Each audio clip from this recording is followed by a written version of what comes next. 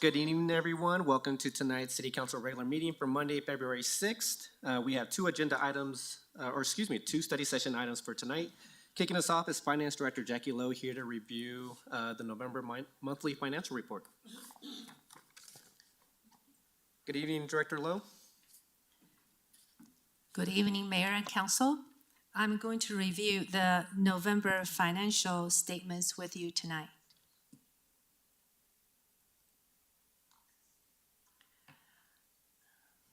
Okay. Through November 2022, the city's general fund receives total $56.6 million, which is 100% of budgeted revenue, or $6.1 million, or 12.2% higher than the same time last year.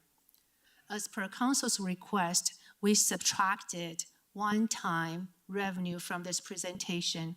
The one-time exclusions are listed below, which include $1.1 million from the proceeds from the sale of the Bronco Stadium.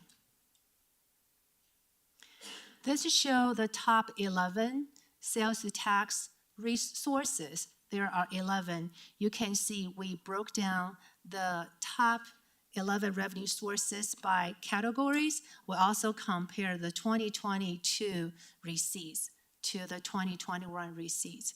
The 2021 dollar amount probably exceed 2021 through all categories except communications. This is another way to assess the sales use tax revenue collected, the cash received from 2019 to 2022. You can see the comparison throughout the whole year. Let me go back to the total revenue by each line item so I can give you a summary to see the increase from 2021-2022. Through November 2022, the city has received $8.8 million in property tax. Of that, $5.2 million went to the general fund, as you see here, and $386,000 went to EDDA, and the rest went to the debt service. Also want to mention the sale use tax remittance total $35.6 million. Compared to the same time last year, that's a $4.6 million if you combine the sales use tax and marijuana, $4.6 million higher than the same time last year.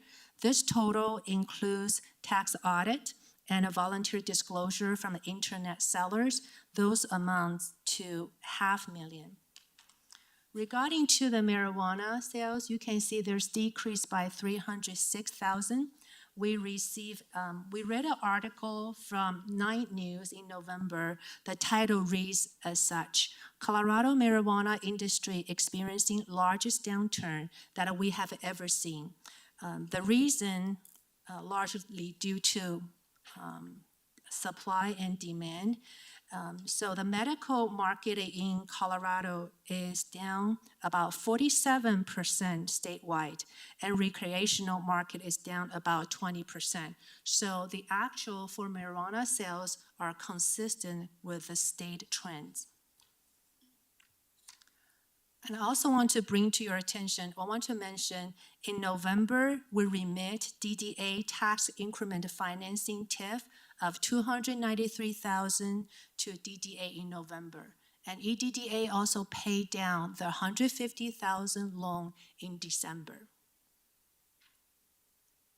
Another large item is license permits. You can see that line item, we have a favorable variance of $862,000. That's because we had 3 large development projects. We received a lot of plan review fees. We increased our budget by $1.2 million in 2022. Another one, invest earnings. You can see compared to the same time last year, we had a negative variance of $250,000. This gap was we are bridging the gap. It's because the rapid rise in interest rates. When the interest rates increase, the bond value decrease. So if you see your packet, you can see the total invested earnings. We have 3 categories. Year-to-date November, we had interest earned $243,000, unrealized losses $551,000, the net investor earnings $308,000.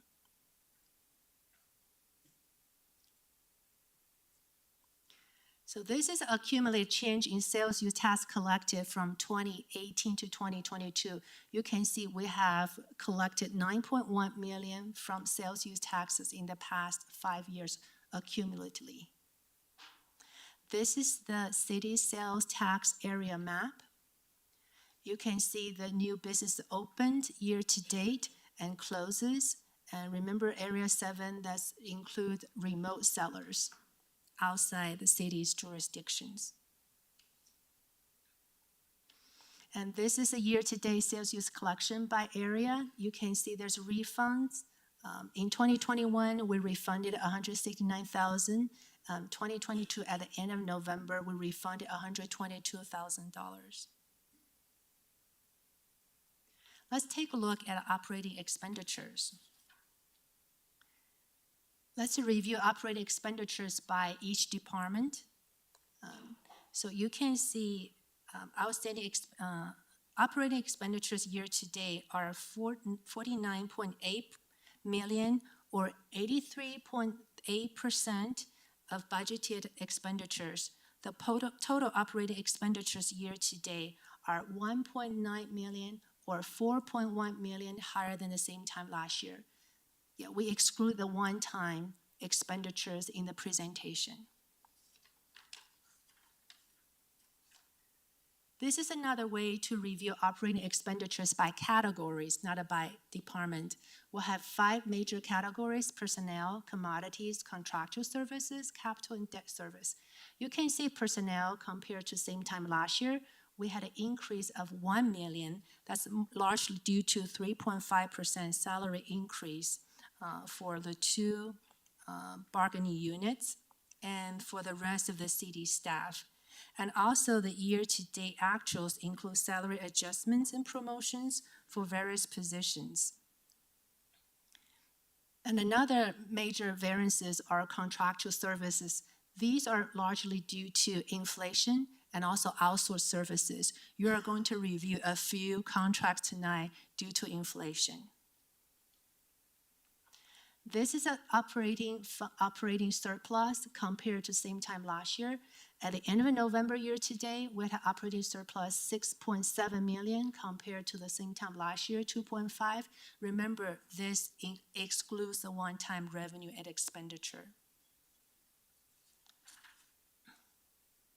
This is the general fund transfer in and out. You can see the transfer in from public improvement fund for debt service, transfer out for capital projects, and the loan to EDDA.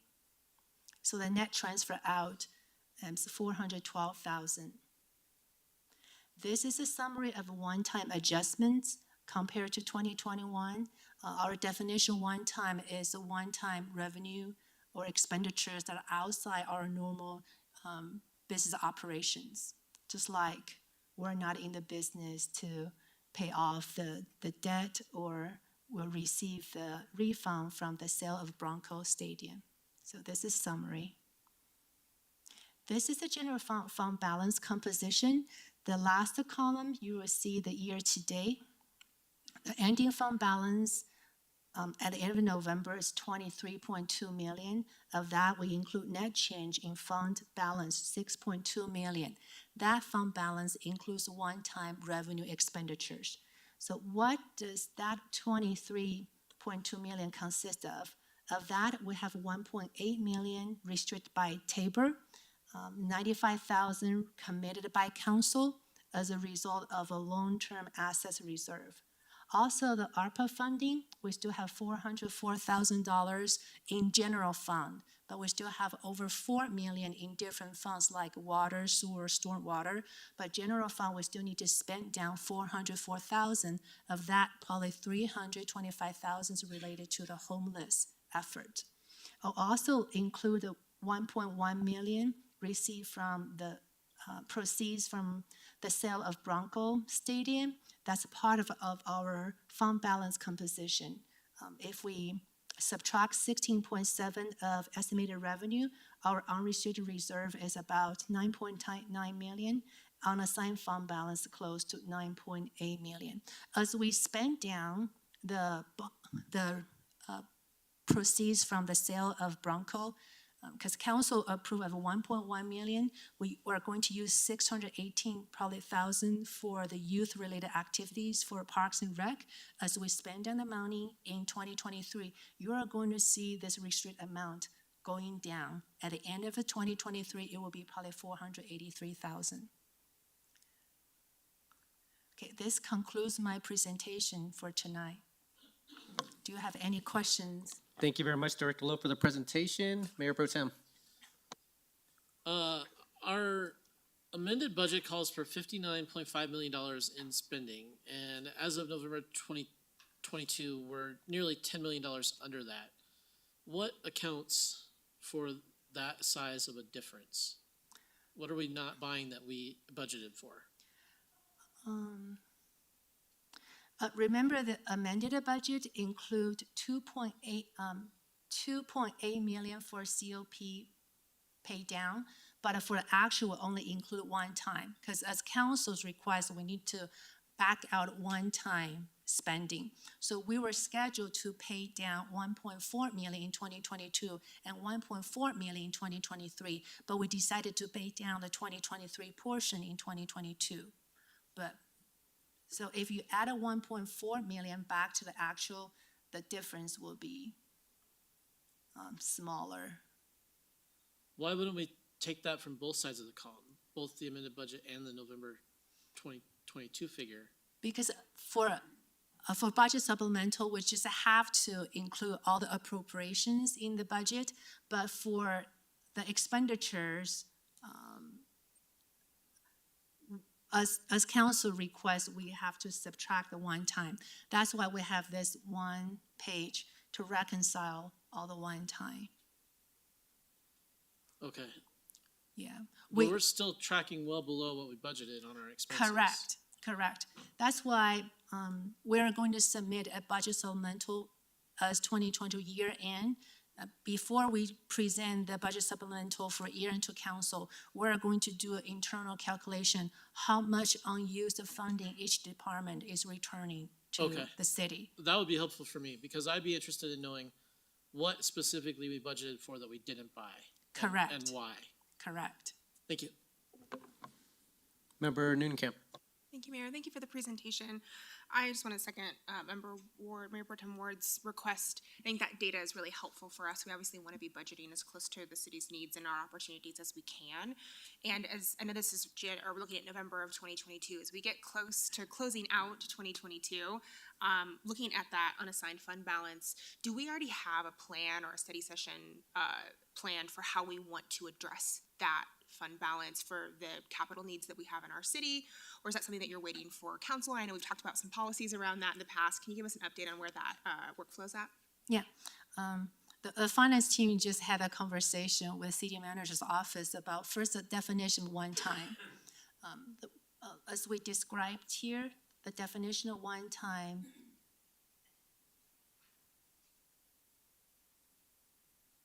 is one-time revenue that's outside our normal business operations. But recently, because the major development project will receive some large one-time plan review fee, but that's within our business model. So how do we address the one-time revenue outside our business model? How are we going to address the one-time large revenue received as a result of the redevelopment work? But that kind of money does not come in every year. So how do we better monitor the one time? So we're going to give very clear definition of a one time and an application of the one time revenue under each category. That's very helpful when it comes to, especially the difference between our budget and what we have. And I think the second part of my question is just that unassigned fund balance leading us to a decision-making point where we can allocate that to the needs of the city. When we're ready to close out 2022 would be important to me. And so I'm curious if there's thoughts from my colleagues on council about how we want to do that. But maybe that's a study session or a council request on ideas of what are the most pressing needs of the city and what we can do to allocate those funds. Yeah, because when we talk about reserve policy, we did list the recommended items for council's consideration, a lot of one-time purchases. But that's why we also need a definition for one time. We will start from the professional services. If we have a one-time professional services every year, is that true a one-time or recurring? So we need to give a very clear definition for revenue side, expenditure side, then we'll go from there. We will spend down on unassigned fund balance for one-time items. Thank you. Member Russell. Thank you. Thank you for the presentation. My question is on the general fund operating surplus or deficit. And we show a $2,836,000 deficit. Are we actually spending more than we are taking in, and where does that money come from? Are you referring to the budgeted operating The deficit? operating deficit. Yeah. We have budgeted operating deficit of 2.8 million, but actual we have operating surplus 6.7 million. Okay. So why is that? Because The one time? yeah, the budget supplemental, we one thing is the major payoff for the debt on this building. We decided to use unassigned fund balance to pay off the debt. So that of that 2.8 million, 1.4 million is related to the pay down the debt early. Okay. Thank you. Any other questions from council?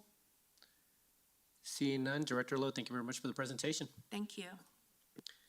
Moving on to the second study session topic for tonight, we have City Clerk Stephanie Carlile here to discuss the 2023 redistricting. Yes, good evening, Council. I'm going to present from here only because I have to run. I'm going to pull up the PDFs for the two options, but I'd also like to invite Senior Planner John Vorberl up, as he was really the one who did all the work on this project. So, per charter, we are required to evaluate and redistrict. And so I was able to send most of the data over to John, who was able to put it all together and typically comes up with a couple of options that we then bring to the Election Commission and have them do a review on that. And then after reviewing that with the Election Commission, then we bring that to City Council for study session. So we were able to bring these two recommendations to the Election Commission last week, and they did weigh in on that, but certainly we wanted to see if there was any specifics that you wanted to go over. I'm just going to pull those up on the screen right now real quick, and then we'll kind of, you'll see that there's, well, John, I'd love for you to just kind of explain your process, certainly if you have a minute.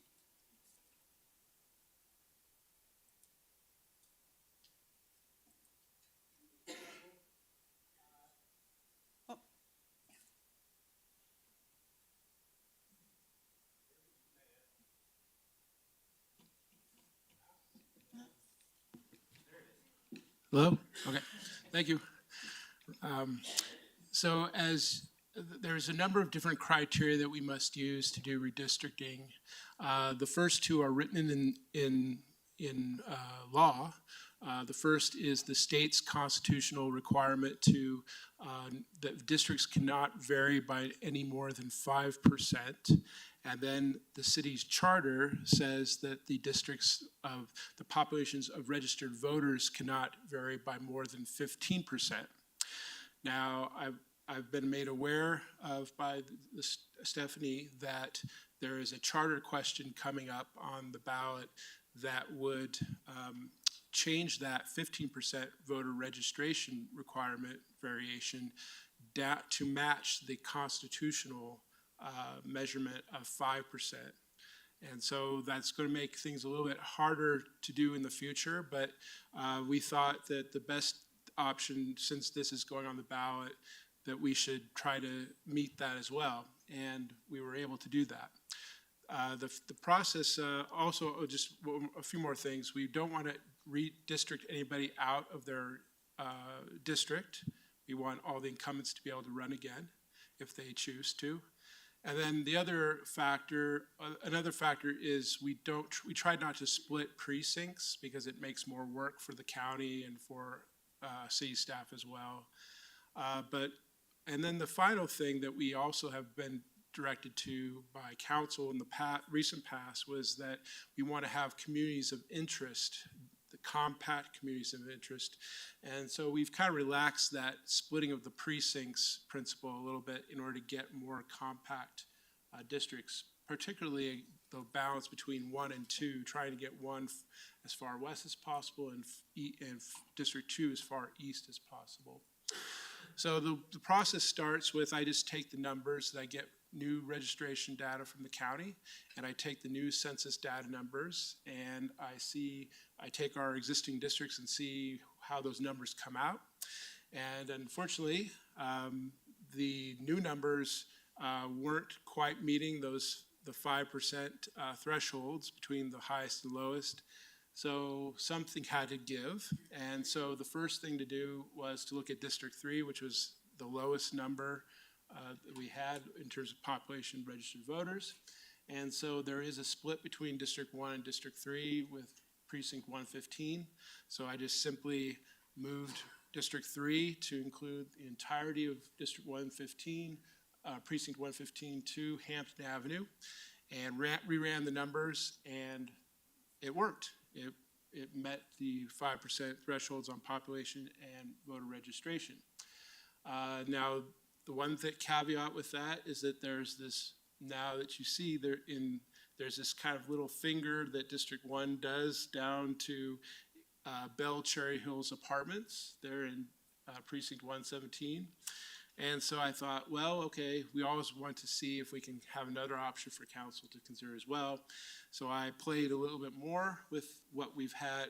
The first option, I took the first option and modified it a little bit more. And I was able to give Bell Cherry Hills to Council District 2 in exchange for giving the northern boundary of Englewood in Precinct 108, giving that over back to District 1. And so those are the two options. I think the District 2, the option 2, it only has 2 precinct splits, while option 1 has 4 precinct splits. And so that is why the Election Commission, their preferred option is option 2. But we need to come to you, council, to especially the ones that are most affected, which will be council districts 1, 2, and 3, to weigh in and tell us if they feel comfortable with one or either option, or which one they preferred the most. Anything else, City Clerk? Mr. Volbro?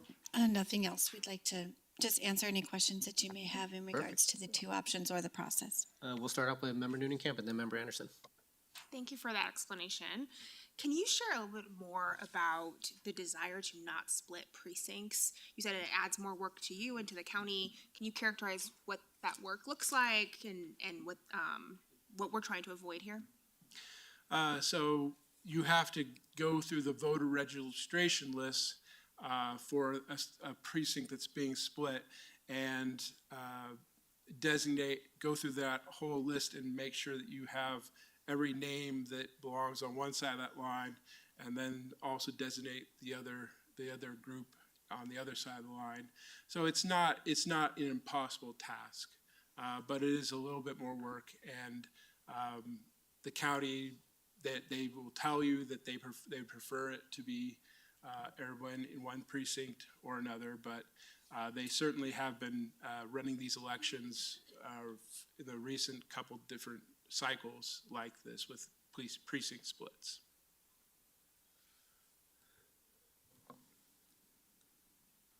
Anything else, Member Noonan-Camp? No questions. All right. Member Anderson. Thank you, Mayor. Thank you, Planner Vobrel. The question I have is just to make sure I understand the map correctly, because this is representing the current, what's drawn on here is representing the current districting? And So the colors show you what you have today. So there's lines in there. Okay, the lines hadn't jumped and up the out. white line is how it would change. Okay, So the colors are what are current, and then the white lines would show. got it. Okay, so District 3 extends all the way up to Hampden where that white line is in both options. And in option 2, you just have that finger taken out of there below Hampden, right? Correct. Okay. Thank you. I understand now. Mayor Pro Tem.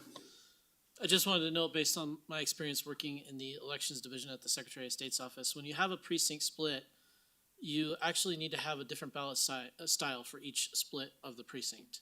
Whereas if the precinct is whole, every voter in that precinct would receive the same ballot style.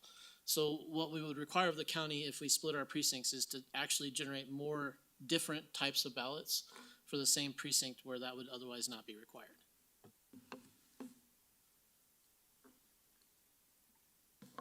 Back to you, Member Noonan-Kemp. I just have another question. When we think about communities of interest, did we consult our neighborhood map at all and historic kind of neighborhoods that are already gathering together and how we're drawing these lines?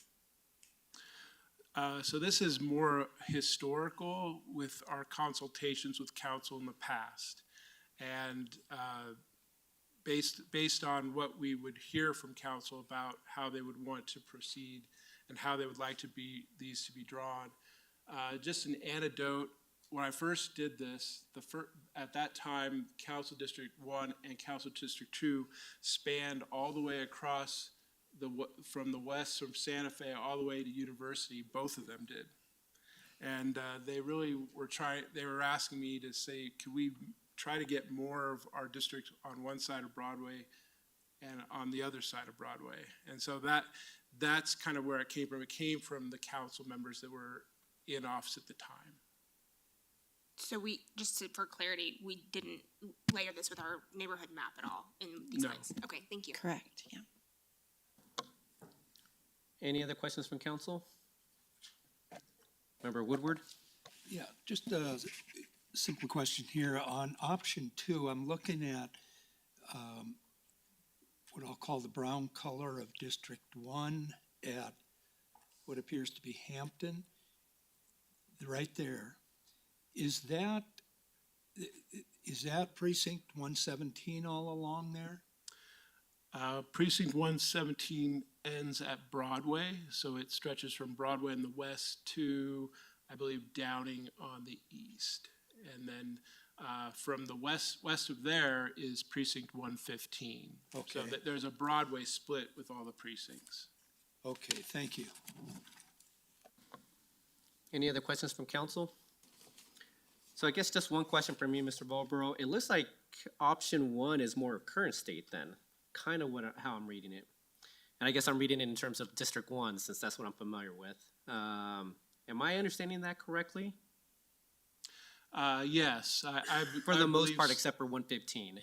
Yes, option 1 provides the least amount of change. The only change that we would see is that District 1 would give up the west side of Broadway between Kenyon or so and Hampton to District 3. And that'd be the only change. Okay. Thank you, Mr. Valbro. Member Russell? Thank you. So in option 2, how many precincts are split then? 2 111 and 117 and or 117. 112. But it looks like 117 is also split out. So the white line shows that Okay. the boundary would then now be Broadway, and that the green district would cover that then, would move Okay. over. So do you know why this happens? Is it where there's more apartment houses that create the change usually? And is most of the change usually in District 1 and 2? Yes, there's a lot of more population growth in districts, especially District 1. There's very little population growth in District 4, so it stays very stable, and we don't ever usually have to mess with District 4.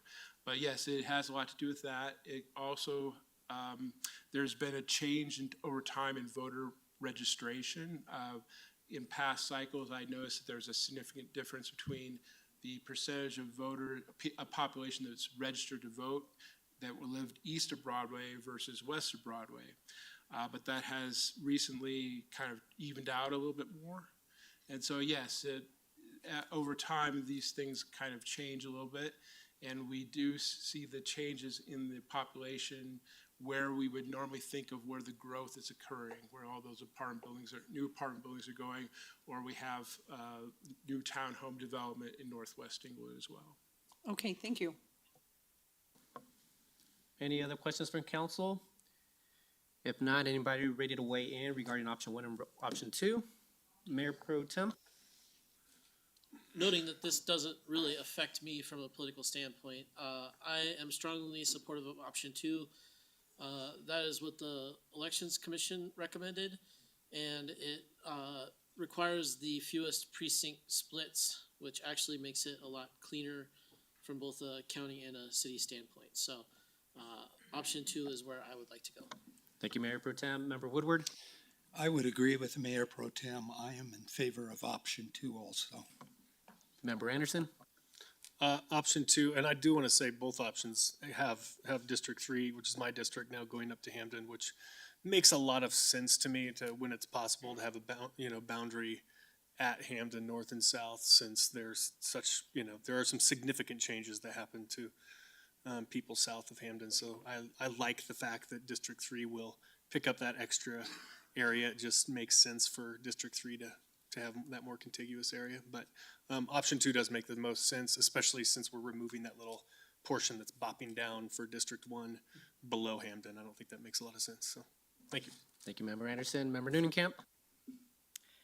I might be the outlier here, but looking at this and taking full account of what the Election Commission did suggest, and this is not something that I feel immensely strongly about, but I'm leaning actually towards option 1, because while it does take down the below Hampden part for District 1, it would obviously add it to District 2, and the second option would actually split the Forest Hill neighborhood, which is in the kind of the top part of the in between Clarkson and Downing, right there up against Yale. And thinking about how much work we've put into these maps and how we're trying to build community, and how as elected officials we're also thinking about how we represent these neighborhoods, represent these communities on council, I like the idea of not splitting them when we can. And so that gives it, the option 1, an edge for me. Realizing that that's not going to be a perfect science everywhere, but we do have an option tonight. And I hear on the precinct splitting, and obviously there are interests there. We've been splitting precincts. We know we can do it. And while that's something to consider, I don't think it's the only thing to consider. So that's why I'm leaning towards option 1. Thank you, Member Newnenkamp. I'll weigh in. I don't have a strong preference one way or the other. I'll lean towards option 2 just because of the recommendation from the Election Commission, as well as some of the points that other members have stated, but no strong preference either way. I do believe that the unsplitting of Hampton makes a lot of sense here, so which is one of the reasons that I think probably makes the most sense on my part. So it does sound like you have a majority. I'm not sure if anybody else wants to weigh in, but Mr. Vobro, City Clerk, anything else you want to add? No, I think it's thank pretty, you. pretty clear. All right, everyone, that completes the study session items. We're going to take a break until 7 o'clock, and then we'll continue the rest of the agenda. Thank you, everyone.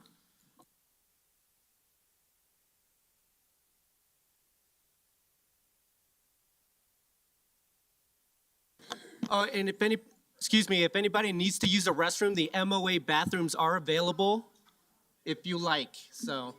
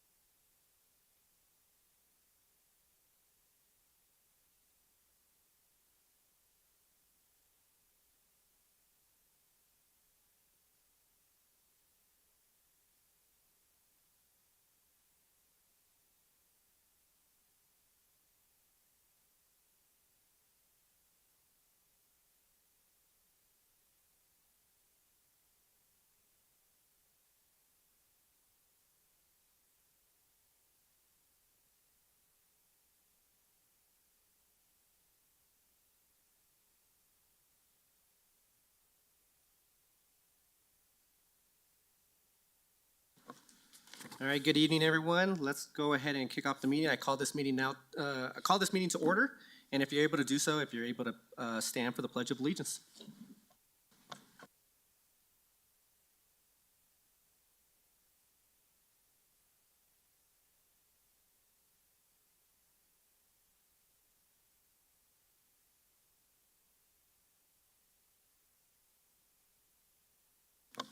City Clerk, can you please take roll call? Yes, good evening. Member Anderson, Present. Member Noonenkamp, Present. Member Russell, Present. Mayor Pro Tem Ward, Present. Member Wink, Present. Member Woodward, Present. Mayor Sierra. Present. All 7 present. Thank you. Moving on to agenda item 5, minutes of the, consideration of minutes from the regular city council meeting of January 17th, 2023. Any changes to the agenda? Or to the minutes, excuse me. Seeing none, can I get a motion to approve? I move to approve the minutes from the last meeting. Thank you, Member Anderson. Could I get a second? Second. Thank you, Member Noonenkamp. Can we please vote? Member Anderson, Aye.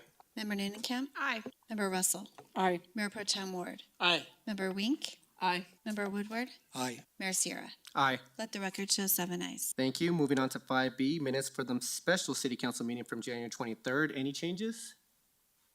Seeing none, can I get a motion to approve? I'll move. Thank you, Member Woodward. Could I get a second? Second. Thank you, Member Noonenkamp. Can we please vote? Member Anderson, Aye. Member Noonenkamp, Aye. Member Russell, Aye. Mayor Pro Tem Ward, Aye. Member Wink, Aye. Member Woodward, Aye. Mayor Sierra. Aye. Let the record show 7 ayes. There is no agenda item 6. Moving on to 7, recognition of scheduled public comment. The deadline to sign up to speak for the scheduled public comment is Wednesday by 5 p.m. prior to the meeting through the city clerk's office. This is an opportunity for the public to address city council. There is an expectation that the presentation will be conducted in a respectful manner. Council may ask questions for clarification, but there will not be any dialogue. And please limit your presentation to 5 minutes. We see 6 speakers here for scheduled public comments, starting off with Brenda Hupka, an Englewood resident, here to address council in support of the animal pet licensing requirement. Good evening, Ms. Hupka. If you could just state your name and your address or cross streets.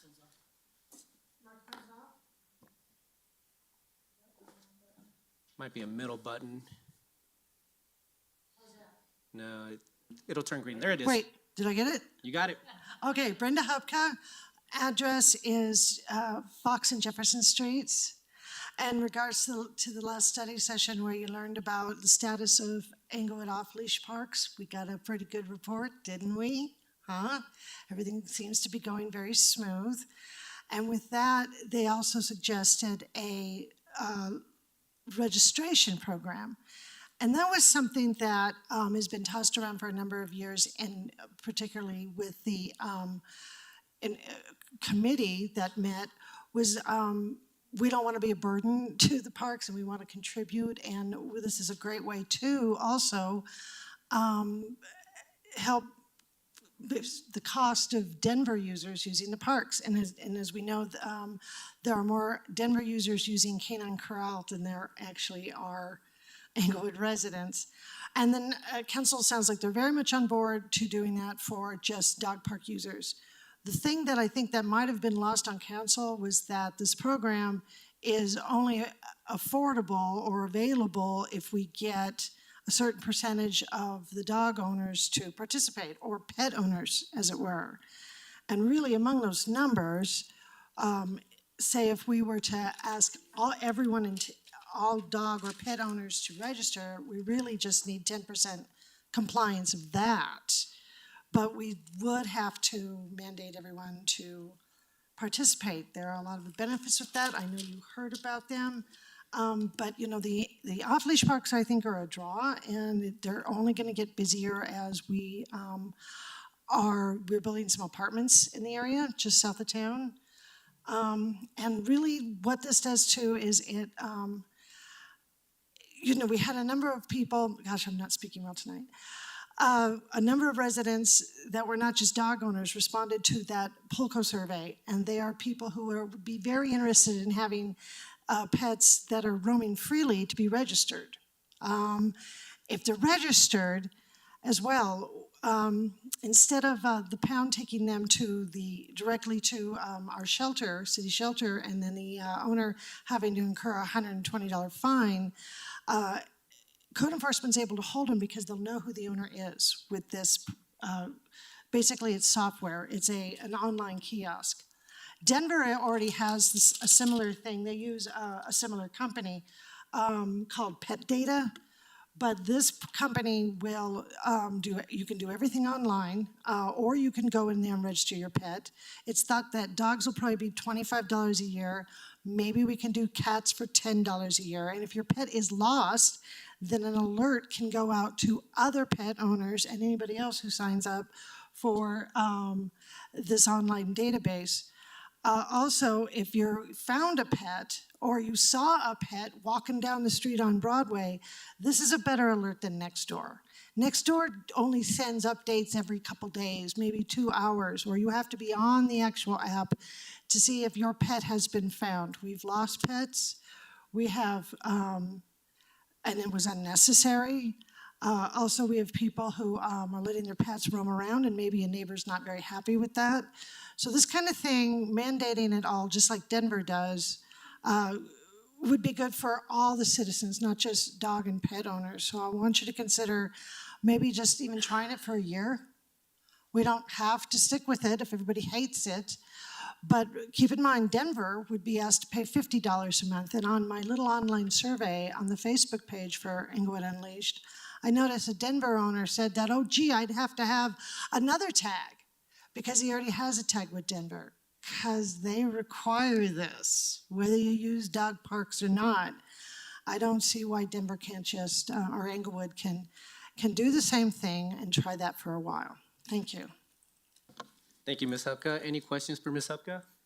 Actually, Ms. Hupka, I have a question. Did you state that in order for the program to be sustainable, 10% would need to sign up for this? Did I hear that correctly? Yeah, it's on the PowerPoint. It's based on the fact that 38.6 of the households among the population of Englewood has a pet.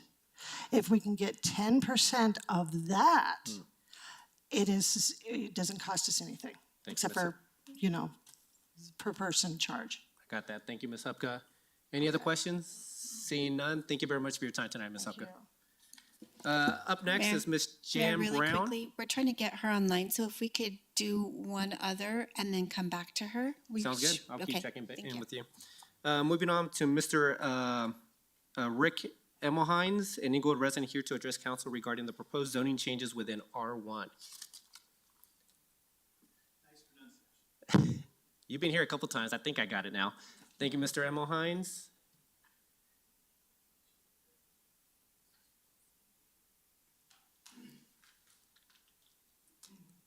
Mr. Emmelhines, if you're able to state your name and your address or cross streets. My name is Rick Emmelhines, and I live at I'll think of it in a second here. I live on Left Hand Drive, and the nearest cross street it would be Bellevue or something. Good evening, Mayor Sierra and members of the Englewood City Council. Thank you for the opportunity to speak with you. The last time I stood here, it had to do with safety issues in Bellevue Park that I and my neighbors felt needed the attention of City Council and the City Manager. We were very appreciative on how quick and responsive you all were to our needs. The short-term changes and long-term plans for added safety that are moving forward assured us that you all truly listened to our concerns, and I want to thank all of those involved. I'm here tonight with a similar but frankly much greater need. It involves the future of the entire city. Almost 2 weeks ago, I was told of plans that the council is considering to radically rezone a large portion of the residential areas of the city. The intent of this rezoning would be to allow R1, A, B, and C zoned areas with lot sizes of 7,200 square feet or greater, the option to be converted to duplex, threeplex, or fourplex without traditional zoning changing procedures. I'm the first of many here to ask the council to stop this from happening. We feel that the results of these actions will dramatically and irreversibly change Englewood into a city that will be less desirable for existing residents, as well as less of a draw for those wanting to live and raise their families in a quiet urban and suburban environment. I and the next three presenters at this podium do not plan to rant about what we feel. Rather, we will make the case as best we can in a 5-minute segments to stop this plan before it has the chance to start. My focus will be on property values and retention of neighborhood aesthetics. Kathleen Bailey will follow, speaking to the importance of community and representative government. Michael Chisholm is here to address council on the unique nature of each neighborhood in Englewood and how a more nuanced approach to implementing multi-unit housing will preserve the quality of neighborhoods. And finally, Debbie Ward will address the negative impact these radical changes will have on the image of Englewood as a residential community, and how we feel that affordability will not be achieved by the considered zoning changes. Property value and aesthetic retention. Should this new zoning plan be implemented, it is highly likely that R1 areas will become very attractive to speculators and developers. The land rush that it could create will devastate neighborhoods. Think of the game Monopoly. It's a game of acquiring and improving property. Each time you add houses or hotels to a property, it becomes more valuable. I believe that the same will happen in Englewood. We'll all be playing Englewoodopoly. First, speculators and developers will grab any property currently on the market by outbidding anyone who simply wants to purchase and live in a house, potentially bidding twice the price. They will have no incentive to keep the existing homes in place and will scrape the perfectly good house to build a multifamily unit.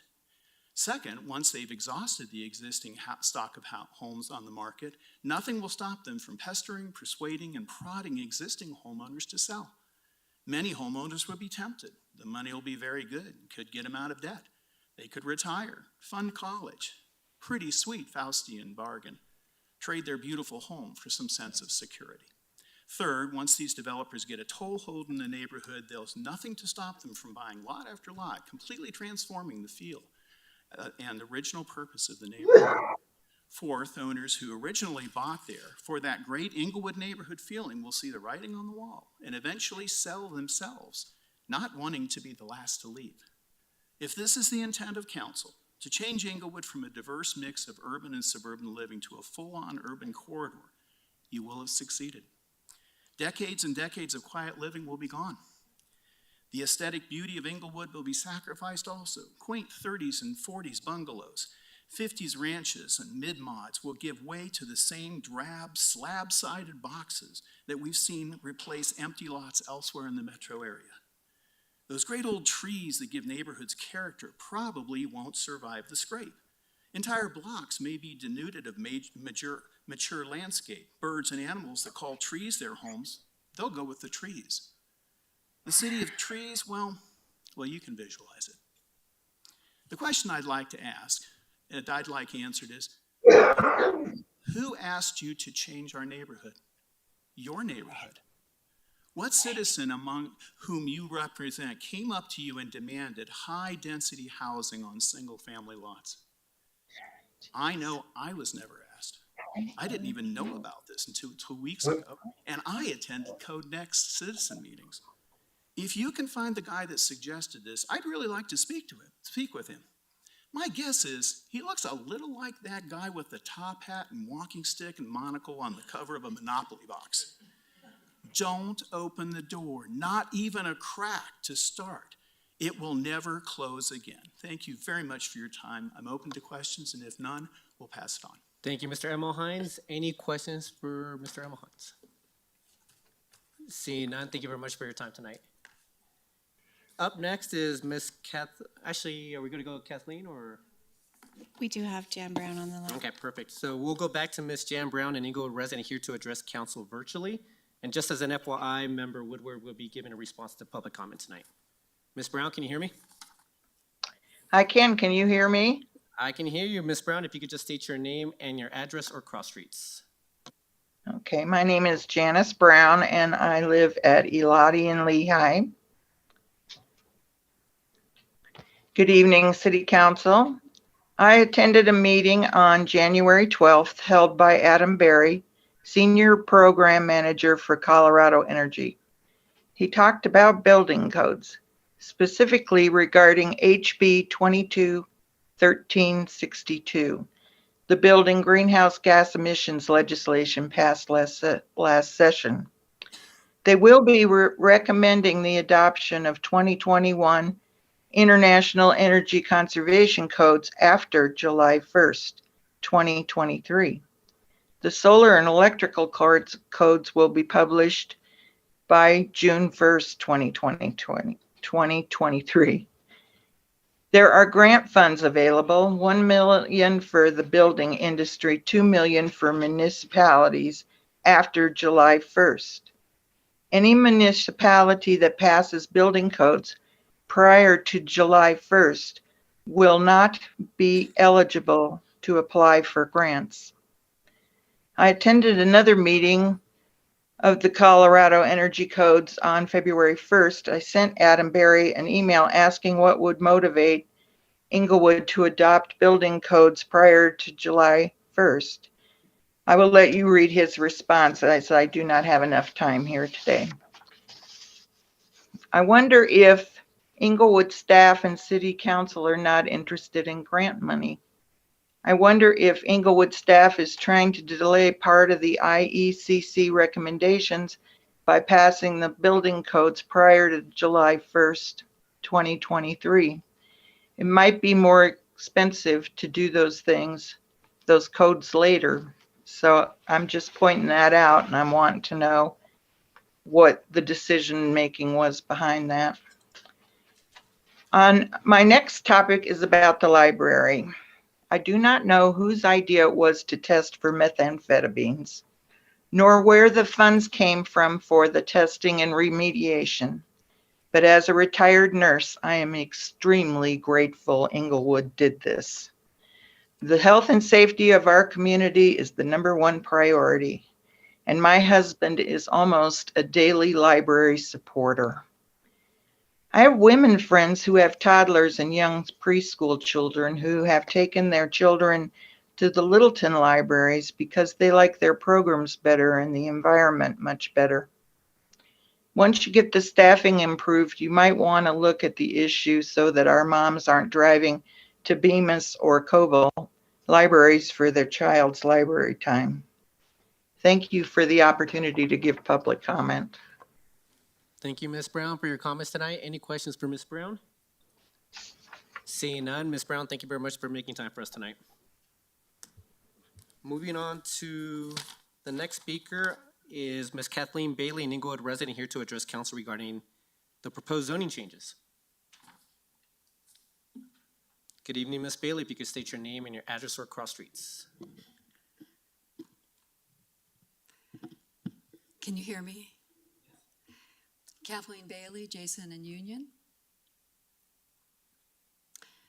Good evening, Mayor Sierra and members of Englewood City Council, and thank you for the opportunity to speak to you tonight on a very, very concerning situation.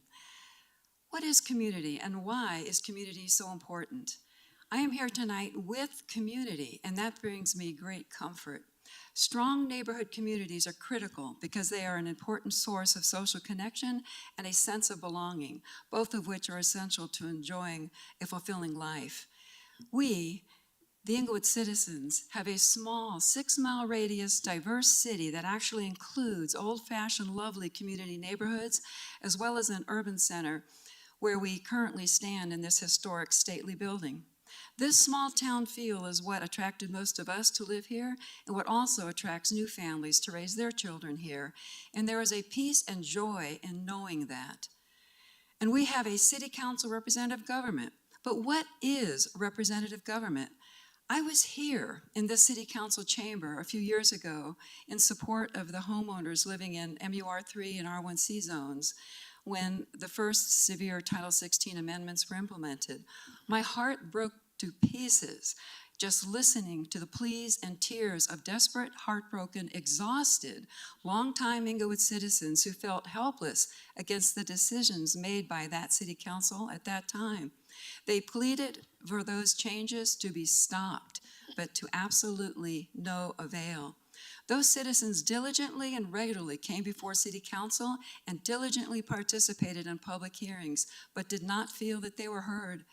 I am here tonight to ask the City Council, what can we do as citizens, and what can you do as our elected council to improve this citizen and City Council engagement process so that this effort can get a fair and real hearing of the people? I don't want this council to make the same mistakes that a previous council made in not truly hearing the concerns of citizens. I am sure everyone wants the official citizen and council engagement process to be more than just a required city action to be checked off. Early on in this process, citizen committees should have been formed to truly determine whether the city needed the changes you are considering. Public opinion should have been sought out and taken into consideration before any consultants were hired or an expensive process was begun. The Code Next process, while informative of what was being considered, should have been step 2 or 3 of the process, not step 1 of citizen engagement. And those who participated in the process weren't really encouraged to discuss whether or not to even move forward, but rather they were asked which Code Next options to choose. That assumes that we already agreed upon the premise, which we definitely did not. You are our representatives, and you should truly represent what we want. I hope Rick won't mind, but I'm going to repeat his absolutely perfect question. Who asked you to change our neighborhoods? What citizen, and I want to emphasize citizen, what citizen came up to you and demanded high-density housing on low-density lots? And before I relinquish the podium to our next speaker, I want to share one more thing. When I watched and listened to the current zoning plans as presented and discussed a few weeks ago, I was at first both startled and terrified. But thanks to my existing community who share my alarm and concern, I am neither alone or terrified. And that says a great deal about the importance of protecting our neighborhood communities. And like Rick before me, I am here tonight for the future of our entire city. Thank you. Thank you, Ms. Bailey, for your words tonight. Any questions from council or any questions? Seeing none, Ms. Bailey, thank you for your time tonight. Up next, we have Mr. Michael Chisholm, here in Englewood resident, to also address council regarding the proposed zoning changes. Hello, Mr. Chisholm, if you could just state your name and your address or cross streets. Sure. Thank you, Mayor Sierra, council members. I'm Michael Chisholm, and I live on Cherokee Street, just north of Floyd. I've lived in an R1C zone district for 8 years. I want to share my thoughts and concerns regarding proposed changes to the Unified Development Code. Specific provisions that are being proposed, as well as the process by which they are emerging, alarm me. First, I want to say that I understand and appreciate the need for increased residential density in Englewood. I am a strategic planner. My career, education, and training reflect this. Population density will increase in Englewood regardless of whether we plan or not. We are on the front range of Colorado, and the tide's coming our way. The question for Englewood is not whether density is on its path to the future, but rather, how will Englewood shape this path? Increasing density is a design challenge. It's not an easy one, but one that can be sculpted with appropriate community dialogue and responsive leadership. Secondly, I agree that affordable housing should be a priority in Englewood's development. This priority reflects the values of Englewood. It reflects my values. I am concerned that the proposed zoning changes are being justified as a means to achieving affordable housing, when I don't agree. These changes will only exacerbate the income disparity in our community. They will inject steroids into the already existing gentrification process underway in my neighborhood and our community. I believe that some gentrification, that which is organic, is inevitable and healthy.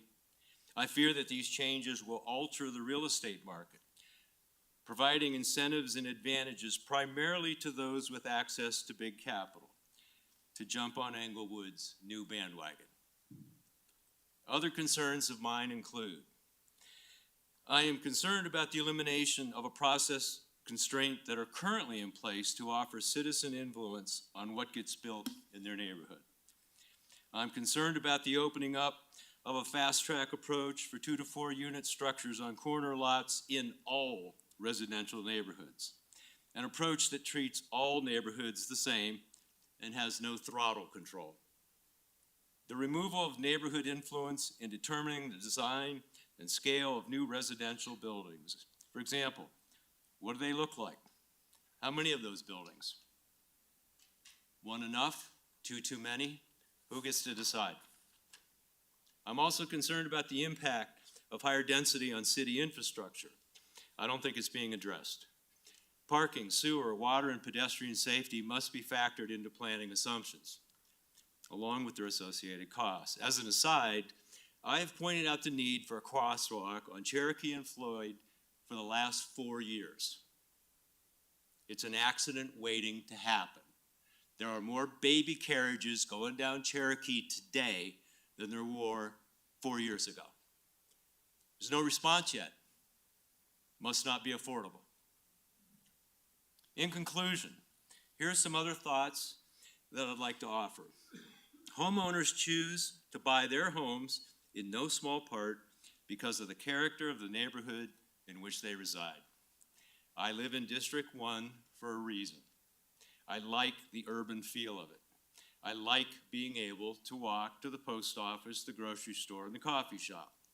I left the suburbs for this. My friends in District 4 live there for their own set of reasons. Peaceful suburbs aren't all that bad either. Diverse neighborhoods are part of what makes Englewood special. Are we rushing towards a simple density solution while overlooking other possibilities? What about the acres of asphalt in the center city area? Are there opportunities for affordable housing there? What about the currently zoned commercial lots along South Broadway? Could some of these properties be converted into residential use? What about the empty lots that remain empty, particularly in commercial and mixed-use areas? Can the city purchase them and transform them for attractive residential use? Does Englewood City Council understand that it is in the catbird seat? It can set its own terms for development. Consultants bring valuable insight into leadership's deliberations. Consider them. Developers bring expertise and capital. Consider them. Residents define community character. Are you listening? Mr. Chisholm, your time is up. Is there one final word you want to state, or? Mr. Chisholm, Well, I had a few more comments, but I guess that's enough. thank you, Mr. Chisholm. Any comments from council or questions? Seeing none, Mr. Chisholm, thank you for your time tonight. Up next, we have Ms. Deborah Ward, an Englewood resident, here to address council. Good evening, Ms. Ward. If you could state your name and your address or cross streets. Hello, my name is Debbie Ward, and I live at Tufton, Delaware. And I haven't done this since college. Thank you to the Englewood City Council and staff for hearing what I have to say. I have a couple of things that I want to address this evening. First is what the city is to me and how its image would be impacted by the proposed change to the zoning code. Then, how does this change affect affordability of housing in our city?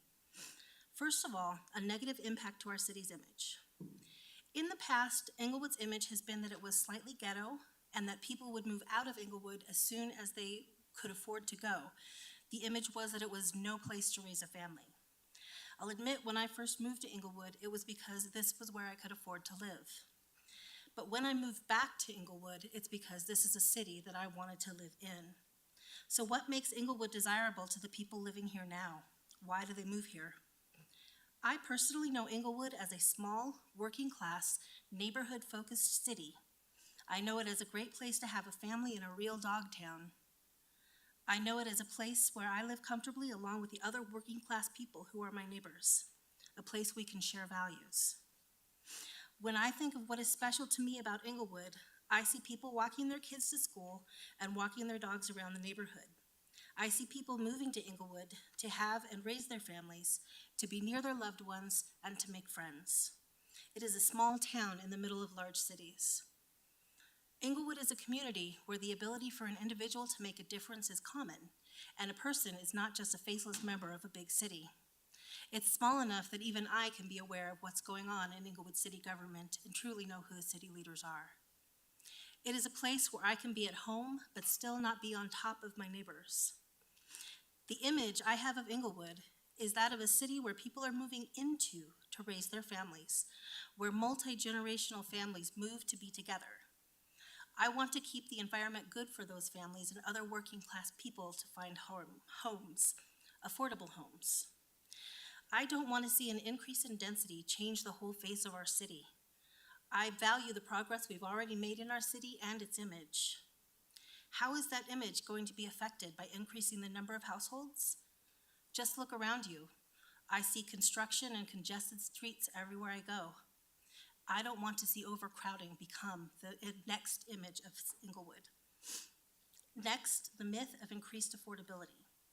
The myth is that increasing density will drive down prices and increase affordability. What will this rezoning plan actually increase affordability in our community? Let's look at where we are now and where we're going. The current area median income in Arapahoe County is over $100,000, and an affordable 80% of that would be around $89,000 a year. Most working class families barely have that kind of income. Can they really afford to live in Englewood? Out of 30 houses I've seen recently on the market in Englewood, fewer than 5 were around the $450,000 mark, which is about the limit of what a $100,000 income household can afford. The other 25 were well out of the price range of a median income family, much less affordable for the average working person. I work for a title company, and I see these kinds of transactions every day. When a developer buys a property to scrape it and make 2 or more homes on that same property, it is not to sell the new units for less than the original single home price. They have their loans to pay off, and they don't run a business to ensure that people can afford their product. They have profits to make. So they build their new homes and they price them to make a profit, thereby driving up the cost of the homes in the area and pushing the average income required to purchase those homes up in our neighborhoods. Increasing the density in our city to increase affordability is like adding more and more cars to the roads and expecting those cars to become less expensive. No matter how many cars we put on the roads, I don't see the price of cars going down. If we open the door and allow density, more than we already have, the area median income is going to go up and the working class person will be priced entirely out of our city. How is that affordable? Finally, I would invite all those who came tonight to support us and this point of view to please stand and be seen.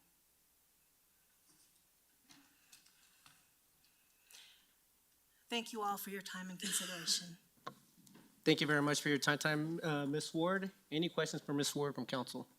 Go ahead, Mayor Pro Tem. I just have one question. I'm asking this question specifically because I think it's important that we enter this on the record. Mrs. Ward is my wife. I sit on this dais. Did we discuss any of the specifics of your presentation tonight? No. Thank you. Thank you, Mayor Pro Tem. Any other questions?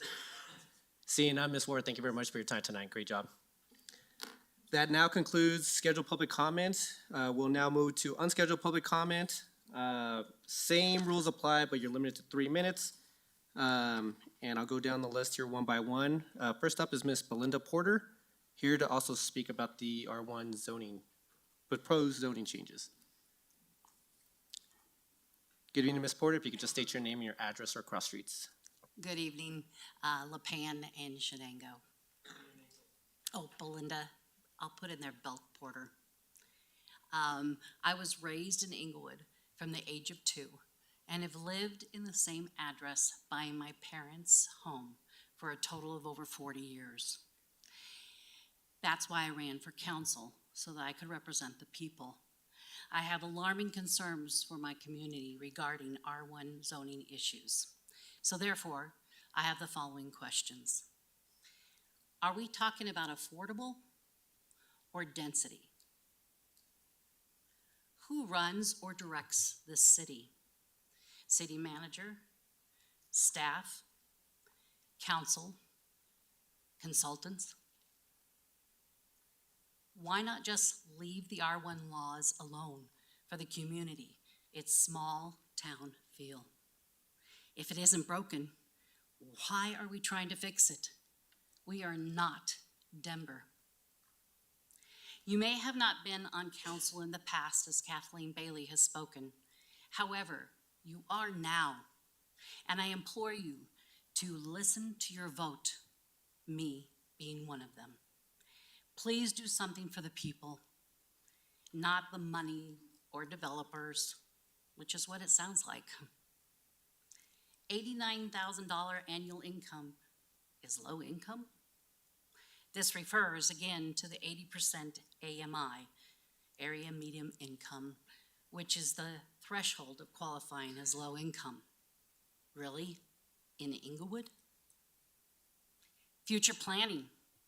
What about parking, water, sewer, outdated pipes that are too small, roads?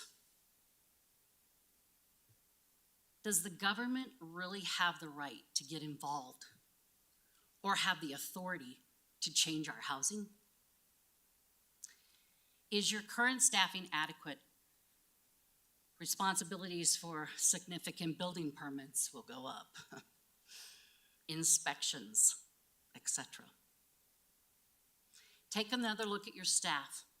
Who and why are they playing Englewood-opoly? Who ultimately is going to pay for the increase in people and infrastructure? And lastly, truly, what will your legacy be? Thank you.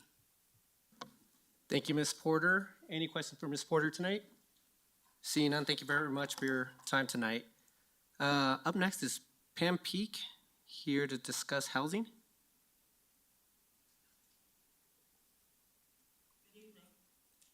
Good evening, Ms. Peak. If you could state your name and your address or cross streets. Pamela Peak, and the cross streets are Sherman and Hamden. Thank you.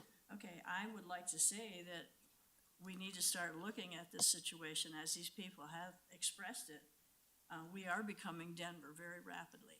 I live in what is supposedly low-income housing here in Englewood, and I am now paying 73.95% of my income for rent. In April 1st, when my lease is up, I will then be paying 81.14 with the $200 increase I'm going to be dealing with. I sent a letter to our Attorney General, Philip Weiser, because he doesn't like money coming into Colorado and going out. I have been told that 70% of the new bills in the state of Colorado are out-of-state money. We are not able to get a hold of our owner, who is in Spokane, and is not listed in the, I'm sorry. Sure, I'm short, yeah. Anyway, where was I? Okay, we are already in crisis mode here, okay? Our owner is in Spokane and is listed in the Arapahoe County records as sole owner. The management company is based in California. They are not accessible to the tenants who live in our apartment. We've had all kinds of problems there with this build, even though it was built in 2017. We had a furnace blow up. An 85-year-old man was without heat from February until May. We've had guns in the building. We've had all kinds of homeless people. And I'm going to tell you the big one right now is starting with December of 2023. All new leases and all renewable leases are going to be on 30 days. And the rent will go up, like I said, $200. Now, in Buena Vista, this is exactly what happened to an apartment complex down there, and it was in the news and covered by Channel 31 last November. Those people were put on 30-day leases, and then they were all evicted. So the management company could make more money by redoing the apartment and re-renting it. And I would like to tell you that you are already in big trouble in Englewood with buildings like the one that we have, okay? It's not well built, it's not well maintained, and the money is all going in and out of state. And if there's anybody that would like to ask any questions, I can answer them for you. Thank you, Ms. Peak. Any questions for Ms. Peak? Go ahead, Member Russell. Ms. P, can you tell us what building you live in? Yes, it's 3500 South Sherman Street. So it is and it's Tradition? Traditions at Englewood, yes. Mhm. Okay, thank you. And it was also, they also partnered with Englewood Housing Authority. No, Is- we don't get any help from Well, Englewood. you don't, but I think No. when the builders, the developers probably partnered with Englewood Housing Authority. Okay, thank you. Thank you very much. Appreciate yes. Actually, I thought I saw another light, but I guess not. Ms. Peak, thank you very much for your time tonight. Thank you. Up next, we have Layla Phillips here to discuss the R1A zoning.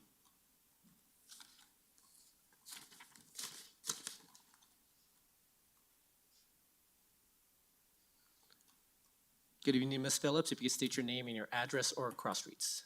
Okay, my name is Lila Phillips, and I live on Huron, just north of Bellevue. So I'm here to talk for my neighbors in my block, knowing that many of them have the same commitment and are staying in the neighborhood.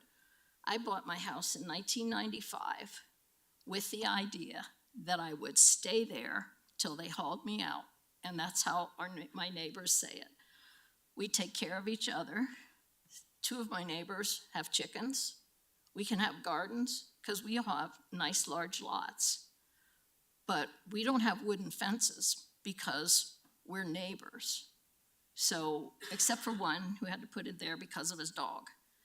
But we take care of each other. If a neighbor goes away, I can get their mail, I can watch their property, I can make sure that things get watered. So we take care of each other, and that's our commitment to each other. But we also have a commitment to Englewood. We try, even as we get older, and several of us are 80s, we try to keep our property in good shape. So the idea and what we've been watching happening in our neighborhood gives us big concerns. Number one, the house on the corner, 5000 South Huron Street. The owner died and somebody bought it.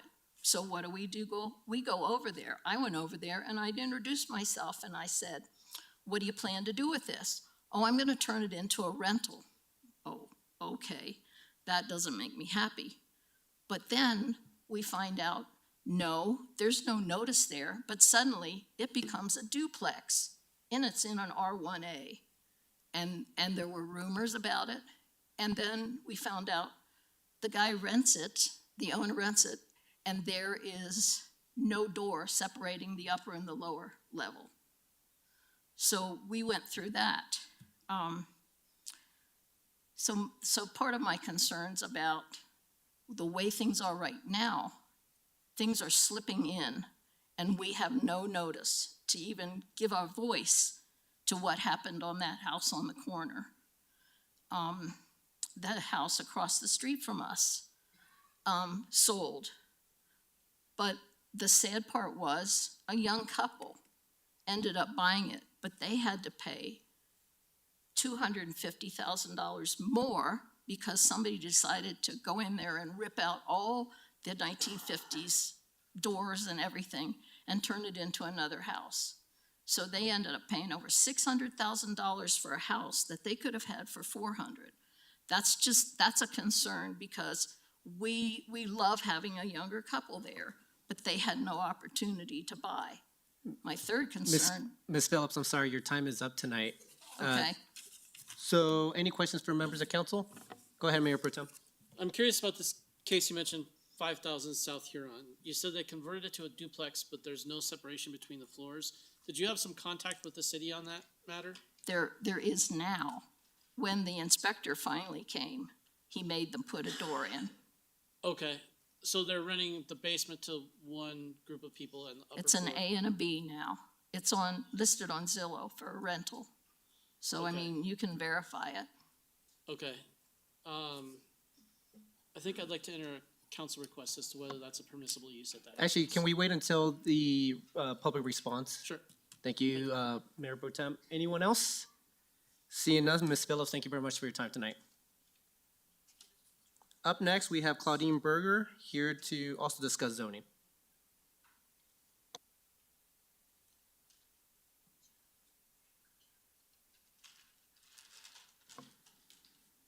I think I had that correct. Was it Ms. Berger? Hi, my name is Claudine. I live in the infamous District 1 on Sherman and Cornell for 30 years. I'm here today to plead with you not to support the rezoning plans on the table. There are roughly 35,000 citizens in Englewood on about 6 square miles. The neighborhoods in questions for zoning into duplexes, fourplexes, and possibly apartment buildings will not create affordable housing. They will further stress the infrastructure and the services. Water in Englewood has always been of poor quality. Potholes everywhere are damaging cars.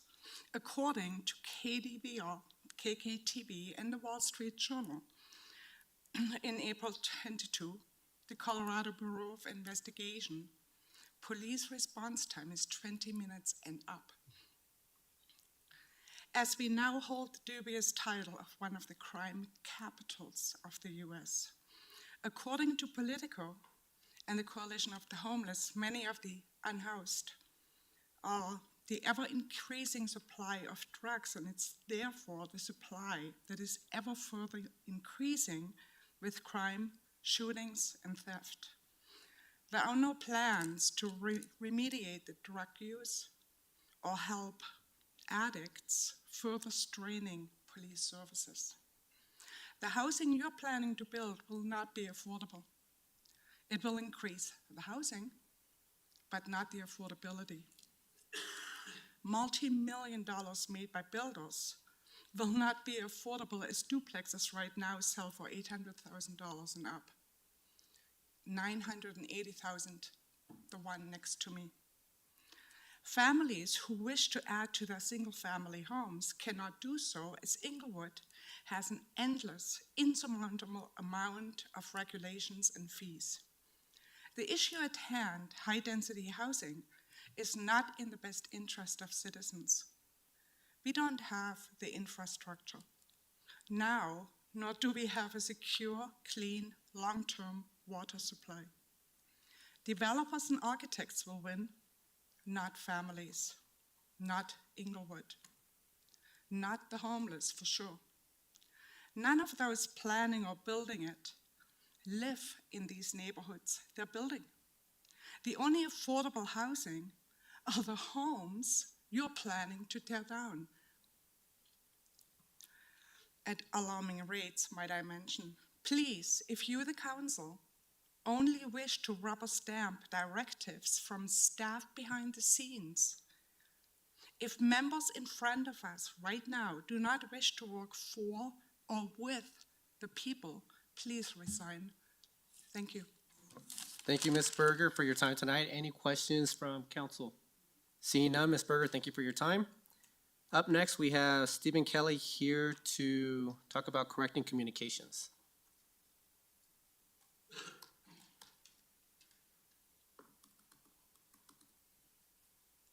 Good evening, Mr. Kelly. If you could just state your name and your address or cross streets.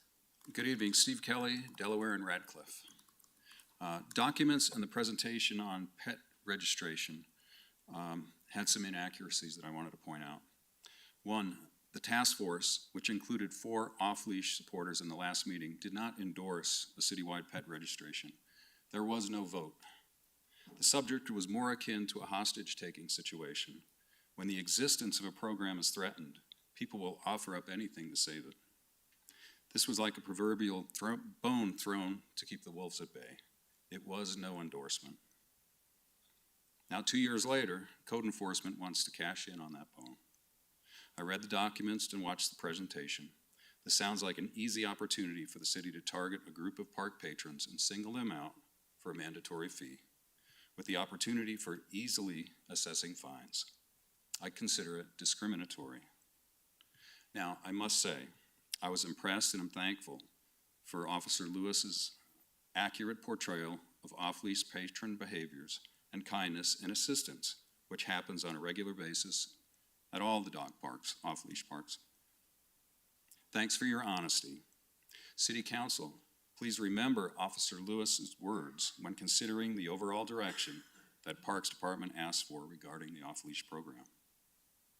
I was disappointed to hear city officials claim that dogs are a detriment, quote unquote, to turf. Soccer cleats are more of a detriment to the turf than a dog's paws. But that's not an issue. 2, there's a reference to vandalism in the Parks Department documents. Where is the evidence? There is none. I do not consider siblings of pirate youth sports participants vandals for the roles they played in damaging the fence. This offensive language needs to be corrected. Concerning fees, I have a question. Is there a $4,999 startup fee? Dave Lewis said the money was available in the budget for it. Is it refundable? Did someone say the city was going to have a scholarship fund for people that can't afford the fee? I hope so. Should there be a fee for playground users? How about bikers that use the green bike lanes? How much does it cost to paint one block of bike lane? They both require upkeep. How much does a sack of seed cost for overseeding the fields? It's very disappointing to hear city officials express attitudes in favor of excluding people from visiting our public spaces that don't live in the city. Using that mindset, we should charge twice the rate for non-residents at the rec center. Keep the gym clear, no more waiting for lap lanes. Why not charge non-residents twice the green fees at the golf course? It gets crowded in the summer. Wait. Mr. Kelly, thank you for Okay. your 3 minutes are up. Thank you. I'm just going to finish my sentence. But wait, non-residents or residents pay the same amount. That's not fair. Thank you, based on this presentation. Thanks. Thank you, Mr. Kelly. Any questions from members of council? Seeing none, Mr. Kelly, thank you for your time. Up next, we have Marcy Brown here to discuss study session.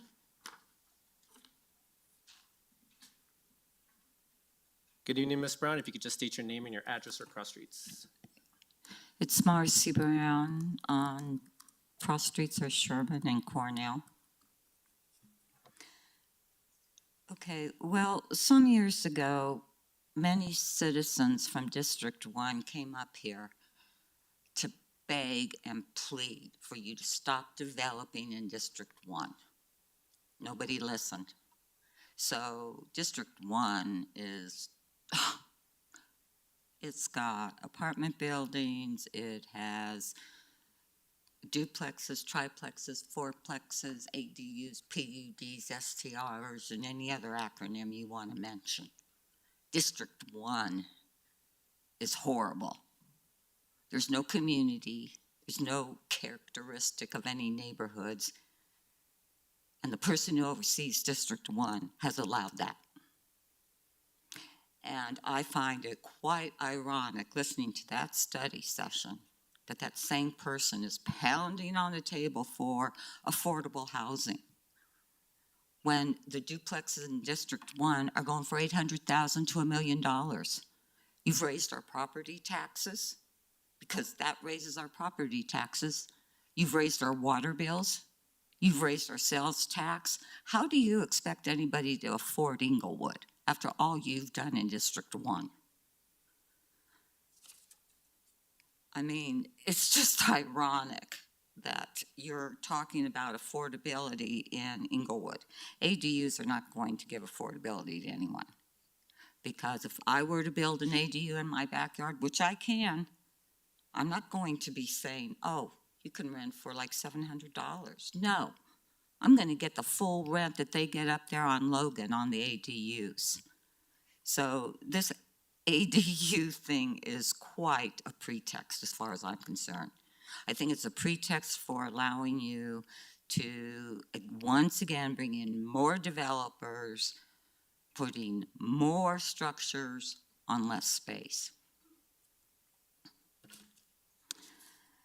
And I don't know who this Chris Brewster is who spoke at the study session. He says the community is accepting of these i.e. ADU changes regarding parking. I'd like to know where he got that information from.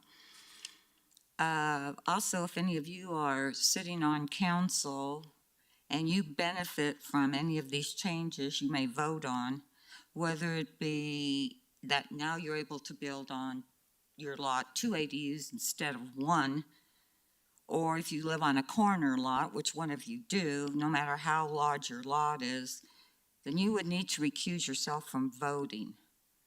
Otherwise, you're opening up a jackpot for multiple lawsuits. It's called conflict of interest. And remember, 4 of you are up for re-election. Thank you, Ms. Brown. Your time is up. Any questions for Ms. Brown? Seeing none, thank you very much for your time tonight. Up next, we have Brock, is it Husmer? I think I missed that as well. Good evening. If you could just state your name and your address or your cross streets. Good evening, Brock Holmshire, Dartmouth and Logan. I agree with the sentiment of Englewood being the small town that's kind of in a big city. We love it. I grew up in small town southwestern Colorado, and the big city's a big scary place to us small town folk. Englewood made that a lot easier to move into. Got to work in the high school when we first moved here. But a little different perspective of the development side. I think we all agree the big developers who don't care about people, that's awful.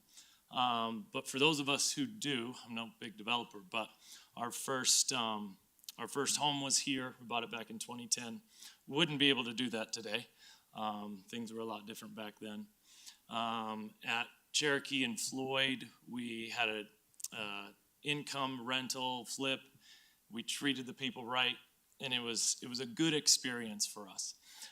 So with the perspective of wanting that for more of my generation that want to move into this great little town, great city, right now that's not available. We do want to retain the good feel that these fine folks are describing.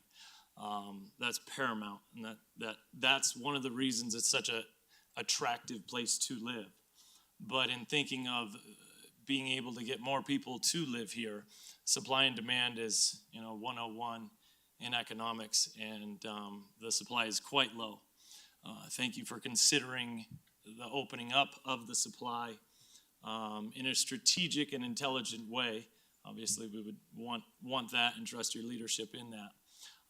But in being able to create space for the smaller family or the smaller investor who wants to come in and do good to this city by doing good to the properties that are here, I would ask that we do open ourselves to intelligent and heartfelt design of your property for income, but to also open the door for those who would like to come in and be a part of this nice community. In the affordability discussion, it's tough all around this city, but especially in Englewood. It seems like everybody's found how nice it is here, the proximity to downtown, the beauty of the parks.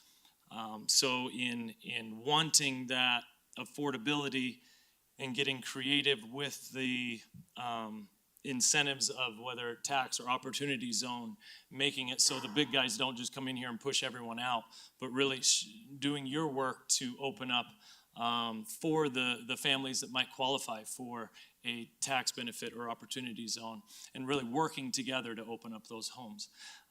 We do appreciate your guys' work in that, and I am support of intelligently opening up homes. Mr. Holmger, thank you very much for your time tonight. Member Russell. Yes. Mr. Holmshire, so would you help people buy homes, or you're just up here speaking on behalf of people that would like to buy homes? Would I help if I could? Sure. Yeah, we've gotten. I had an investor want to buy a property that we flipped. It was in Denver, and it was between a large investor coming in wanting to pay $5,000 extra, or a first-time homeowner. I was like, well, we're going with a first-time homeowner. So if we treat each other like people, I think we would be able to posture ourselves so we're not getting run over But yeah, I would absolutely want to sell to people before. So what do you do for a living? I work myself into that space of recreating homes and spaces for flipping homes or rebuilding. And Okay. adding value to land and people's lives. Okay, thank you. Any other questions from council? Seeing none, Mr. Oh, I'm sorry, Mayor Protem, go ahead. Have you ever done a scrape, or do you do just general remodels? I personally haven't. I've been partners on jobs that have. Okay, thank you. Yes, sir. Member Woodward. One question, how long have you been in business doing this? 2011 was, we bought a property at Floyd and Cherokee. That was Okay, our first in. great, thank you. Member Russell? So do you live in Englewood? I do, Dartmouth and Logan. yeah. Okay, thank you. Any other Happy to be questions? Mr. Holmshire, thank you very much for your time Thank you. tonight. Up next, we had, Tammy Williamson here to discuss the study session. Good evening, Ms. Williamson. If you could state your name and your address or cross street.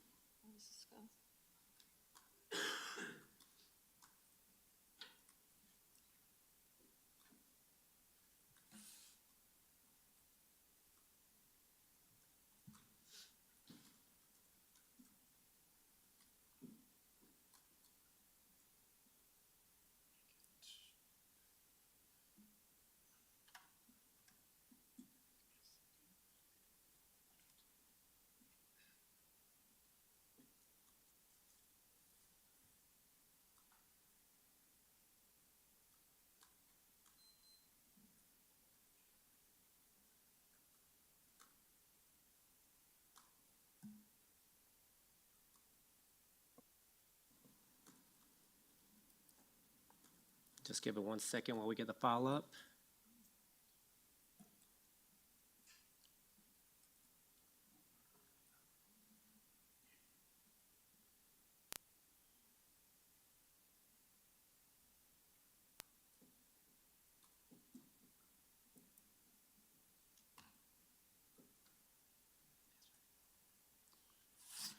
I was gonna say, are we sharing the entire, there we go.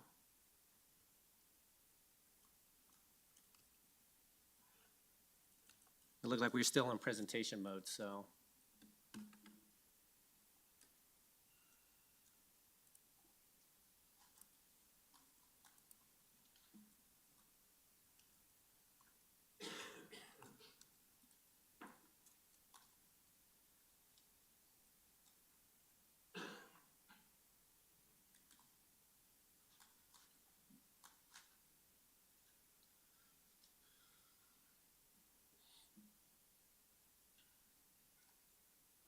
Is it just a video?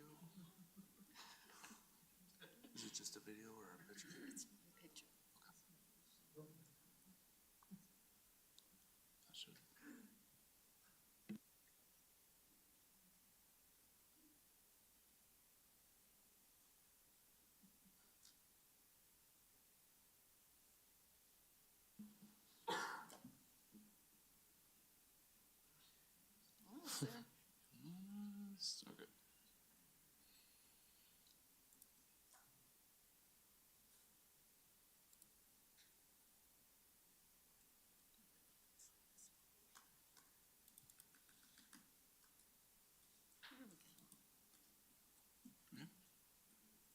All right, there we go. Ms. Williamson, if you want to state your name and your address or cross street. Tammy Williamson, District 3, Actually, Ms. Williamson, I think we need your cross street. Princeton, Washington. Thank you. 2 weeks ago, a 14-year-old child was kidnapped and taken to an Airbnb, a whole house short-term rental where there is no supervision by the owners. A non-owner occupied pop-up motel in our neighborhoods is an invitation for illegal activity. This includes ADUs. I told you years ago, short-term rentals where no customer is ever given a criminal background check is dangerous to the neighborhood and more specifically our children. I told you it was only a matter of time until somebody gets caught. The existing short-term rental and ADU ordinance must not be erased. They might protect us if only they were actually enforced. But this is the MO of the community development staff. Enforce nothing. Let the problems get out of control. Ignore the complaints and then fiddle with the codes so they can continue to do nothing. Repeat, do nothing, enforce nothing. Let the problems get out of control. Ignore all the complaints and then fiddle with the codes so they can continue to do nothing. Repeat, years and years and years of this. Same thing is happening with their raping of our zoning laws. Community development is too busy dangling from the udders of development companies and real estate investors to notice or care about the damage their gentrification does to human beings and our local wildlife and ecosystem. The plans they brought to the last study session left no room whatsoever for even one single large growth tree. 3 houses on every lot leaves no green space, no trees, and no room for our local wildlife. A park here and there simply doesn't cut it. When the Englewood Forward Master Plan is unhousing people living in trailer parks, it is time to stop. It was deeply horrific watching several council members bouncing in their seats about turning trailer parks into tiny home villages for the privileged and not noticing how your gentrification is causing homelessness. There is plenty of data and studies that prove the direct link that gentrification causes homelessness. Educate yourselves and remember that class and age discrimination is only a lateral step from race discrimination. And please stop parroting the affordable housing lie. We've heard it for years with every new apartment complex, PUD, and ADU for years, and it never happens. It just gets worse. And for a vibrant Englewood, with the Englewood Forward Plan, vibrant is just code for young, rich, and white. Ms. Williamson, your time is up. Thank you for speaking tonight. Any questions from members of council? Seeing none, thank you for your time tonight. Up next, we have Stephen Strawbridge here to discuss zoning.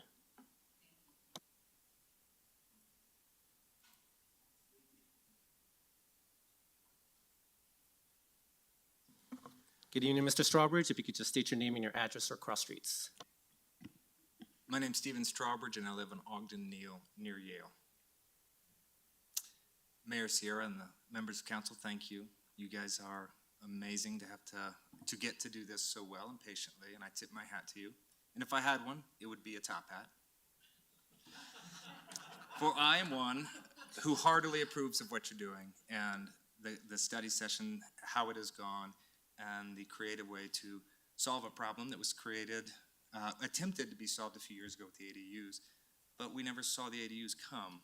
And part of it was some poison pills that were in there, the parking requirement, the size, and the cost and the ownership requirements made it very, very difficult for any homeowner to decide to invest in their own home to make space for a friend who might move into the neighborhood, or another family that they could rent to and have some income to make Englewood more affordable for them.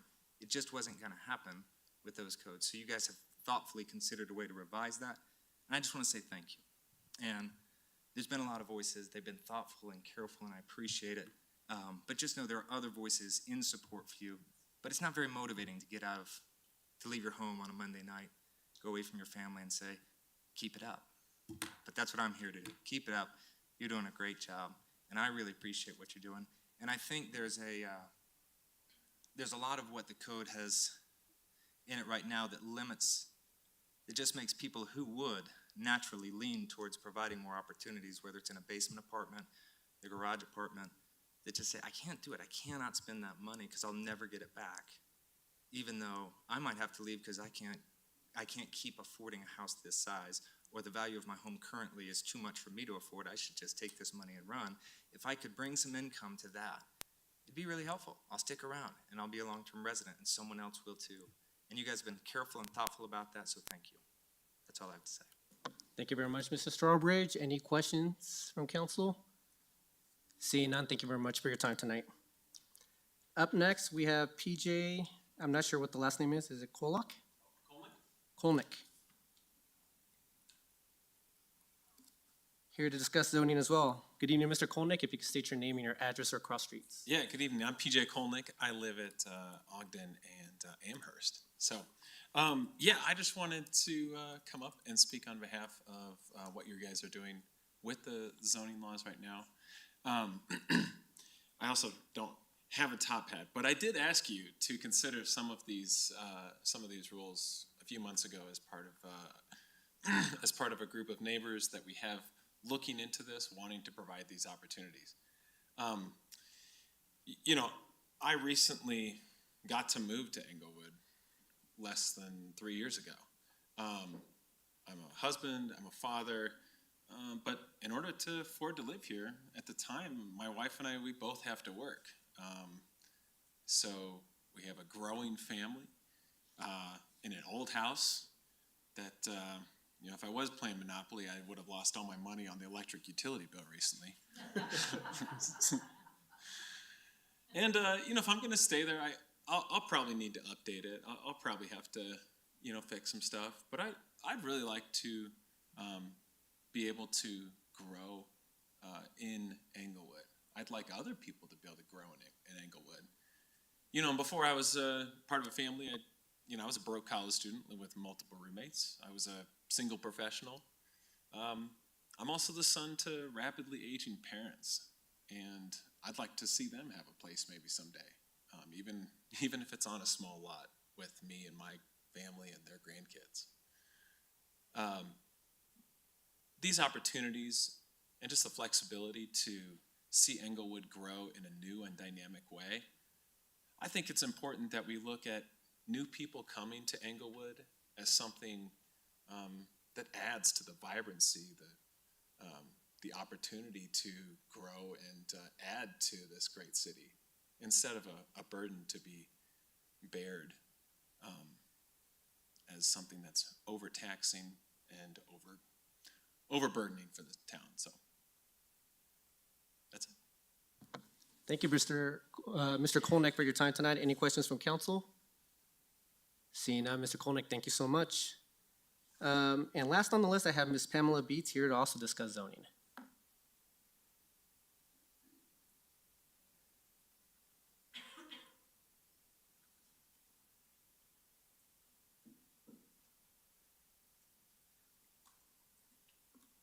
Good evening, Ms. Beats. If you could state your name and your address or cross streets.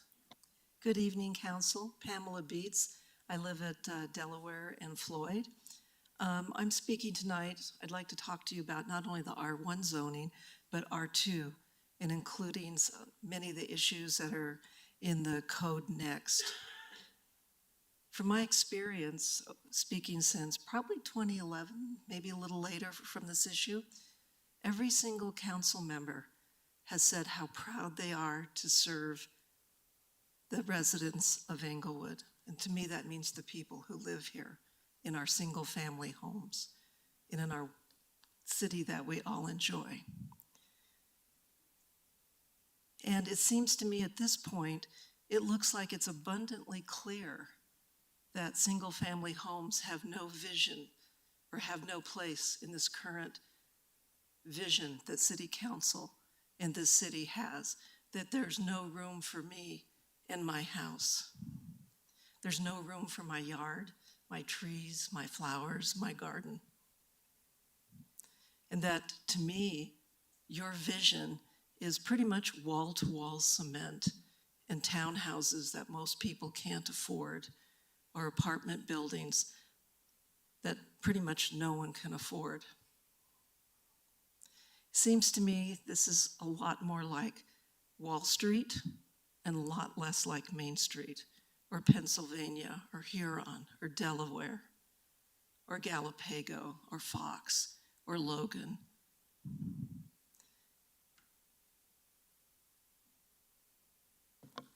Anything else, Ms. Beats? No, I think there's so many times I've come up here and said I'm speechless. And I think at this point, it's hard for me to imagine that you think so little of the people who live here, that you do not want to include us, and you don't value single-family homes, and you don't value what we have. Thank you. Thank you, Ms. Speeds. Any questions for Ms. Speeds? Seeing none, thank you for your time tonight, Ms. Speeds. All right, and I believe that does conclude unscheduled public comment. Member Woodward, you have the floor tonight. I'll give you a few moments. You can speak when you're ready. I'm going to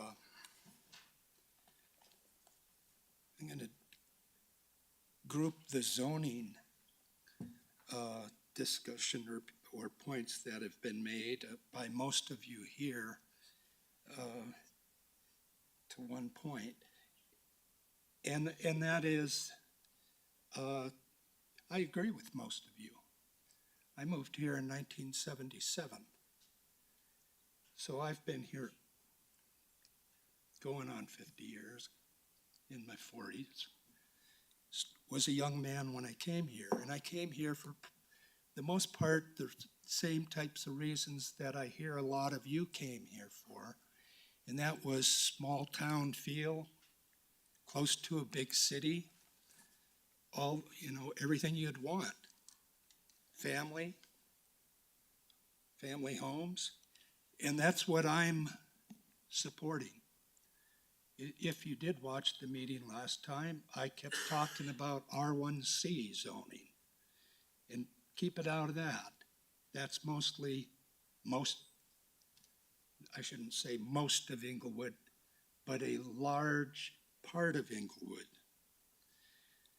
I think the big thing that I hear and the big thing that I believe is that this is a start. The steering committee and staff and contractual people brought city council something for discussion purposes, which was that meeting. And we went through these things and there was lots of discussion. Nothing's been decided. And there's going to be a whole lot of more discussion. I think, from what I'm hearing a lot of you say, we need to look at this more strategically, a whole lot more strategically. I personally don't want to see R1A zone districts throughout the city all changed to the same zoning where triplexes, fourplexes can go in. I can see maybe a parts of those. And typically I would say that, and I have said, those are probably a couple blocks off either side of Broadway, off our major thoroughfares, or Bellevue, Clarkson, in parts of the city, Downing, Logan. But I don't think, if you look at a zoning map or look at a map of Englewood, we have a lot of single-family homes, and I don't want that to change. I appreciate what we have, family homes where the streets are safe, and yesterday I spent part of the day with my grandson out in the yard with a bunch of other kids from my block, and it was great. When I moved into that house, there was one kid on the block, and he moved out the next month, literally. And then it went up to 28 kids when my son was more than a toddler, was a little juvenile.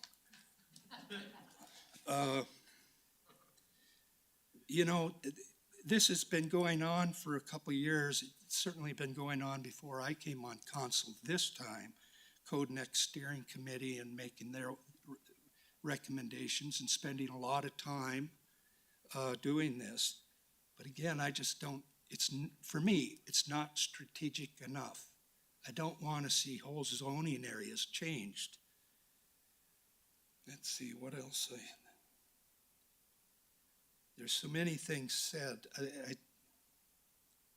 I guess what I want to say is, I hear you. I've heard you.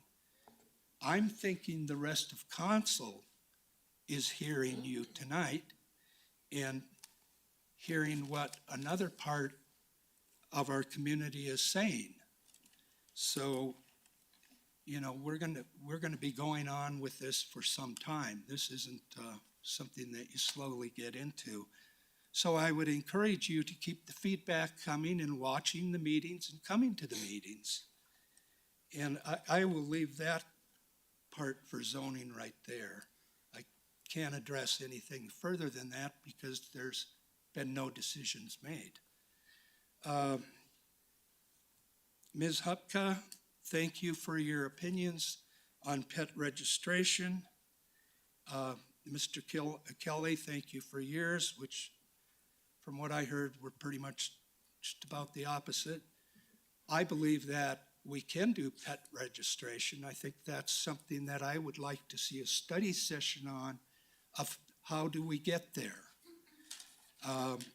People that utilize the off-leash parks, that's one registration. People that have dogs and cats that don't get out of the house or don't get out of the apartment or whatever, that's some other kind of registration, probably much lower cost. People that walk their dogs, let their cats out the door, running around, that's something else. That's a third registration.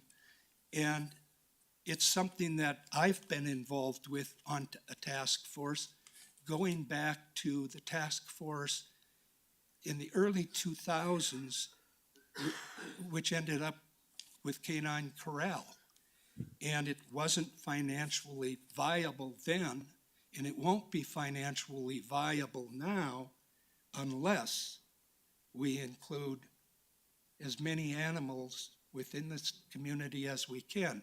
And it doesn't have to be expensive, it can be reasonable, and it can pay for itself for a resident just by not losing your dog one time, especially if code enforcement finds it, can look it up on their computer and bring your dog home, as opposed to this South Platte Humane Society. Ms. Brown, regarding the building codes, I got your email today, and I'm assuming the rest of the council got it too, and I want to look into that a lot more. Some of these energy codes that are coming up, specifically the solar, I hope we take as much advantage as we can. Englewood does a great job and has for years of taking advantage of grants that are available to the city, and staff is very good at doing that. So I think that's something that we need to take a look at a little bit better and get our hands on that. Ms. Williamson, regarding STRs and staff doing nothing, I know we, like everybody else, have been short on staff.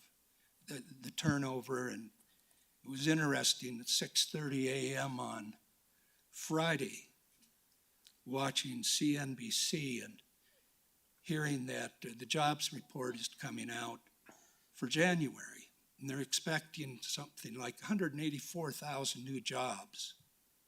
And then the next thing you hear, here comes the report, and it's 517,000 new jobs were created in the month of January in the United States. And that's jobs that people were employed at.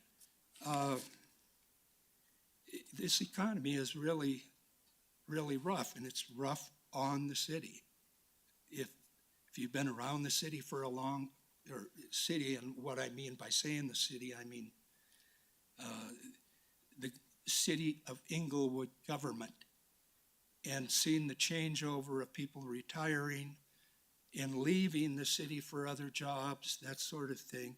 There's been a big turnover, just like every other industry. Let's see here.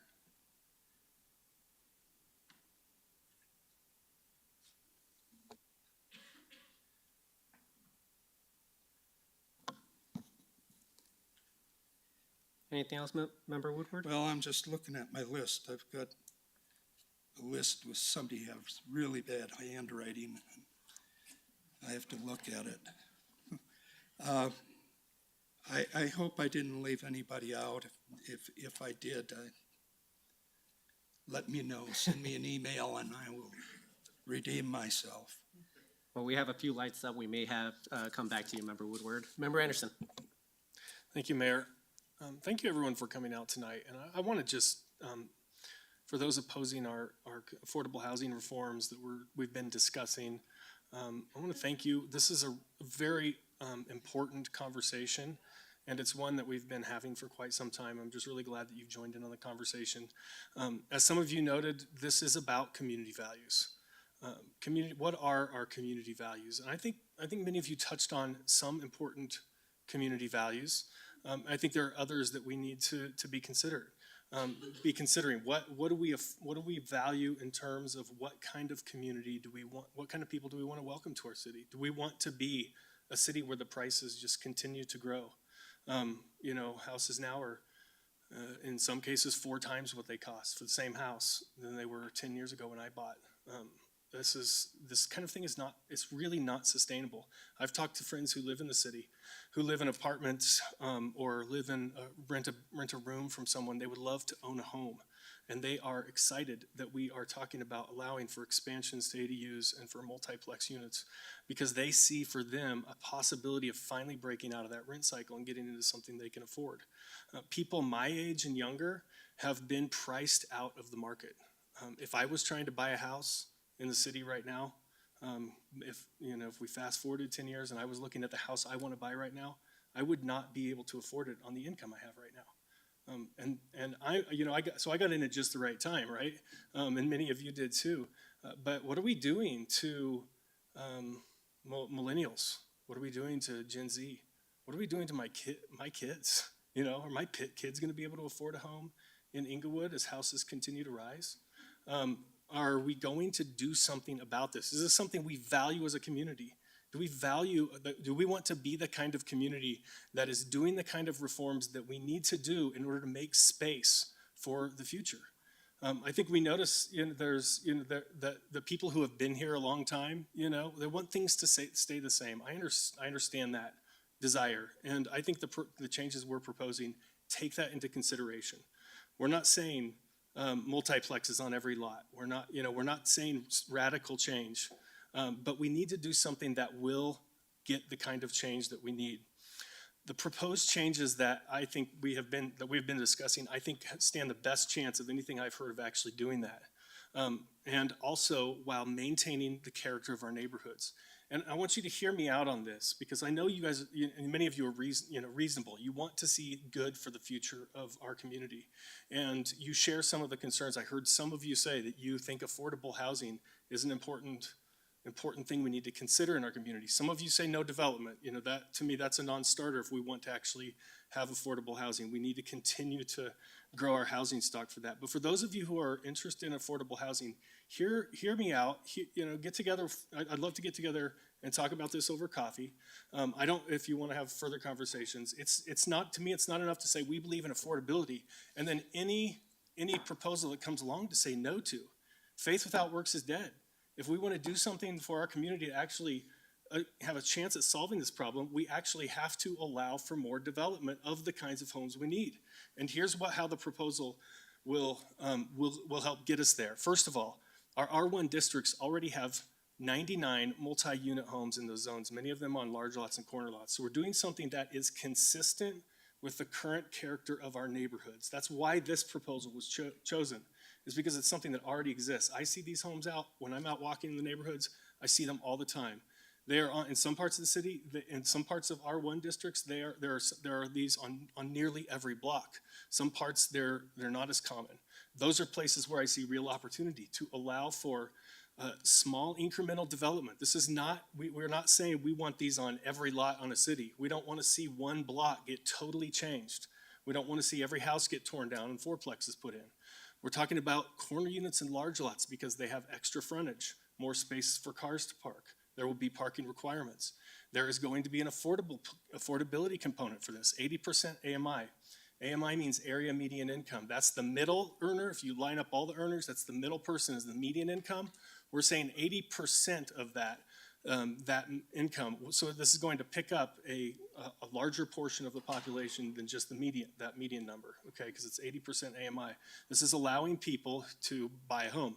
I know you say 89,000 or whatever it is. This is for families, these are reasonable numbers. If a couple of people are making $50,000 a year and they want to buy a home under this will provide a house that they could afford to buy on their current income, modest middle income. Secondly, the fact that we're allowing up to 4plexes. So the developer, under the current proposal that we're considering, whoever's developing these properties would be required to make one unit affordable. So if they're building a twoplex or a duplex, that means that they're going to have to make one of those two affordable. This means that if they want to build more units, that provides more supply to our city. You can't have decreasing houses without increasing supply. This is basic economics. We have to increase supply if we want to increase the opportunities for affordable housing. 4plexes are going to be naturally cheaper than duplexes. So we need to allow some expansions for these things if we want to solve the problem. If we care about the future that we're creating for our children, for the next generation, we have to make some changes. So if you have proposals that you would like to add to this, throw into the mix, I'd love to hear them, but I honestly struggle when people come in and say we need affordability, but any proposal that City Council puts out or that the steering committee puts forward or the consultant develops is going to get a hard no. I have a hard time taking people seriously who are taking that approach. We have a problem to solve and we're working towards it. So please, let's keep the conversation going. Let's look at what kind of city we want to be, what do we really value in our community, and find ways we can do it that maintain the character of our neighborhoods and also allows for increased affordable housing in our city. Please get together with me if you'd like to talk about it. I'd love to hear your opinions as well. And thank you all for coming out and being a part of the conversation. Thank you for that, Member Anderson. I'll go to Member Neunenkamp and then Member Russell. I'll be brief, given the time and how much we've discussed this tonight. I appreciate the comments from Member Anderson and agree with many of them and second his invitation. We want to hear from you. This is great. This is how this is supposed to work. And as we continue the conversation, as we continue to engage, as we continue to try to hold our differences together and think about what's the path forward for the community that we all love, there's a couple of requests for us is how we approach this conversation. I hope that we do it in good faith, that we all are coming with the perspective that we care about Englewood, we care about our future, we all want what's best for our generation and for future generations. And it's some of the things that I heard tonight, demeaning our staff, demeaning consultants, saying that, this is coming from developers or consultants. I just want to provide some clarity and some honesty and kind of the facts of where we're at. Any conversation that's happening right now is coming from the 7 people on this dais. So if you have any concerns about the policies that we're discussing, you can direct them at us. There's no need to demean our staff or villainize them. There's no need to make a scapegoat out of the people that we've hired to help us think through these ideas. We are working very, very hard to find the best possible solutions for our city, talking to people across the country, trying to find the best possible innovative things we can do to make sure that this is a community that continues to be a place where people can afford to live and thrive. And that includes our teachers, our firefighters, our nurses, our retail workers, our restaurant workers who right now are struggling. And so if you have thoughts, if you have ideas about what affordable housing in this community could look like besides just let's do nothing, we welcome that. I welcome that. I will meet with you. But I would really appreciate that you direct your comments and your concerns to the 7 of us who are here. My only other thing I want to add is that we are working on a lot of different ways to provide affordable housing in our community. Zoning is one piece of that puzzle. As I've learned more about housing and affordability in the last couple of years, that's one tool in the toolbox, and we're going to need a lot of them. And so this is one piece, and we welcome a lot of other ideas about how we continue to ensure that no one gets left behind. And I just want to share also, as the member of this council who was most recently living in an apartment, who was most recently someone who could not afford to buy a house in this community, who put an offer in on her first home and was outbid by almost $100,000, that if you have been living in this community and you purchased your home a long time ago, that is wonderful for you, and I am so grateful that you have a life that you love in Englewood. And I would like us to see how we can make that possible for more people who really want to thrive here and invest in our community. And so maybe talk to someone who's a little bit younger than you. Think about what other people's experiences are like in this community outside of your own. I'm happy to share my own with you as well. So thank you so much for engaging. This is going to be a continued conversation over the next few months, and I look forward to having it with each of you. Thank you, Member Noonan-Camp. Member Russell. Thank you. And I just would like to thank you all for coming out and taking your time to speak with council. Excuse me. I do value your opinions, and I just would encourage you to keep coming. And also, I would like to acknowledge Pam Peak. Thank you for coming tonight to bring up some of the problems that happen in affordable housing that has already been built here in Englewood. And I would like to do a council request on traditions to see how many people are struggling and what Traditions itself is doing. They got taxpayer dollars from the government because the city partnered with them.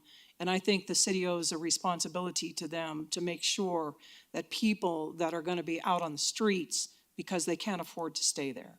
So I'd like to find out what the average rent there is and how many people are leaving because they can't afford to live there. Thank you. Thank you, Member Russell. Mayor Pro Tem. I'd like to enter a council request in response to some comments that we heard earlier this evening in regards to the property in District 4, 5000 South Huron. That is an R1 neighborhood, and from what I can see, that is listed as a single-family property. So if it is being rented out as two separate units, my understanding is that is a violation of the law and something that the city should address now that it's been brought to our attention. Thank you, Mayor Pro Tem. I'll speak up as well. I want to thank everybody for coming out tonight. I do appreciate that many of you came out here with wanting to work with us, being respectful.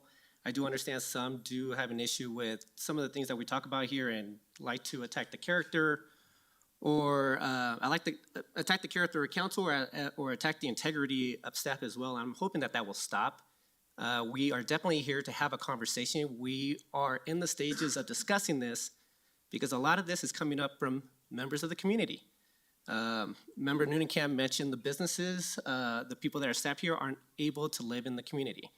So we're looking to change that. The teachers, I've heard from many teachers in the neighborhood or from the district that aren't able to live here. Many are moving out of state. This is a problem that is encountered by all of Denver metro area. All of Denver metro area is having these conversations about inclusionary housing, about affordable housing. These things are happening. Member Anderson kind of alluded to the fact that what we're discussing is something that has been part of Englewood for a long time. The duplexes and triplexes do exist in R1 areas.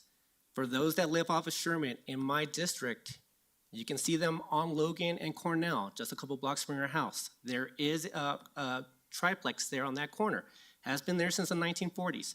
This is something that zoning changed in the 50s that made that different than, or took away that right that was originally part of Englewood, and that changed. There's a duplex on the corner of Grant and Bates.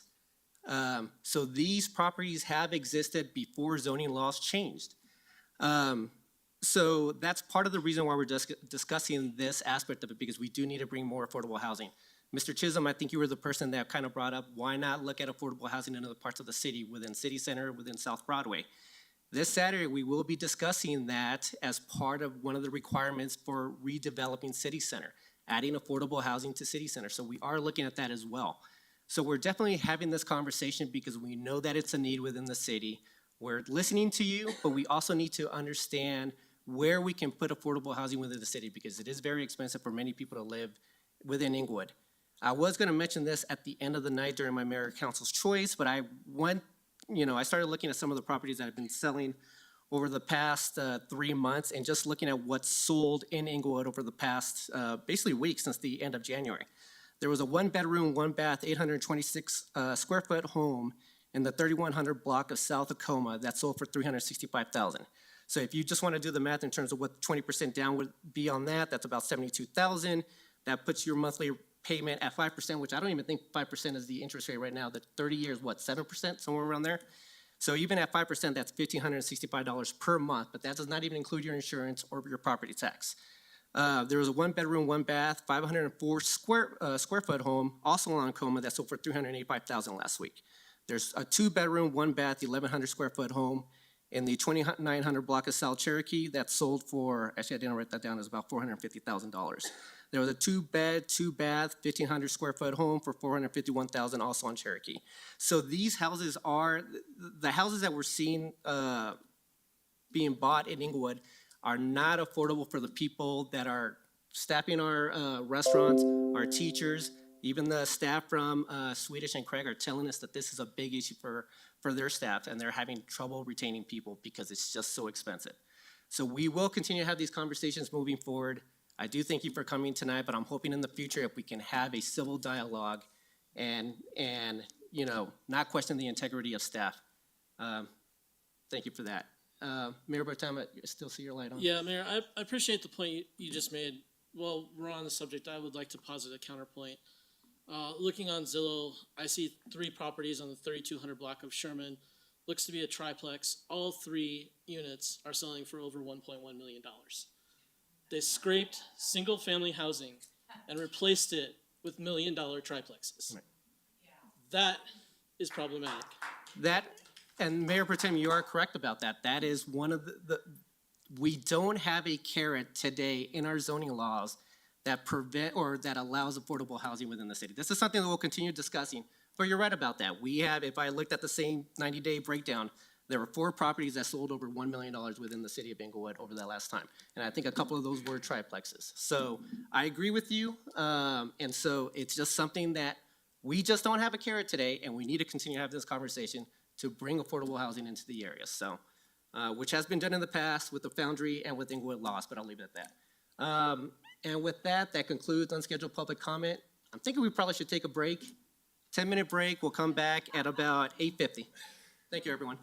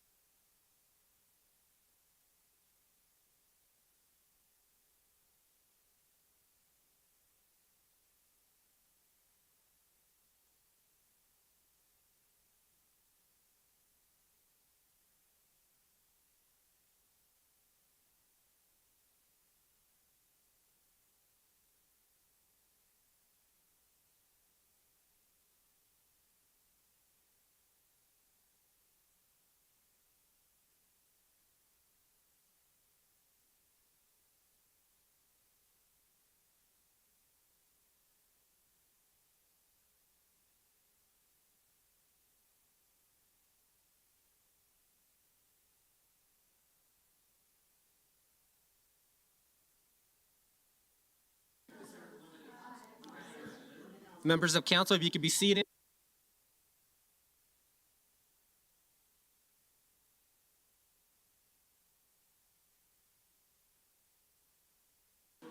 Test, test.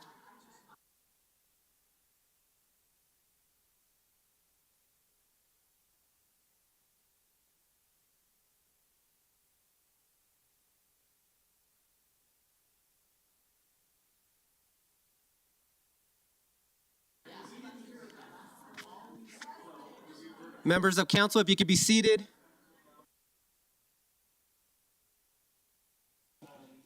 Members, no.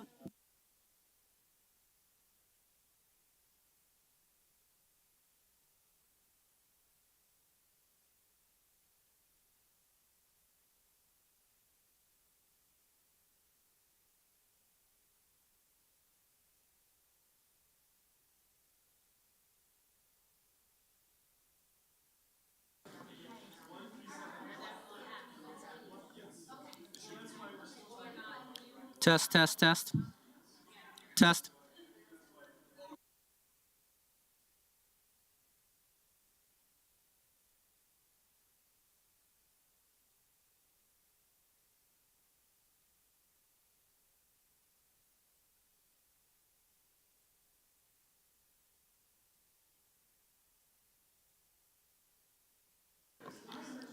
Members of council, if you could please be seated.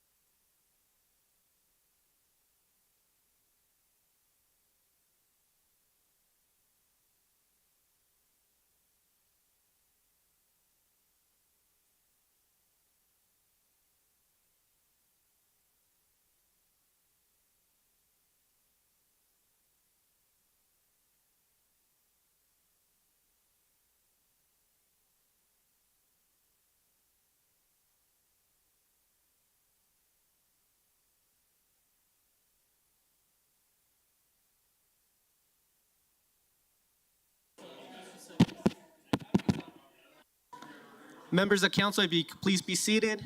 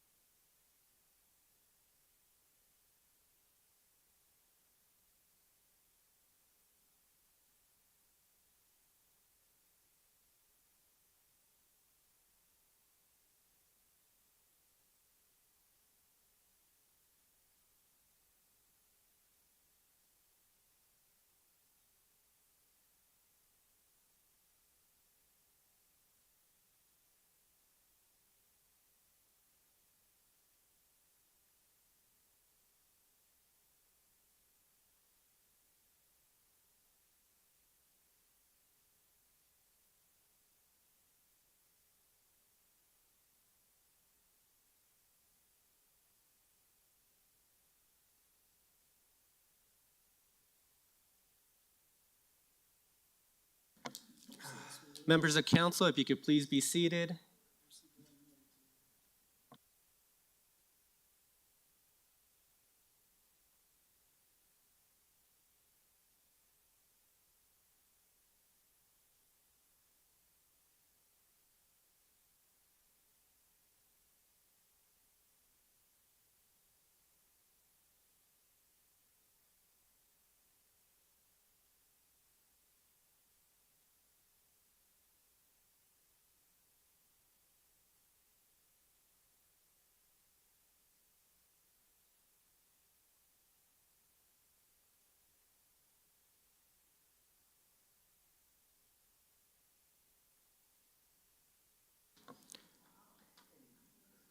Members of council, if we could please be seated.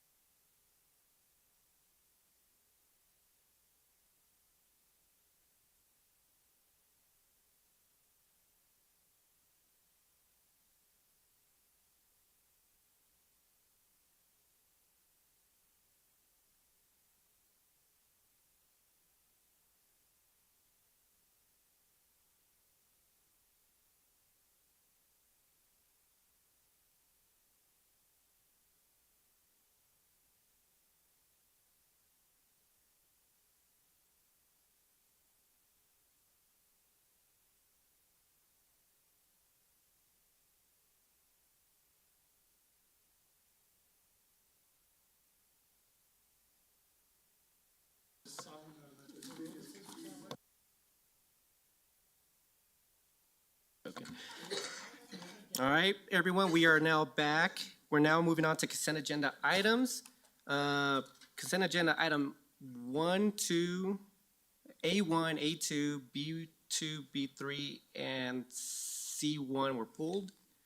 So any other items that you want to pull tonight?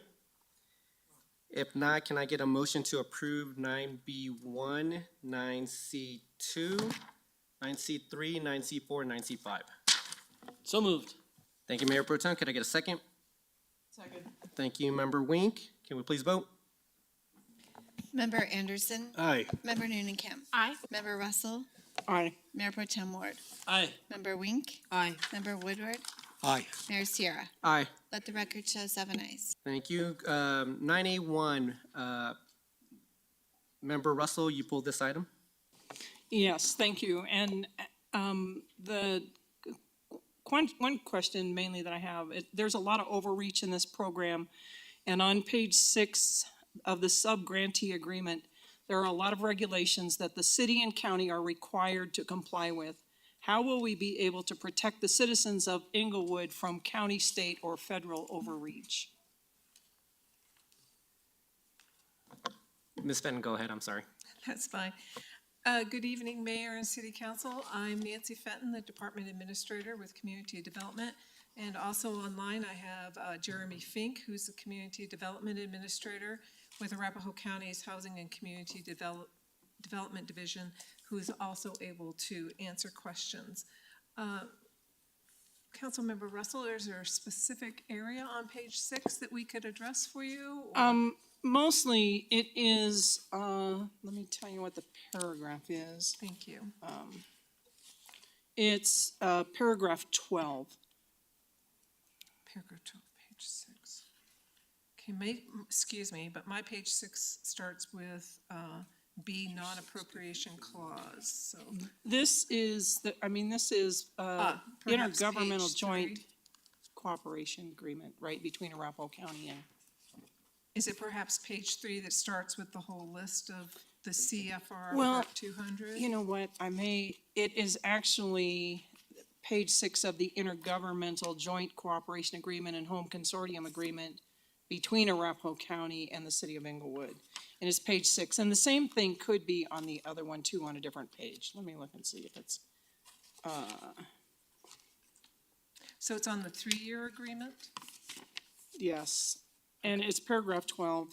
Okay, I apologize. That's okay. I was looking And I at the apologize because I think I listed the wrong. I was looking at the sub-grantee agreement, and I apologize. Jeremy, do you have our 3-year consortium agreement? we were having trouble with printing PDFs today, so unfortunately I do not have. Okay, and I apologize because that's okay. it was, it's the back of this one. I can read the paragraph to you. Okay. Because the city will be included as part of the Urban, County, and Home Consortium for the 3 program years covered by this cooperation agreement, it will do all things that are appropriate and required of it to comply with the applicable provisions of the grant agreements received by the county from HUD, in which the city is included, and with the provisions of HCDA and NAHA and all rules and regulations, guidelines, circulars, and other requisites promulgated by the various federal departments, agencies, administrations, and commissions relating to the CBDG and home programs. In addition, the city and the county shall all take actions necessary to assure compliance with the certification required of the county by Section 104B of Title I of HCDA, including the National Environmental Policy Act of 1969, Title VI of the Civil Rights Act of 1964, Title VIII of the Civil Rights Act of 1968, the Fair Housing Act, Section 109 of Title I of HCDA, and other laws applicable to the conduct of the home and CDBG programs. In addition, the parties hereto understand and agree that the county may not provide any home or CDBG funding activities in or in support of the city if the city does not affirmatively further fair housing within its jurisdiction or impedes the county's actions to comply with its fair housing certification. For anybody following along, just an FYI, that's page 92 of tonight's packet, paragraph 12. And I do believe, Jeremy, if you can come online, I do believe all of those provisions are located within our subgrantee agreement, which is on page 66 of the packet. And these regulations, to my knowledge, have not changed in the 17 years at least that the energy efficiency program has been in effect. Okay, and I know that they haven't changed, and in the past I have really, for the most part, not supported. I may have voted once or twice in favor because it was in consent agenda, but I know that Douglas County withdrew from the CDBG program because they were afraid of the repercussions for their citizens. So that was the reason for my question. Okay. And I mean, there's a lot of information there that somebody needs to be aware of, and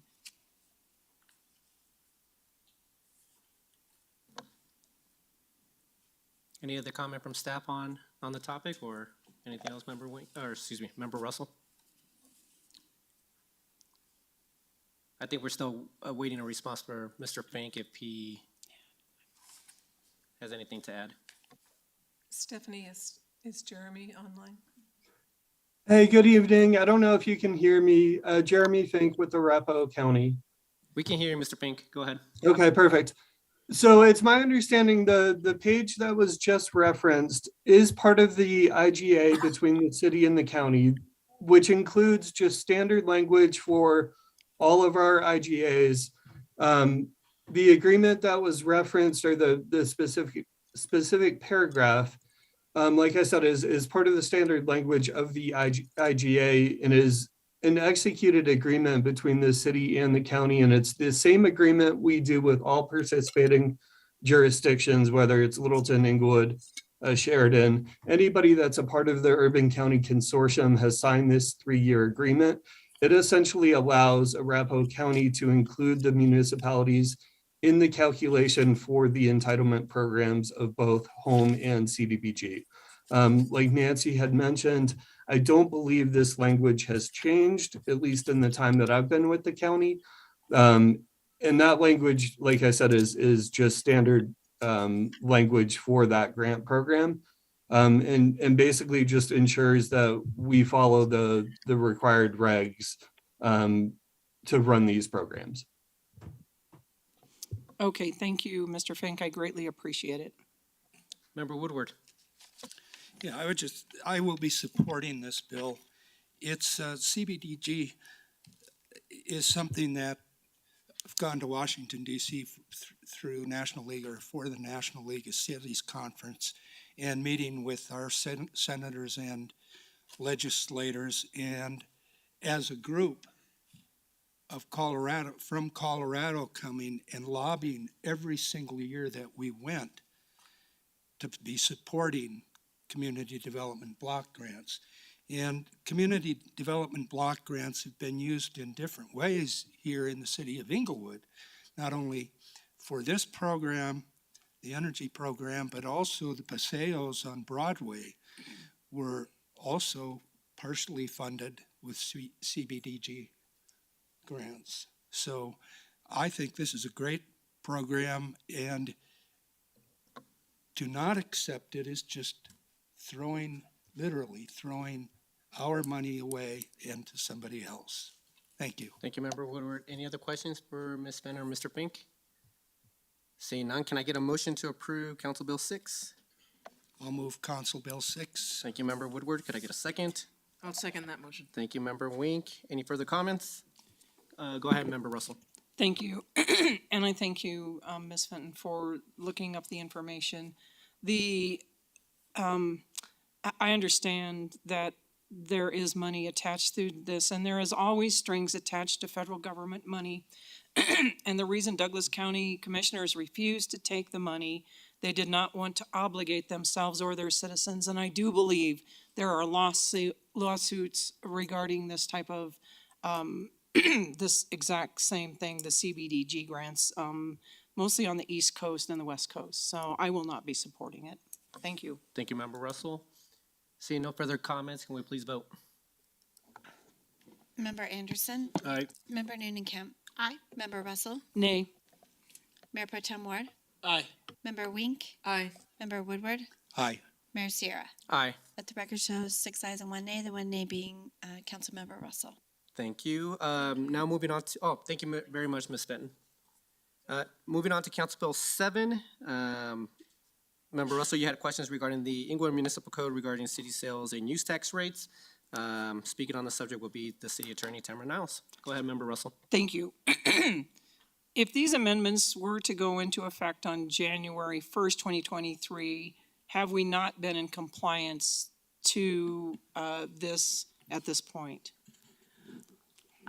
Just for some background, for people that may not have the agenda in front of them, this is of course the ordinance that amends our various sections of Englewood Municipal Code to reflect the updated sales tax and use tax rate that was approved by the voters on the ballot November 2022.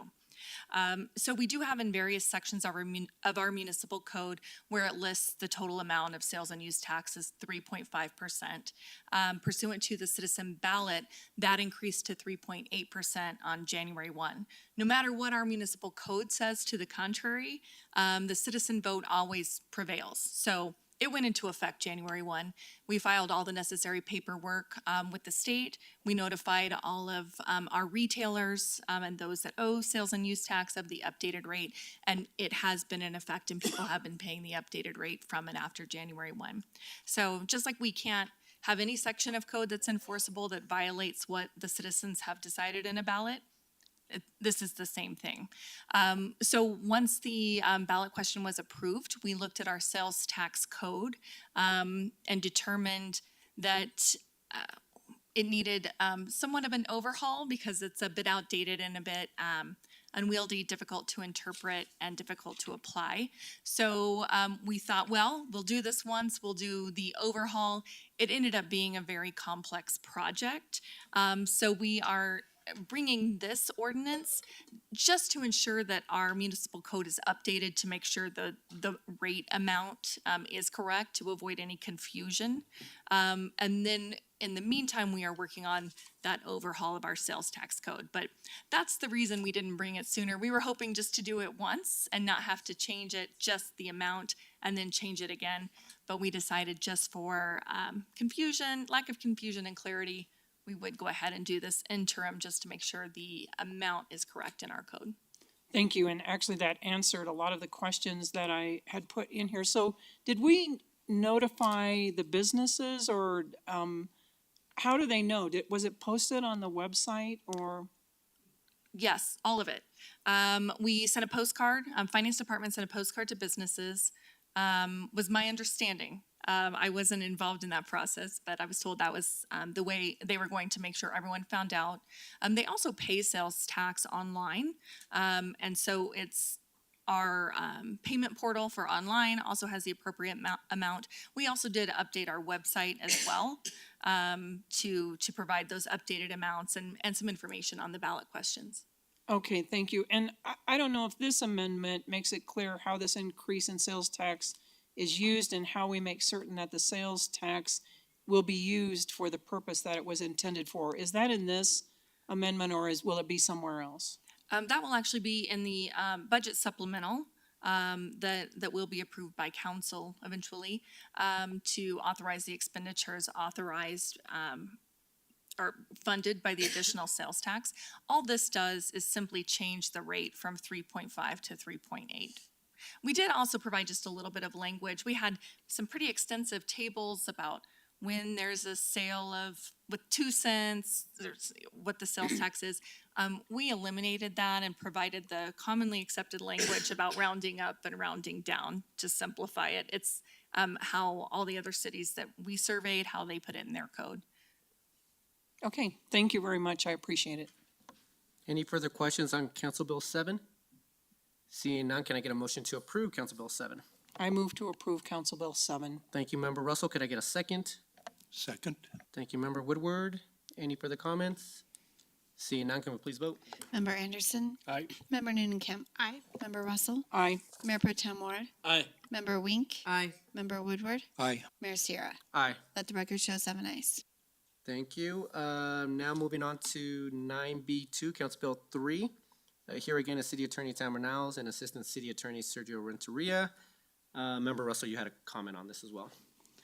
Thank you. The only thing that I asked was that I would like to make sure that we remove the statement and the description in the council communication under 7(6)(b)(10) that says falsely reporting animal cruelty is not a violation, and add a description that more accurately reflects the changes. And that is just in the council communication. It really doesn't make any difference in the law. City Attorney Niles, do you have anything to add there, or? Yes, I agree, and that should have been removed because, of course, council made the amendment to the proposed council bill, which was amended, and the council bill and proposed ordinance itself are correct to remove that reference. The council communication has already been published with the agenda, so I would request that the minutes reflect this discussion to say that that should not have been in the council communication because it no longer accurately reflects the ordinance that's being considered by council. Okay, do we have to, well, we just make a statement, correct? We don't have to make an amendment. No, I think because we've had this discussion, I think the minutes could reflect that. Okay. Thank you, Member Russell, and City Clerk, you'll make sure the minutes reflect that. Perfect. Any further comments? Seeing none, can I get a motion to approve Council Bill 3? I'll move Council Bill 3. Thank you, Member Woodward. Could I get a second? Second. Thank you, Member Anderson. Member Russell, go ahead. Yes, I still have concerns about this, and so I will not be supporting it, but I'm concerned that we are taking a lot of things out of our home rule control, and I'm just not comfortable with changing everything. And my question is, are we putting our control at risk as a home rule municipality? So those are my only questions and concerns, so I will not be supporting it. Thank you, Member Russell. Anyone else? Go ahead, City Attorney. I'm actually having to weigh in on that issue. There's actually published case law from the city of Englewood establishing jurisdiction of our municipal court. And it specifically states that if our court doesn't have jurisdiction to preside over matters under state law, then our court can't preside over matters under state law. It was a 1980s case where our municipal court judge had issued a civil writ ordering the city to do something, and the court found in that published decision that the court couldn't do that because state law didn't give them the jurisdiction to do that, and neither did our charter or ordinances. So So that's, I don't have a concern from a legal perspective that we are hurting our ability to regulate on other issues, because this is a jurisdictional issue under state law. So, so you're just saying that this isn't changing anything about our control, it is just reflecting the issues that were under state control anyway. Well, as far as the reporting issue, state law says that our court doesn't have jurisdiction to preside over that. So we are leaving it in our code. We're not reflecting that. And we could certainly try to challenge the state's imposition of the attempt to remove our jurisdiction of that.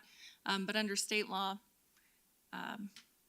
as it currently stands, we can't hear cases for falsely reporting for certain violations. Okay, so even if we pass this now and we decided to challenge this at some point, we could do that. Yeah, we absolutely could. It would take a lawsuit, potentially, but we could certainly attempt to challenge the state's alleged infringement upon our home rule authority to regulate certain items. Okay, thank you, I may change my mind. Thank you. Thank you, Member Russell. See no further comments. Can we please vote? Member Anderson. Aye. Member Noonenkamp. Aye. Member Russell. Aye. Mayor Pro Tem Ward. Aye. Member Wink. Aye. Member Woodward. Aye. Mayor Sierra. Aye. Let the record show 7 ayes. Thank you. Moving on to Council Bill 5. This actually was inadvertently put on council or on consent agenda. It actually was a 6-1 vote. So, Member Russell, is there anything for Assistant City Manager Tim Dodd on this? No. All right. With that, can I get a motion to approve Council Bill 5?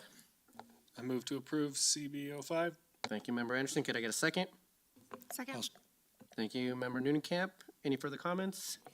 Can we please vote? Member Anderson. Actually, Oh, I'm sorry. Go ahead, Member Russell. Sorry. thank you. The reason that I'm not supporting this is because I'm concerned about our staff time, number one, in sharing with Sheridan. And I also do believe there is not sufficient interest in this program, and that is my personal opinion. And so that is why I will not be supporting it. Thank you, Member Russell. With that, can we please vote? Member Anderson. Aye. Member Noonenkamp. Aye. Member Russell. Nay. Mayor Pro Tem Ward. Aye.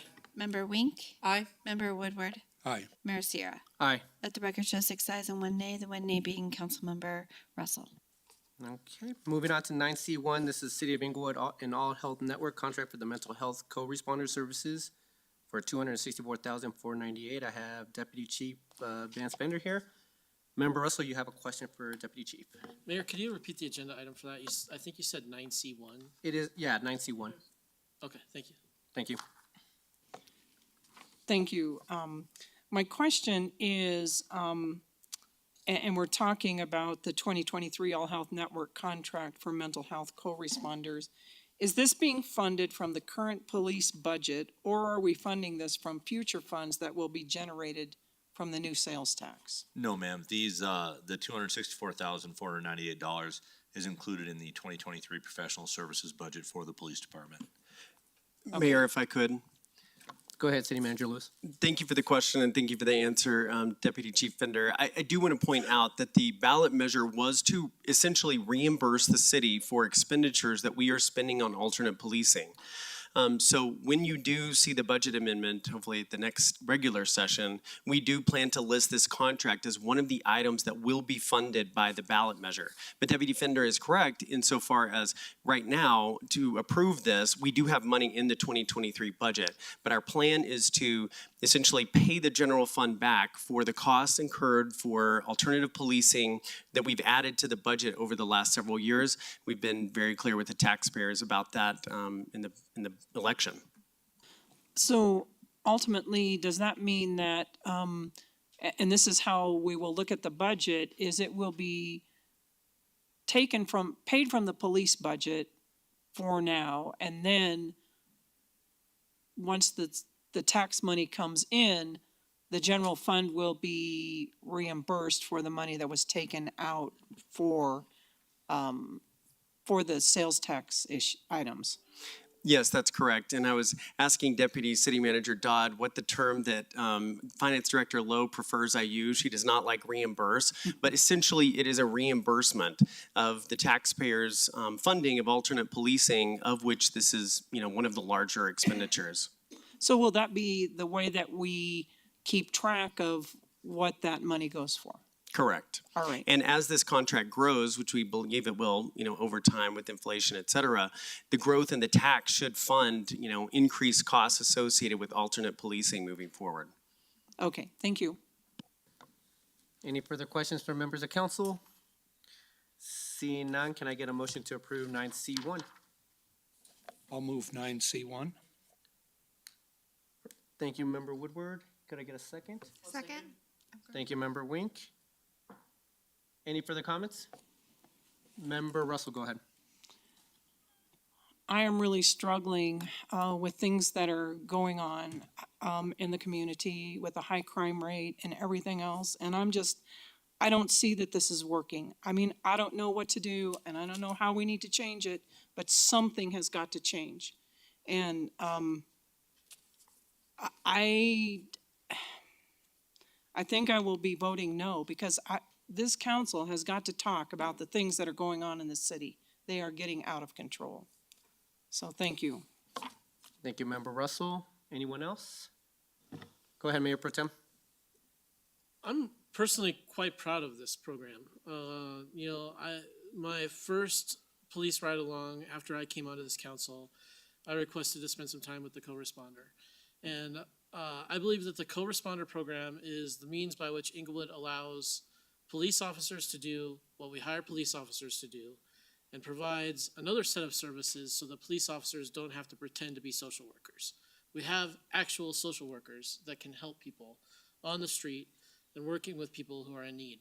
Not every case is going to be a success, but having these services available through someone other than a police officer who's wearing a firearm in his belt and represents the full authority of city government, I think is a very valuable institution to have stood up in our city. So I'm grateful for this program. I look forward to a discussion that Member Russell referenced earlier about how we restore a feeling of law and order in our city and some feedback on the actual effectiveness of this program.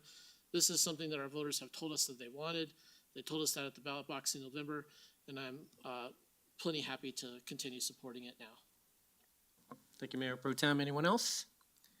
Seeing none, can we please vote? Member Anderson. Aye. Member Noonenkamp. Aye. Member Russell. Nay. Mayor Pro Tem Ward. Aye. Member Wink. Aye. Member Woodward. Aye. Mayor Sierra. Aye. Let the record show 6 ayes, 1 nay being Councilmember Russell. Thank you, Deputy Chief. Moving on to 11A1, this is Council Bill 8, City of Englewood's updated water efficiency plan. We have Interim Deputy Director Sarah Stone. Good evening, Ms. Stone. Good evening, Mayor. Good evening, City Council. I do have a presentation. We can pull that up.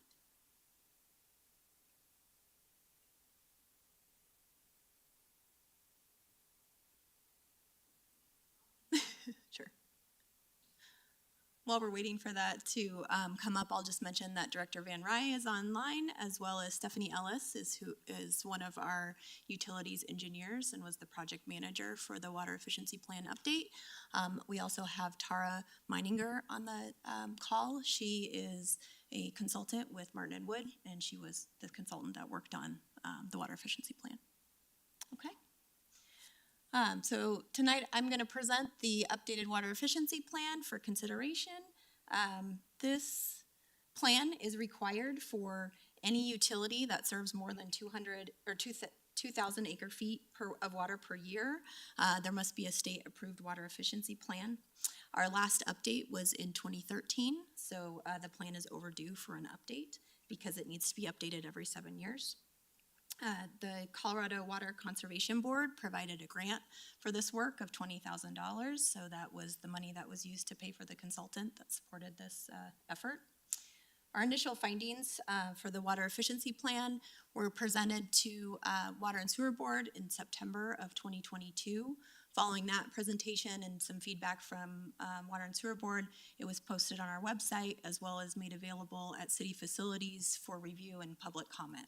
So all that public comment was compiled, reviewed by the consultant and by our staff engineer, and we made some plan updates since September. During that time of public comment, Colorado Water Conservation Board also reviewed it and provided feedback. So I'll just mention some of the changes that we made. In the plan, we added educational opportunities for low water landscaping. We recommended updating the city's website to promote water efficiency. We added the evaluation of incentive programs for water smart landscaping and plumbing retrofits, as well as the option to evaluate the rate structure to promote water efficiency in the next rate study. So with this plan, we are estimated to reduce our water production. This is shown on the graph here on the right. The orange line is the water production over the next 10 years if we did not implement some of these water efficiency initiatives. And then the blue line is if we did.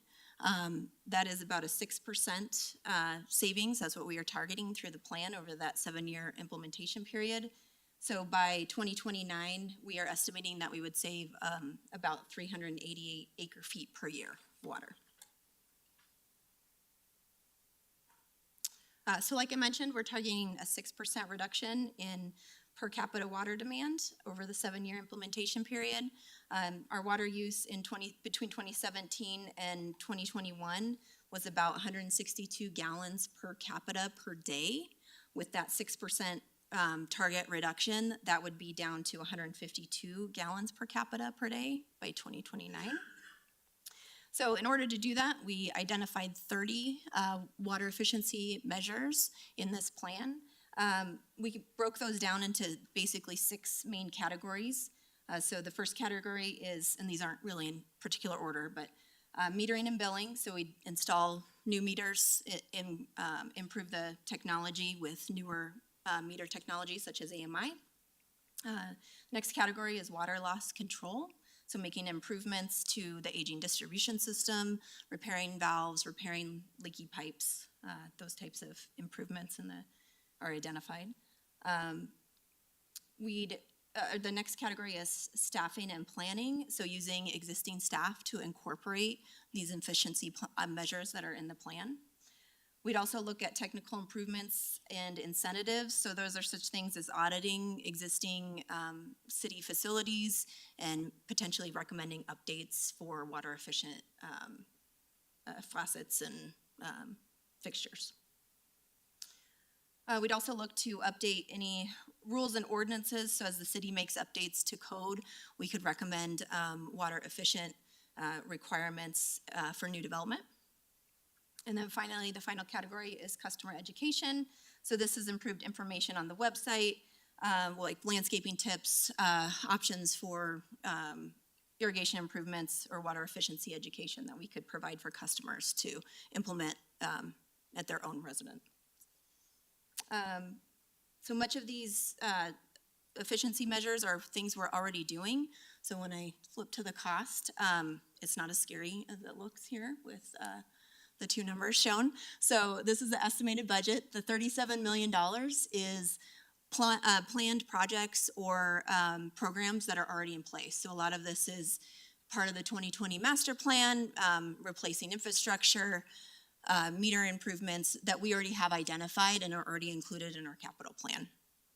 The new projects and programs that are listed there for $974,000, those are what we've identified as new, but I have a breakdown on the next slide where we'll talk about what's actually new from that would require new funds. Any new funding the majority of it would come from the water fund, some would come from the general fund, but we would attempt to apply for grants as much as possible. So here's a breakdown of the $974,000. And it's really broken down into 3 categories, and that's summarized on the right of the slide. So I'll start actually with that second category there, the new building improvements for $500,000. So that's line item number 3, and it's a survey of all city facilities and work to incorporate upgrades to fixtures and appliances.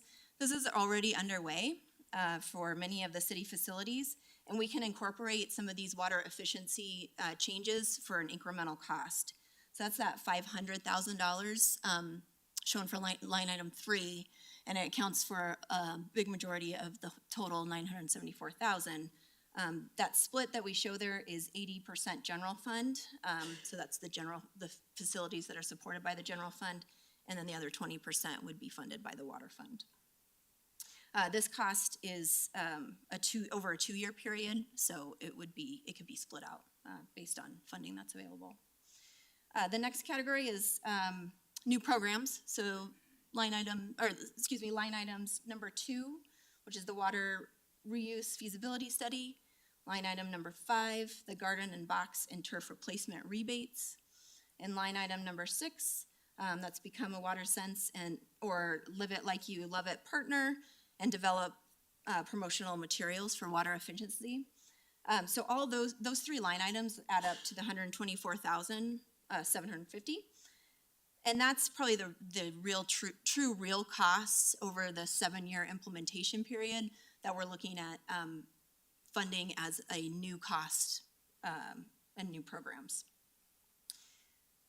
The rest of the categories here are line items fall into the existing internal resources category, and that's line item 1, 4, and number 7, and then on down. So these are programs and changes that we can incorporate with existing staff. We're not adding new staff for them, and we're not really increasing their workload. It's things that we can do and include it in what people do every day. So I think, that's what I got tonight. Let me know if you have any questions. Thank you, Deputy Director. Member Russell, kick us off. Thank you. Thank you for the presentation. And my question is, does this plan take into consideration increased density that's coming? I think I know that 4 projects already that are in the works that probably will be completed within the next couple of years. Will density impact this plan? So my understanding, and I can turn it over to Stephanie, but my understanding is that we incorporated Arapahoe County's population growth in those numbers for projected water use. And I think it was 1% or 1.1% per year. Stephanie Ellis, are you on? Yes, yeah, that's correct. And we did incorporate population growth into our estimated numbers, and we took a similar approach to what we did for our water resources master plan. Tara, do you have anything to add to that? Yeah, the densification or the densification really was taken more into account in the water resources master plan, and the efficiency plan, that was just a little bit too in the details for the level of projection we were doing. But the city is certainly taking that into account in its longer term planning. Thank you. Actually, I think I have a question, Ms. Stone. This actually might be a better question for our sustainability coordinator, Ms. England, or even our deputy city attorney, Dodd. But where do we stand with Resource Center? I know that we were looking to have them administer the garden in the box, maybe even the turf replacement, but have we been accepted? We have. So we are working through an agreement currently. That was that $10,000 that was to come from the water fund based on the sustainability coordinator's presentation. My understanding is that agreement should be complete by the end of the month. Okay, and then when will citizens be able to participate in those? Would it be summertime? Yep, summertime, Okay. yes. All right, perfect. So Thank we you. will make that information available on our website. Sounds great. Member Noonenkamp. Thank you, Mayor. Thank you for the presentation. I'm excited to see this plan be at this point after so much citizen feedback. Actually, heard of Garden in the Box for the very first time from a citizen, you know, in a meeting in the community, and so excited to see it actually coming to fruition. My question is, and I may have missed this, so I apologize, but thank you for the price and the cost breakdown for all of the new programs, acknowledging that around $500,000 are coming from the general fund. Will this be in an upcoming budget, or is there an appropriation that needs to happen to fund that $500,000? I believe there would need to be an appropriation to happen in future budget years. So if it's something that is a part of a facility upgrade, there's that consideration of a slightly increased incremental cost to add in a water efficient fixture. So that would be considered as a part of a project or as an upgrade to a city facility, and it would be subject to if funds were appropriated for that. But looking at the chart you showed us of there's the water fund, and then out of the $974,000, and then the general fund expenditure, and some of that's for the programs that we're looking to do this year, right? I don't think it was in this year's budget, but I can find out. Like I'm looking at the garden in a box and turf replacement rebates, and that's 75% from the water fund and 25% from the general fund. So would that be something, if we're gonna do that program this year, is that something that we would need to fund this year then from the general fund? That is, and that's available. The $10,000 that's coming from the water fund is available. We took a look at our financial plan, and we can fit that into our budget. So you don't need any general fund appropriations So there this year? I can't speak to the general fund as far as the garden in the box.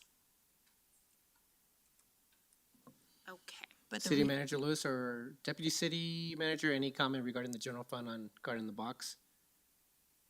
I can't speak to the specific amount. I think it was under 5,000 total. But I'm not so concerned about that specific program. I'm just looking at this, the bottom, the implementation for the general fund is $500,000. That's over the whole course of it. We wouldn't need to do any immediate appropriation from the general fund. I'm just trying to understand what are the financial implications on the general fund in the near term.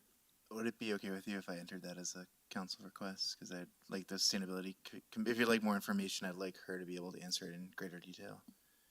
Sure, I'm just thinking about voting tonight. I guess there is no financial implication on the general fund in the near term is the answer. Correct. Okay, that's what I needed to know. Thank you.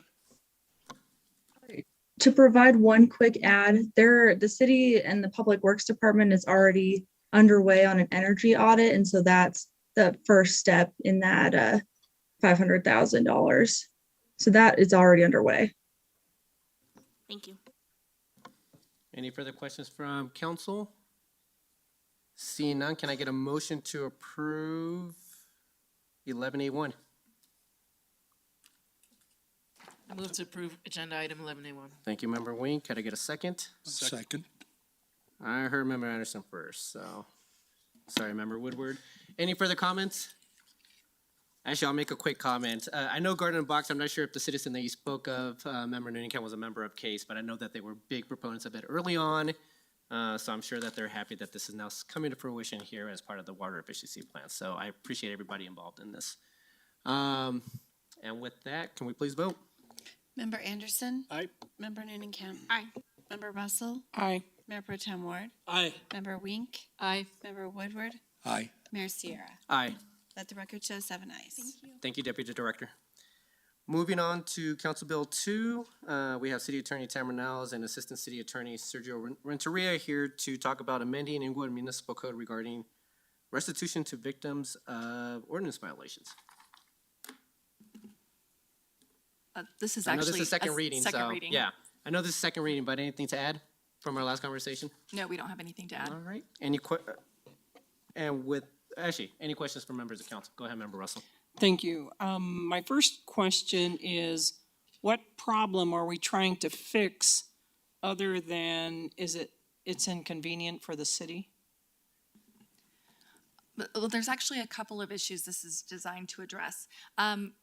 First, as currently written, municipal code requires the city to demand restitution from a defendant, even if the prosecutor doesn't feel that the defendant's actions actually caused the restitution. So that the first time I read this section, I thought, oh, that's not right. I know I was a prosecutor for 14 years, and one time I received a request for restitution for thousands of dollars to the other side of the car, not the side that the defendant actually ran into. And so putting my experience and applying it under this ordinance, as written, this ordinance would have required me as a prosecutor to still seek the restitution from the defendant, even though I didn't think that the defendant's actions caused the damage requested. So that was my immediate first reading. I thought we need to make sure the prosecutor has some discretion so they are doing the right thing for seeking justice in municipal court. Second, there was a new case that came out that provided strict deadlines for requesting restitution. And so it stated that if we didn't request restitution within 91 days, then we couldn't get restitution for the victim rather. So I wanted to make sure, based on that new case that came out, that our procedures were compliant to ensure that we did request restitution and obtain restitution within the correct period of time.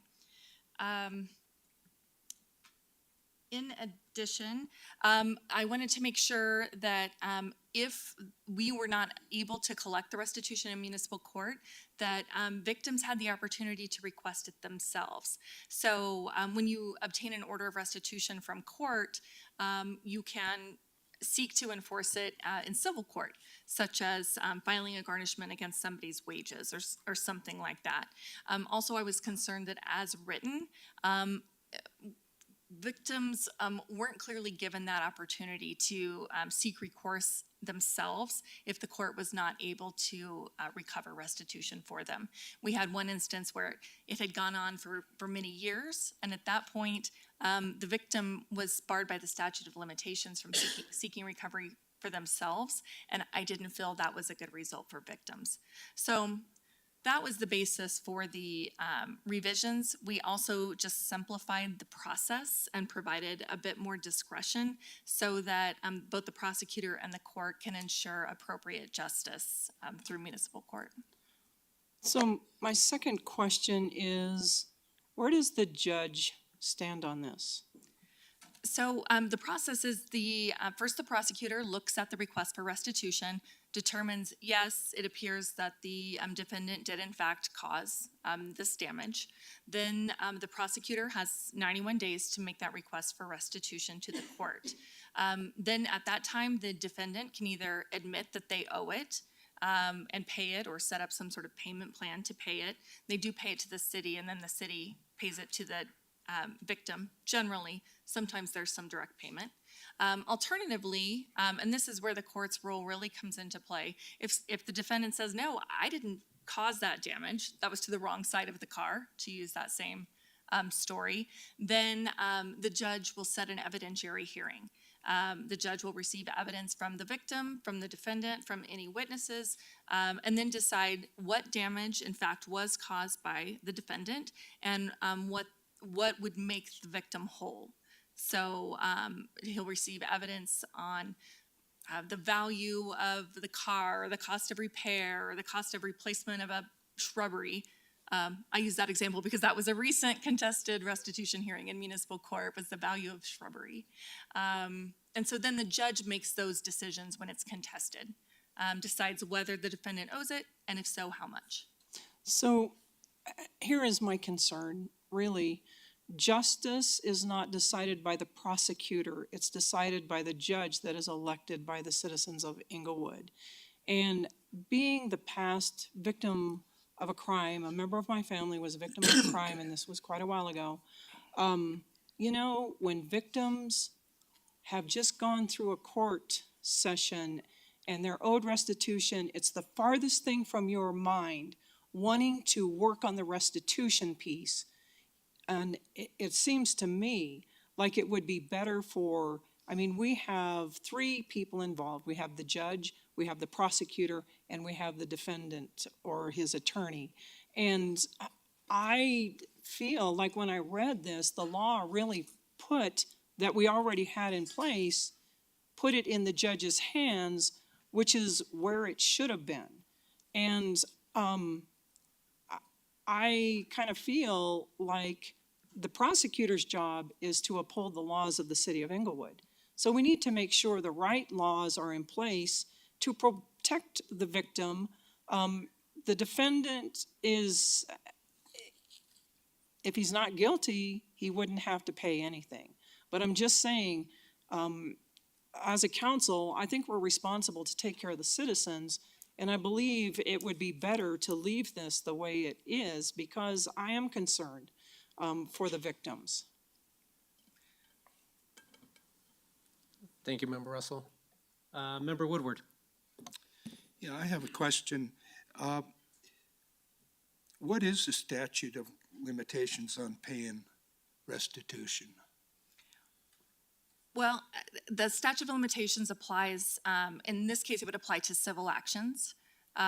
So the ability to civilly enforce the order of restitution. So I don't have that in front of me. I'm sorry I didn't research that tonight, but I'm happy to get that information to you.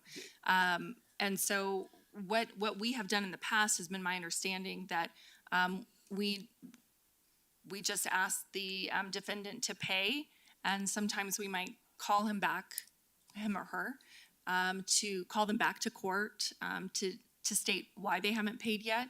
But generally, once the defendant is no longer on probation, we don't have oversight or the ability to call them back to court and answer to that.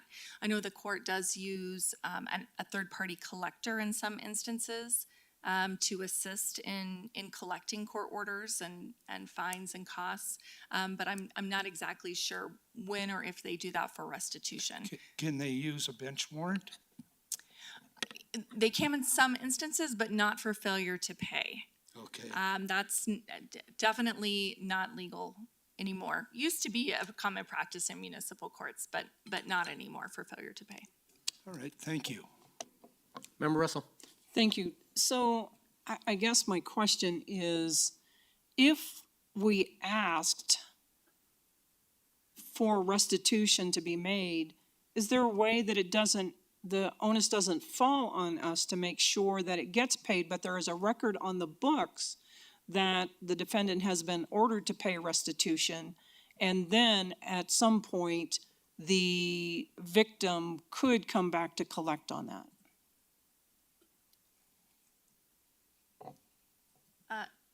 Yes, so we actually this is in conjunction with a prior ordinance that we adopted regarding collection of amounts owed to the city. That ordinance created a new code section, and it's already been adopted, that if anyone doesn't pay fines, costs, or restitution ordered by municipal court, then we can actually send it to a third-party collection agency, and we can add the costs of collection. The hope is that it will entice collectors to be more dedicated to our work if we give them more work. So we're anticipating sending some items in bulk to attempt to collect amounts owed to the city, including restitution. But so that allows us to add, say, 33.33% onto $100 restitution order, so that when we get the money back, then we will have the full amount to give to the victim after paying the collection agency to go track it down.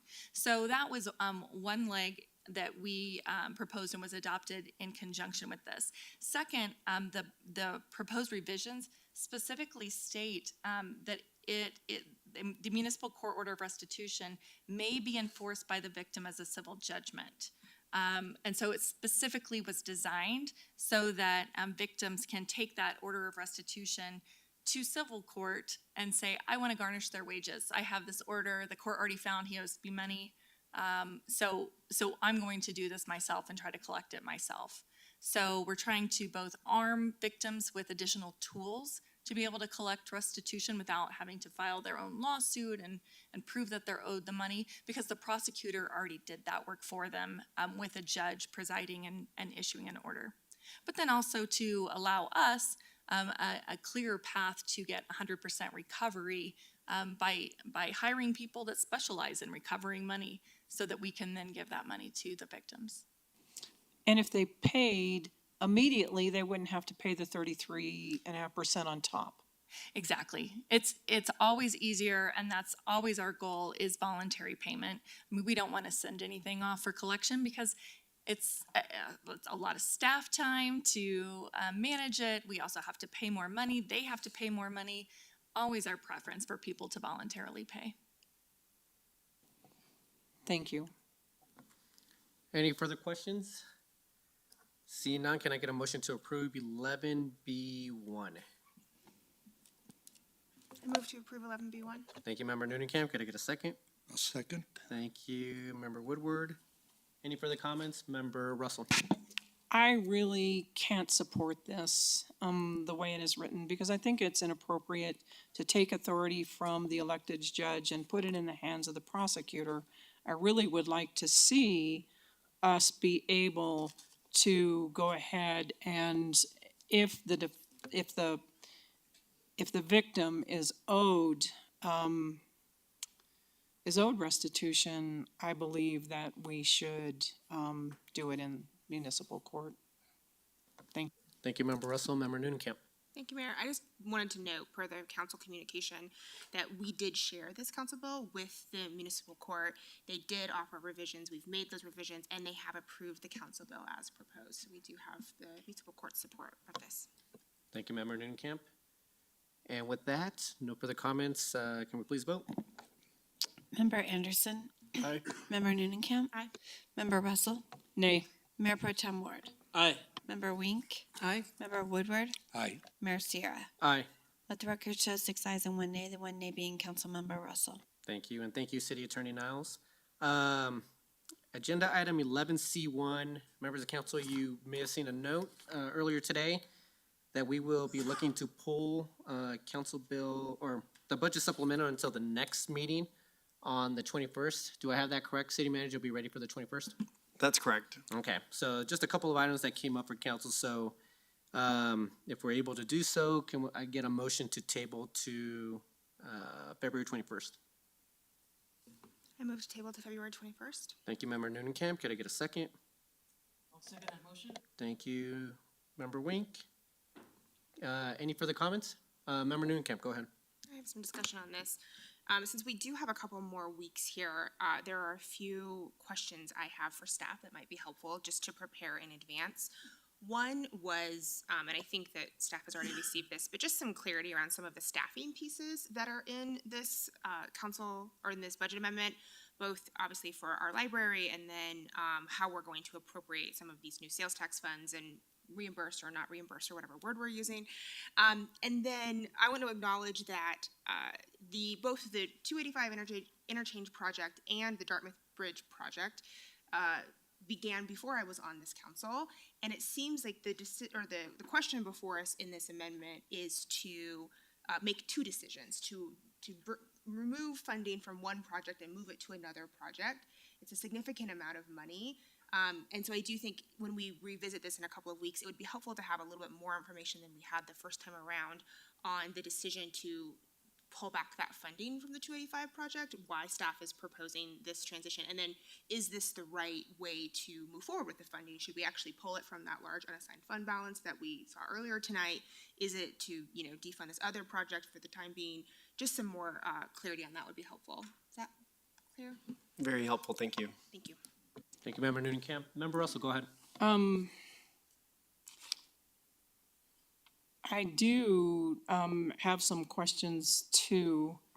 I forgot what the one was, but this, $8+ million for a budget supplemental, that is huge. That is 1/7 of what the general fund budget is.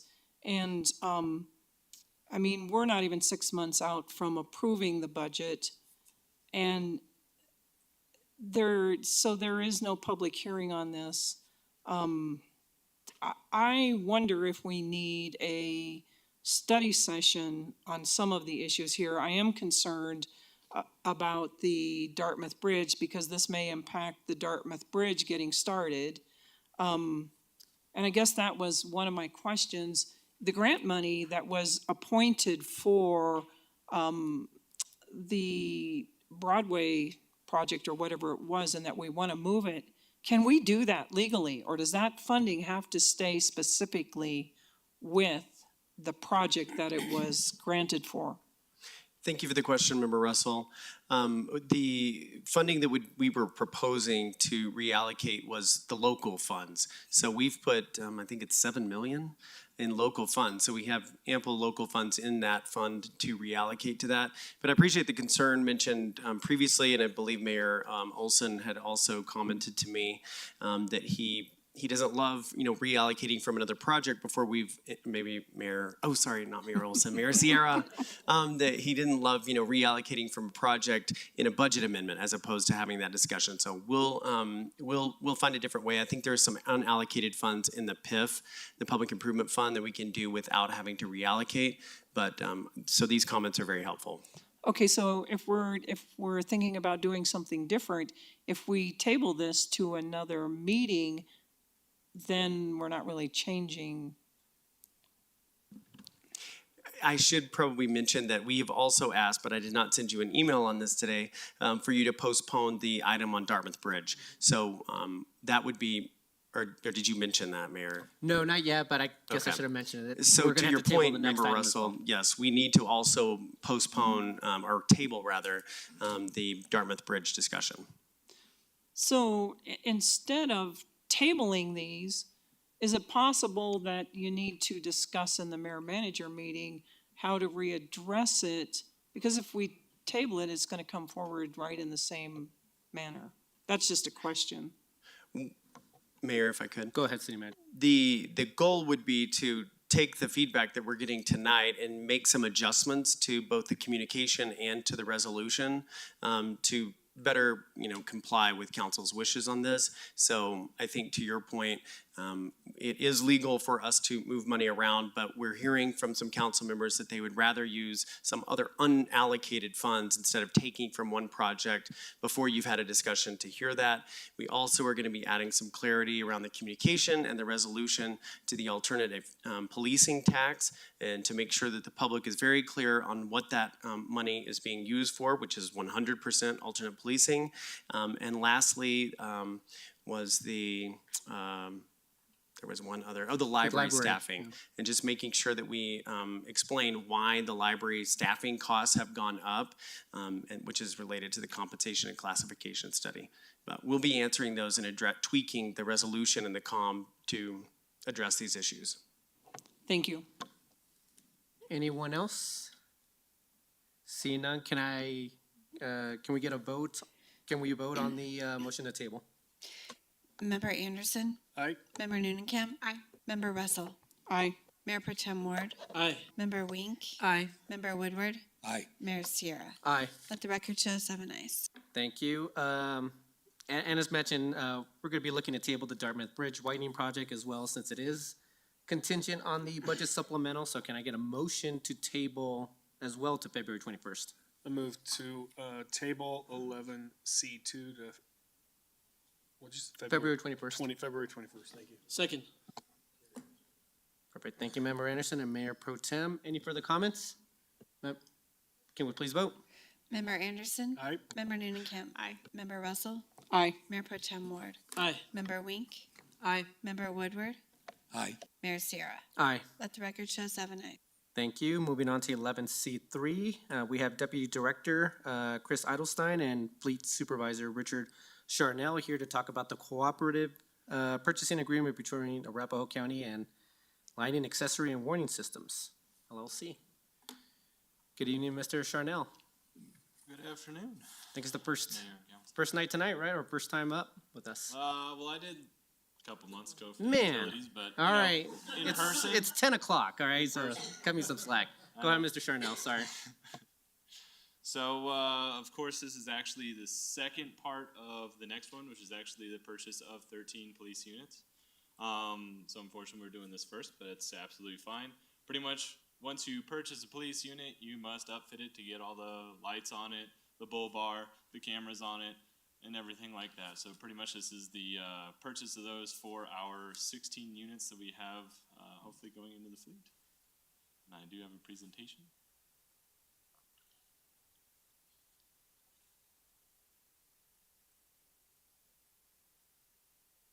And that was it.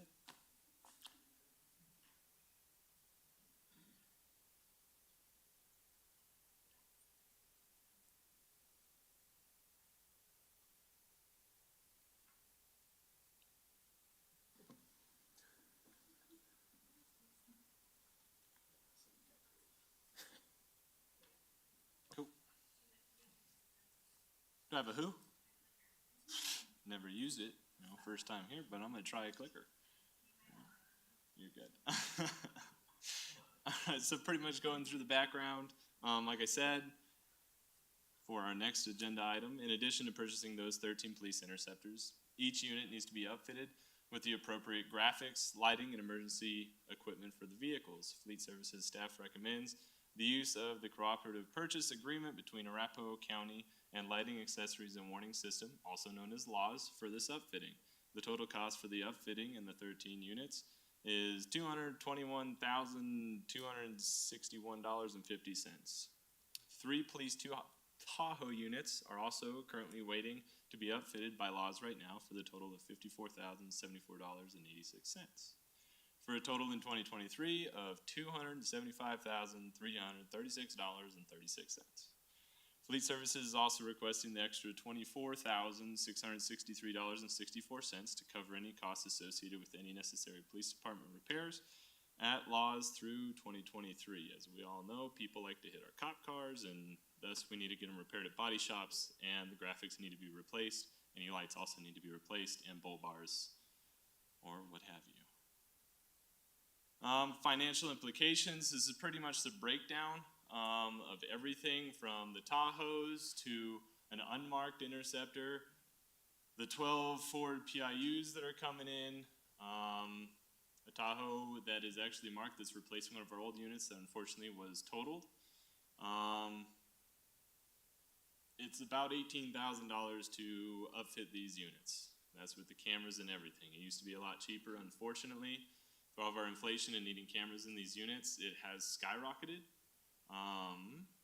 Of course, all these units are now, all upfitting charges that I'm doing on any of these units through SURF, all upfitting is now going into the purchase of the unit. So in the 5 years, 4 years time, however long a unit actually stands in our fleet, hopefully when it's up for replacement, it will cover the upfitting and the purchase of the unit fully. Recommendation. Staff recommends council approve by resolution the purchase of police unit upfitting parts and services under the terms of the cooperative purchasing agreement with Arapahoe County's LAWS up to the amount of $300,000 for an upfitting of our 16 new police units, 13 hopefully coming soon and 3 that are already here for $275,336.36, and an additional $24,663.64 for any repairs needed of graphics and emergency equipment to our police in 2023. Any questions? You crushed it again, Mr. Charnell, just like the first time, man. So, Member Woodward, you're first. Yes, one hopefully easy one. When do you expect delivery after this is approved? That is a phenomenal question. We actually have interceptors landing right now, as we'll get into next, but 7 of our interceptors that were ordered last year, they were not able to actually fulfill it. Ford wasn't. However, they were able to start coming in early this year. They are landing right now as we speak. I think at least we have 2 or 3 that are here that I know of. Could be more right now. They were asking when they could actually deliver the interceptors. As soon as they're delivered, I will be delivering them to LAWS. Okay, so, but these right here that we are approving. Yes. So there may be stock when this is approved that we can pull from and. Oh, you mean stock for units for like the old units that we have now? No, for what we're replacing with this, with what your presentation was tonight. Okay. What I heard you say, and maybe I heard it incorrectly, was the ones that we ordered last year are coming right now. So the ones that we ordered last year, they basically threw us aside and said, we don't have money for this. This is going to the retail side of Ford. However, Ford was making these police interceptors behind the scenes kind of, and as soon as Deputy Chief Fender heard that these units are coming in, he called me right away and said, we actually have ones that were ordered last year that were canceled, that they still built them, and there are units and they are coming in. Oh, okay. That's where I'm at right now. So yes, we actually have units coming in right now that hopefully you guys will grant us the wish to be able to get these units and get them going, because our police cars are. We could have them next month. Okay, thank you. Absolutely. Mayor Pro Tem. A couple of questions. So when these cars come, they're just basically regular sedans. Yes and no. So they do have some lights on them. They actually have a different body control module from a normal car. They have different brake systems because they're actually made for an interceptor, so they're for a lot harder stop, as we know that cops will do from time to time. They also have different turn signal lights on them. So if you were to go buy one that's an interceptor model from a used car lot, it does have different parts on it. The actual turn signal bulb in an interceptor is $350 compared to your $3.50 at Napa. So there is already differences in them. That's why they're the actual interceptor models, which makes it easier for laws to do. But there's still a lot more that needs to go on it. You know, all But the they don't graphics have and everything. cages. No, not at all. So is that part of this process? Are all these 100%. or some of them getting Yep. cages? Because I know some of our cruisers don't have them. Some of them don't, and those are actually the supervisor units. Okay. These are all going to be on the road as actual traffic stop. There is one that is unmarked on there. That's why it was a lot cheaper.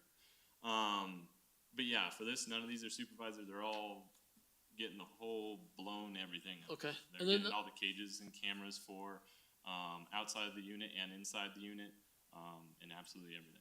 The other question is perhaps a little wonky, but when we decommission these vehicles, we don't sell them to the general public with the lights and the graphics on them. Not at all. Actually, to decommission them, you have to take off all the graphics and all of the police equipment on it. A lot of times we'll keep it at the service center just in case any of the lights on the newer vehicles go out, anything like that. If it's anything that we can't use, Laws has actually said that they will buy back from us and give us a credit on our stuff that is being updated. You're one step ahead of me, because that was going to be my question. If we're taking them off anyway, Yep. why aren't we using the old stuff on the new stuff? 100%. But So some of the lights are just outdated, so they don't go with the new equipment, unfortunately. But if Laws is able to use that on another municipality's type of equipment, if they're older, they will buy them from us and give them credits. perfect, thank you. Absolutely. Member Russell.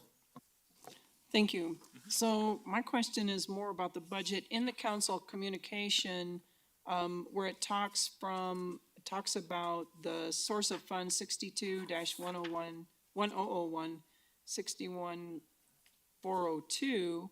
It shows that the year-to-date line item expensed is $739,392.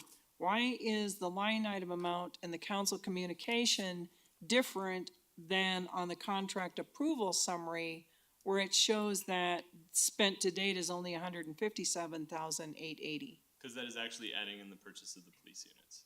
So actually, right now, as to date, is what is actually spent is only $159,000 that you guys actually granted me permission to do of the utility trucks in November that we finally got to get. So that's the only thing that's on there right now. Now, if we go ahead and approve the 13 cars, it will then go up to the 700,000. Okay, so, and the cars is after this? 100%. Okay, so if we had to put the cars on the budget first, then the contract approval summary would be correct, right? Yes. Okay, thank you. Yep. Member Woodward, do you have another question? No, I don't. All right, and with that, can I get a motion to approve 11C3? I'll move with 11C3. Thank you, Member Woodward. Can I get a second? Second. Thank you, Mayor Pro Tem. Any further comments? Mayor Pro Tem. I'm sorry, no. All right, can we please vote? Member Anderson. Aye. Member Newnham. Aye. Member Russell. Aye. Mayor Pro Tem Ward. Aye. Member Wink. Aye. Member Woodward. Aye. Mayor Sierra. Aye. Let the record show 7 ayes. Thank you. Moving on to 11C4. Now we're gonna be talking about the 13 units. Heck yeah. I have a presentation for this as well. Is this just gonna be the next one? That is awesome. Cool. Well, we already know who I am. I'm Richard Charnell, or Rick Charnell, Fleet Supervisor for the City of Englewood. We're coming to you right now for the purchase of the 13 police interceptors that was just mentioned just a little bit ago. We have a fleet that is kind of getting used up by hours, miles, maintenance, repairs. They're getting old.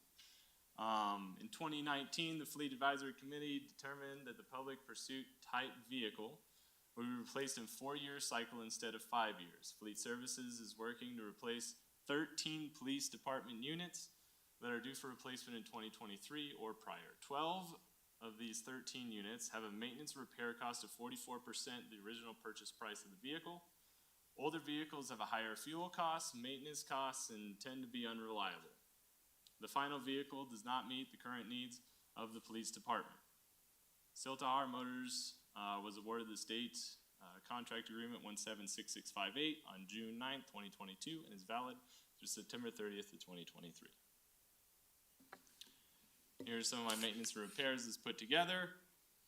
Of course, we'll see what our actual unit number is for the vehicles on the far left, our acquired cost of what we purchased the unit for, our maintenance costs that we're at right now, and the percentage that's right next to it that pretty much shows these cars are getting used, we're repairing them. I mean, 7509 through 14 are all the Chargers. So those are definitely high pursuit models with the Hemis and everything. 7477 is also on here. Unfortunately, it is a lower percentage, but due to the surf, it is due for replacement. Here are the other ones of the Explorers. As we see, 101%, 85%, 63%. It's time for these guys to go. Financial implications. Surf collected $37,000 on 7509, a replacement cost of $44,734 for a fund shortage of $69.30. Of course, we will collect all fund shortages through Surf through its 4-year interval, which I will show. Total shortage of $82,736 will be paid from the Surf balance. The sale price of the 13 units at auction will be returned to the Surf balance as well. The remaining shortfall will be factored into the annual Surf charge paid by the Englewood Police Department over the life of the new units starting in 2024. Here's pretty much a breakdown example of how it will be. I use 7483. Surf collected $42,789. A replacement cost is $44,734. A fund shortage of this is $1,945. To be paid back over the next 4 years. Also with a market increase of 5%, because as we all know, vehicles are not getting cheaper, they're getting more and more expensive. For a total cost, including the fund shortage in 2024 to $48,916, a new Surf payment of $1,019 a month over 12 months is $12,000 annually. Surf balance after the 4 years, taking out the fund shortage, being that they're paying for that, is $46,971.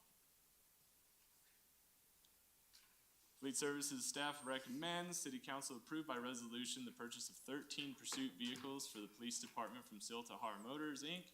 through the state contract price agreement of 176658. Thank you, Mr. Charnel. Member Wink, you had your line on first. Thanks, Mayor. Can we go back to, I believe, the second slide? It's a small question. Keep going forward. I'm trying. Oh, you're moving us? Oh, yeah. Yep, it's there. On the first bullet, you said 44%. Is it actually greater than or equal to, or exactly 44%? It's equal to or greater. I mean, pretty much everything there. I think the lowest one is 44%. That's pretty much where our threshold is. Anything that is 44, I know it's a weird number to go with. There's nothing weird about it. You just said 44. You didn't say greater than or equal to, and so I was just wondering about the accuracy of that on the That is slide. my bad. Greater than or equal to. Okay.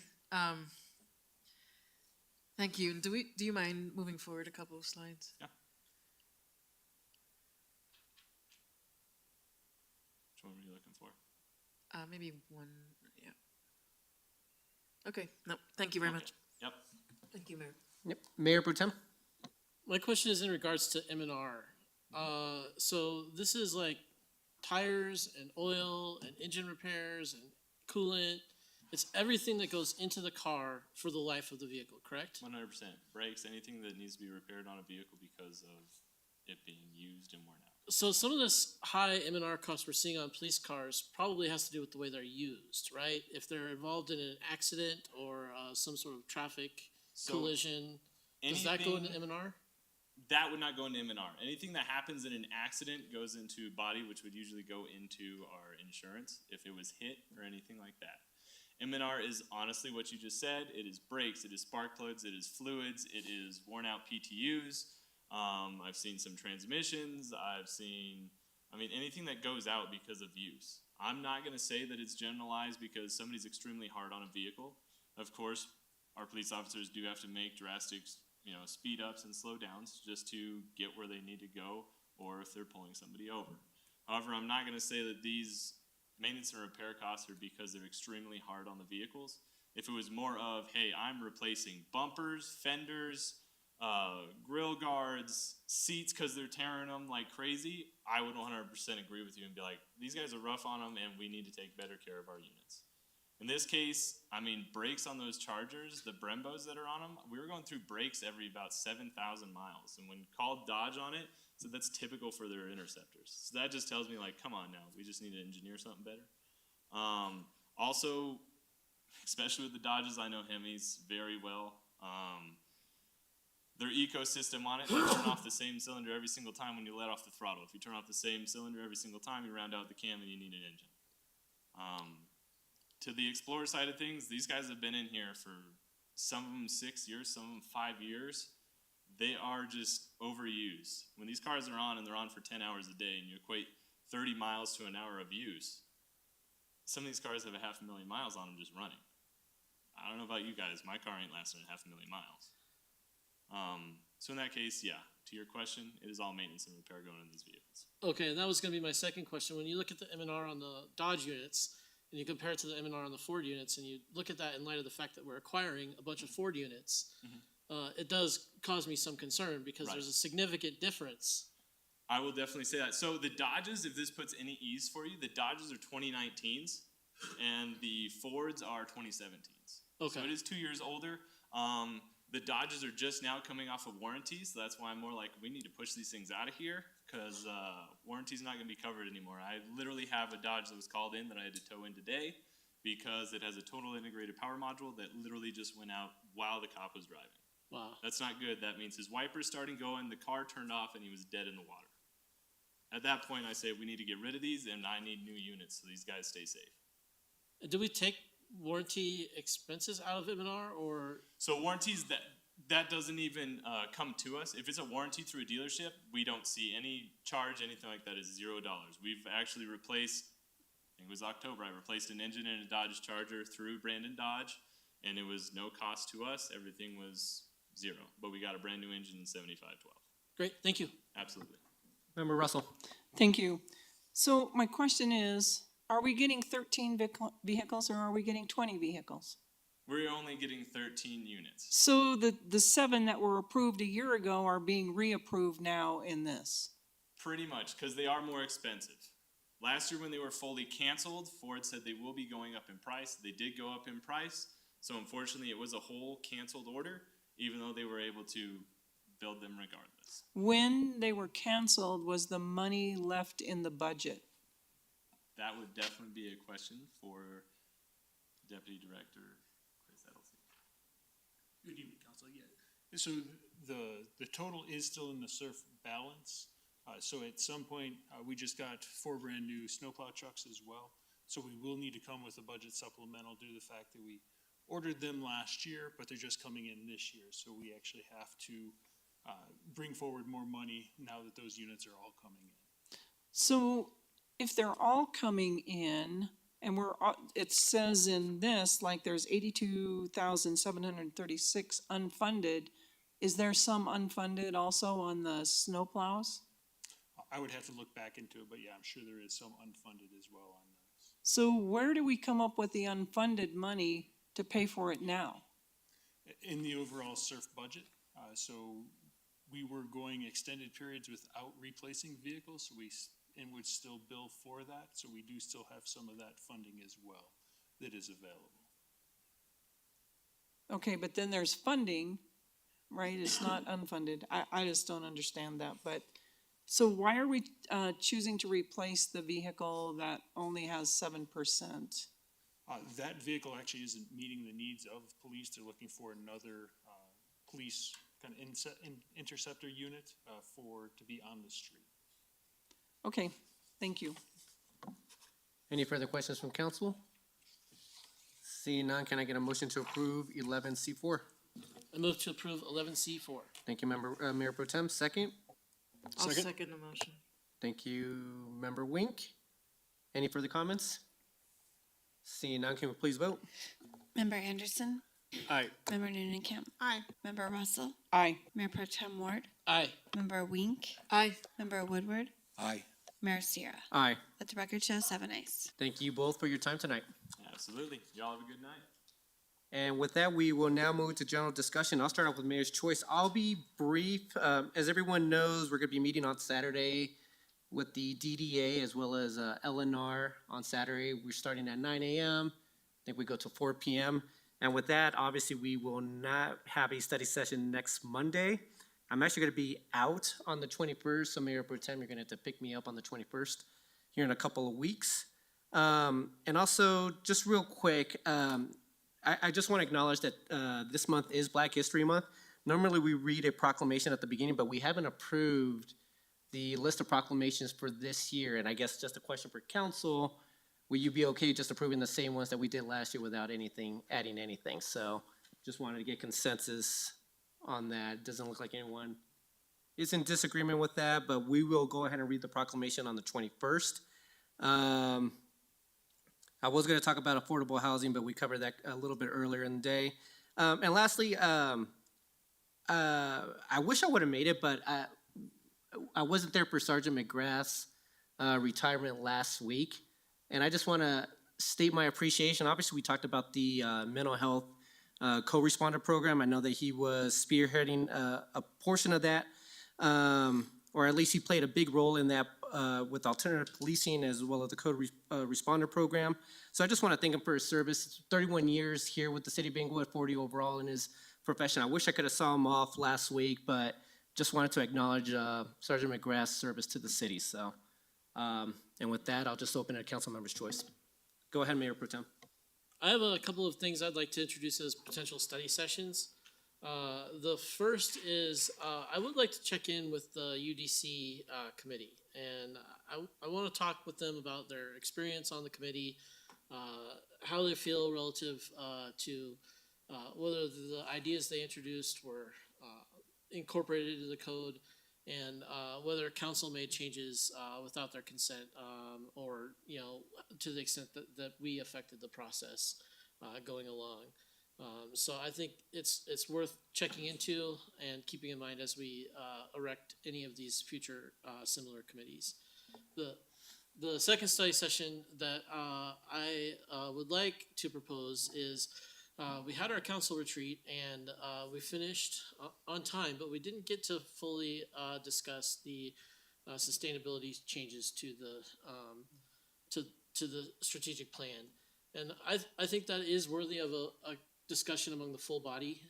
So I would like to introduce that as a second potential study session topic in the near future.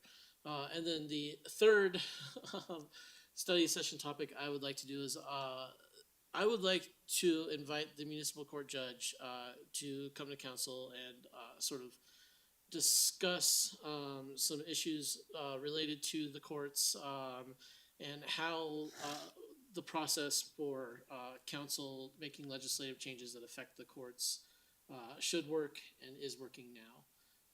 So those are three potential study session topics that I think we may all need to discuss and when we can schedule those. Thank you, Mayor Pro Tem. Anyone want to weigh in on these study session items that Mayor Pro Tem brought up? I'll start with you, Member Noonan Camp, and then Member Anderson. Thank you, Mayor. I broadly support all of them. I think there can be a conversation around the scope and kind of the framing of them. Around the Code Next steering committee, I would love to hear from that group, but I think it's more of just, I would like a report from them of their experience. I think, I'm not sure with the sequencing of that, when that happens. I know most of their interaction has been with staff and the consultants so far. I think it'd be great to hear from them as a council, but I would like to just hear from them generally. What are their recommendations, not kind of framed in a certain way that we haven't made any decisions yet.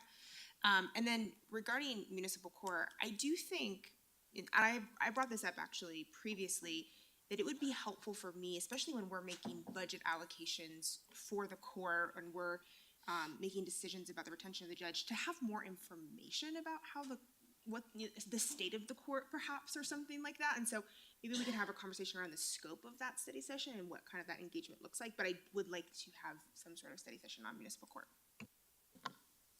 Member Anderson. I wanted to weigh in on the steering committee because I've sat in on a number of those meetings, and at times I've wondered what the purpose of the committee is. And then, of course, reading through charter, we have a for any amendments to our development code, we have a very specific process for those. Those have to come from P&Z, according to, let's see, Charter 58. Any modifications to our zoning ordinances shall be recommended by the Planning and Zoning Commission. And so the steering committee I don't believe has authority to really make recommendations to council. Now, the steering committee is made up of a lot of P&Z members, but those are the ones, that subset, and I don't think P&Z members have, some of them have not regularly attended. They didn't feel as though maybe they were required to regularly attend. I don't know what the attendance record is, but this is something I've heard, that they didn't all attend. They still have to make that decision, make that recommendation to council. And I hesitate about intervening with the UDC steering committee when they're not actually the recommending body. And they weren't actually, when we first approved the steering committee, if I remember back to that process, I think it was perhaps Member Russell, if I'm forgetting wrong, I don't know, but I thought there was I believe it was Member Russell had some questions about whether or not this committee should be making recommendations. And I thought the pushback from staff was their role was to make sure that that information was properly gathered from the public. And so they're attending the public engagement meetings and having that information reported back to them by the consultants. And as I think about it, I think they have done that. They've heard reports on how, where the recommendations came from.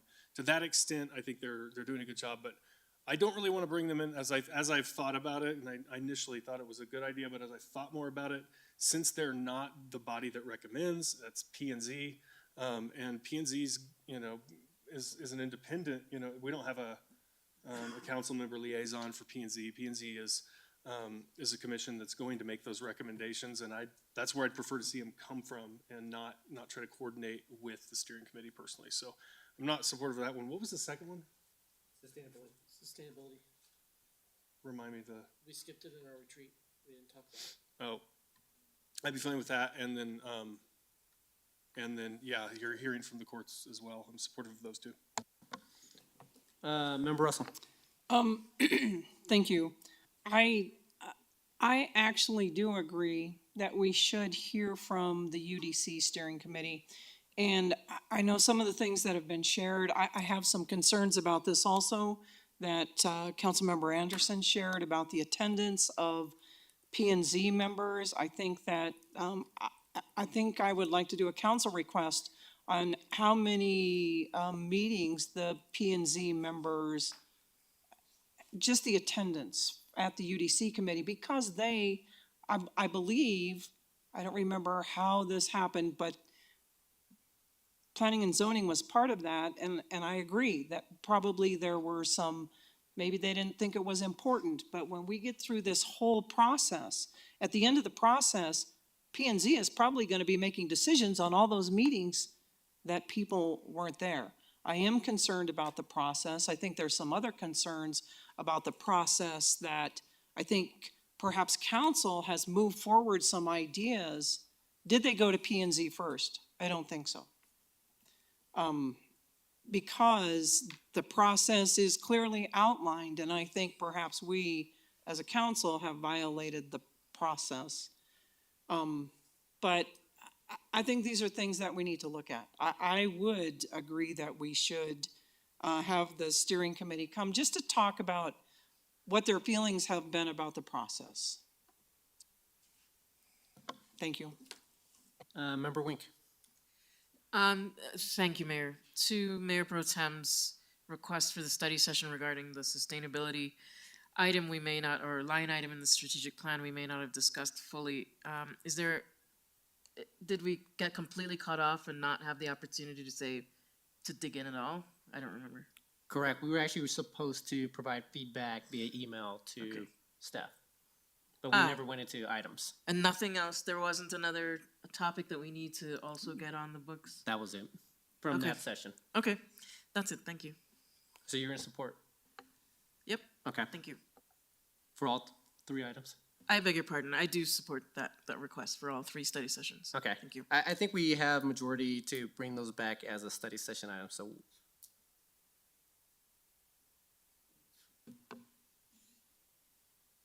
Go ahead, Member Noonan-Camp. I know you're doing the math in your head, so I guess I counted myself as one without voicing my support, so. Which is completely fine. I just wanted to acknowledge Member Anderson's points and think that they're well taken and well thought out. And I want to acknowledge that I wasn't on council when that steering committee was set up and kind of the intention and the purpose behind it. I do think that the process is important. I don't support a meeting with the steering committee to kind of maybe air grievances or how do they feel. I don't think that's productive to our decision-making process. And if, you know, the proper process is really in us getting the feedback from P&Z, I'm happy to go that direction as well. I just want to acknowledge my own ignorance because I was not part of the decision-making body at that time. And so I am compelled by Member Anderson's points to keep it at P&Z, acknowledging that we take public comment every meeting. Right. Thank you, Member Noonan-Camp. No, I'll be in support, and I guess I do agree with Member Anderson. I am in favor of bringing the UDC back into it, but just to understand the process and just their thinking. I think we did kind of bring, I'm trying to think back, and I think Member Anderson, you were against it from the beginning, if I remember correctly, from the starting point of the UDC, but I know that was almost like 2 years ago, but no, I think it would be good in order to just have that conversation with them in terms of everything that we discussed up to this point with CodeNet, because I know it did originate originally there, and having that community feedback was one of the bases for it. But I'd be in support of all of these, including the sustainability as well as the municipal judge. But I have concerns about, I think I side with you, Member Noonan-Camp, and just understanding that process. I think City Attorney, I kind of mentioned to you last week, I just wanted to understand what role we play in that aspect of it, but obviously budget falls under the purview of City Council. So, yeah, I'd like to have that discussion as well, so. Go ahead, Member Noonan-Camp. I have something else for Councilmember's choice if we're ready to move on. Mayor Pro Tem, do you have anything else? Nothing of pressing importance at the time. I'll yield. Go ahead, Member Noonan-Camp. Thank you. I will try to be brief, but I have punted this a couple weeks to the late hour, so I'm going to try to get through it. One is something that I brought up earlier today. I'm also interested in a study session looking at, we have almost $10 million in our unassigned fund balance, and as we start to think about wrapping up 2022, I would really like to be good stewards of those taxpayer dollars and think about how we allocate them for the pressing capital needs in the city. As you know, we had a conversation and this council agreed last year to think about a strategic capital plan for the city, the master plan of the master plans, right? And as we head into another budget cycle, as we have this existing balance, I think it would be worth our time to look at kind of the existing tier 1 capital projects that we still have unfunded and think about how we want to use that money in a strategic way.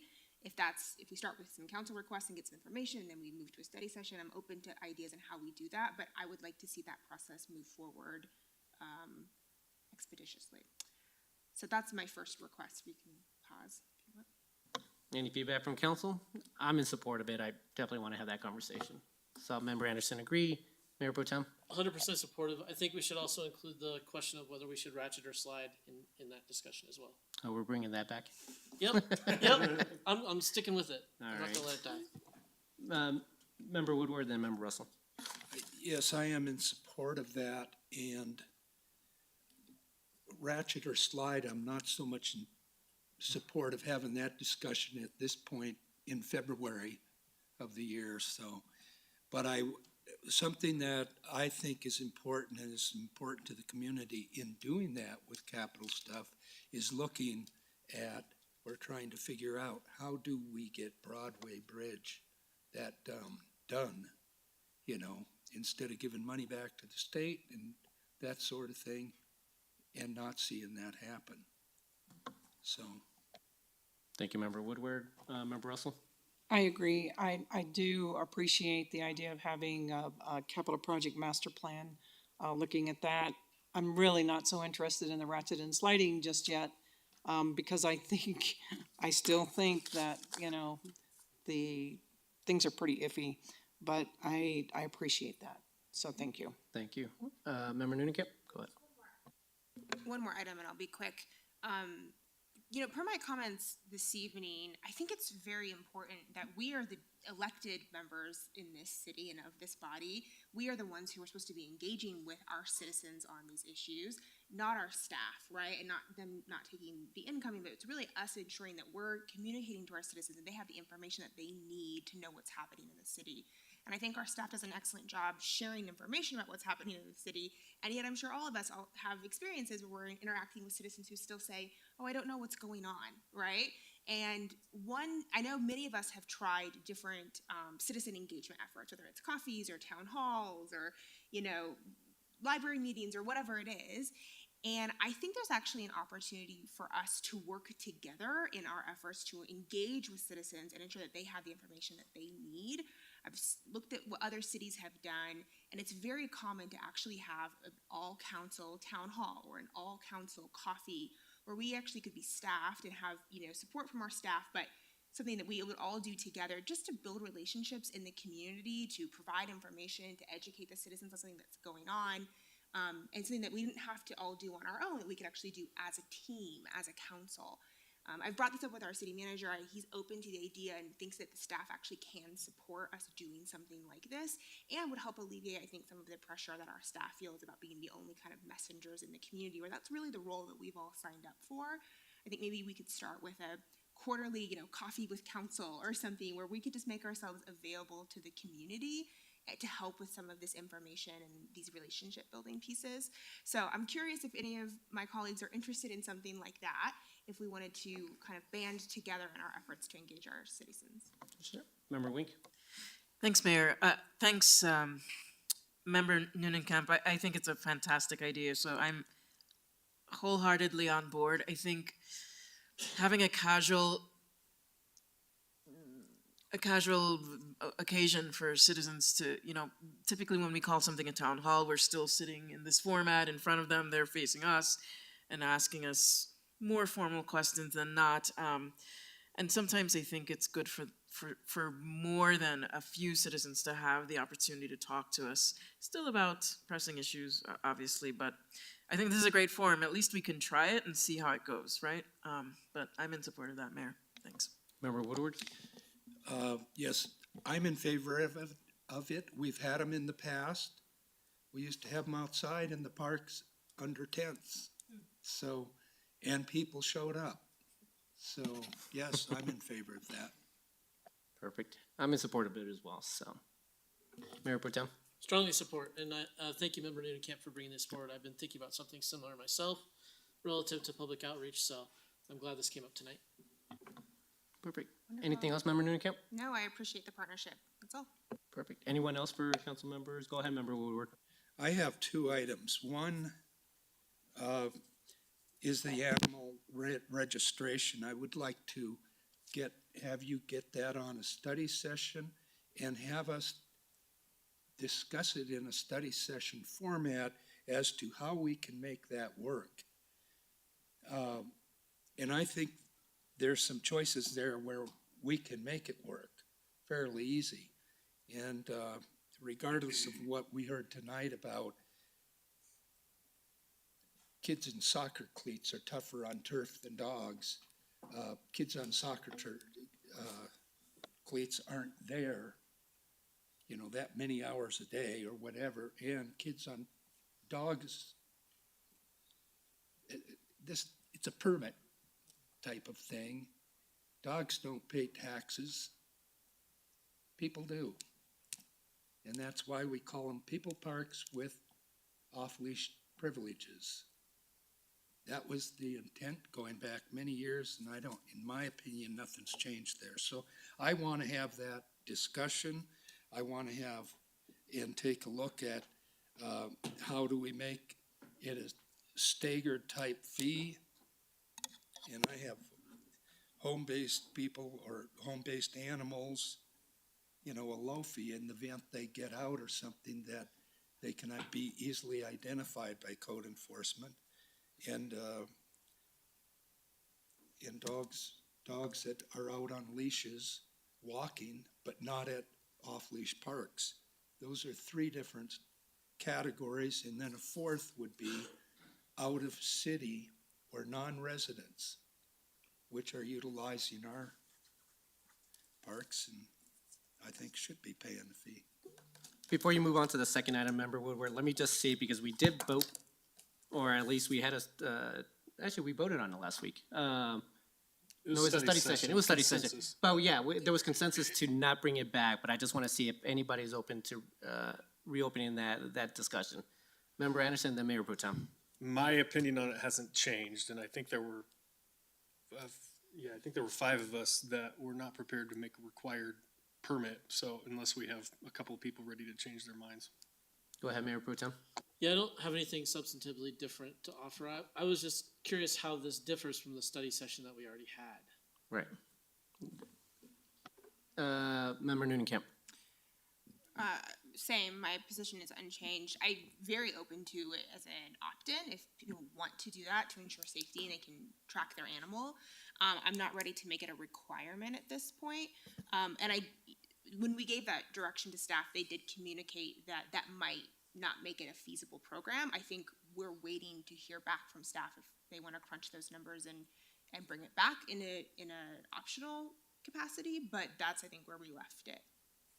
Okay, what I thought I have heard, basically, that it isn't, it has been checked out and to the degree, not officially, but where it wouldn't be cost effective to do it on just the leashed part, right? Not off-leash parks. So. Member Russell, did you want to weigh in? I see you reaching for the button, but. Well, I just, I feel the same as most of the other council members. I haven't changed my mind, and I agree that if they come back with, information that they could make it work with the way we gave them direction, then I'm okay. But I think right now the ball's in their court, and I'm not willing to do study sessions on that. Thank you. I'm in agreement as well, Member Russell. So I think right now it still falls with staff at the moment based on the direction we gave last week or the week before. But go ahead, Member Woodward. Okay, my other item is waste management, trash hauler. I've had 2 complaints, and I've seen some stuff on social media about this, where waste management, you call and you get their operator, and if it's a citizen, they're asking about, I wanted alley pickup, that sort of thing. And that operator is saying, the city of Englewood said, no, we can't do it, that's why we're not doing that. Now, some of us, I got 2 postcards on it, what they were doing, and nothing's changed, but I think we need to have somebody from Public Works or city staff call whoever our contact is in waste management and say, hey, don't tell your operators not to say something like that. And I mean, that's just wrong in my opinion. The other thing is with waste management, I'm seeing them every day of the week now. We have Wednesdays and Mondays and Wednesdays and Fridays. And I don't know, I don't see Republic here every day of the week. I don't see Waste Connections here every day of the week. I see waste management. So, I think we need to enforce that a little better because it seems like we have trash trucks. And I'm not talking about commercial picking up restaurants and stuff. I'm talking about residences. So those are my 2 items for right now. Thank you, Member Woodward. Member Russell, go ahead. I just want to add in on that. Have we had any more feedback with trying to entice other trash haulers into the city? Not to my knowledge, not to our office.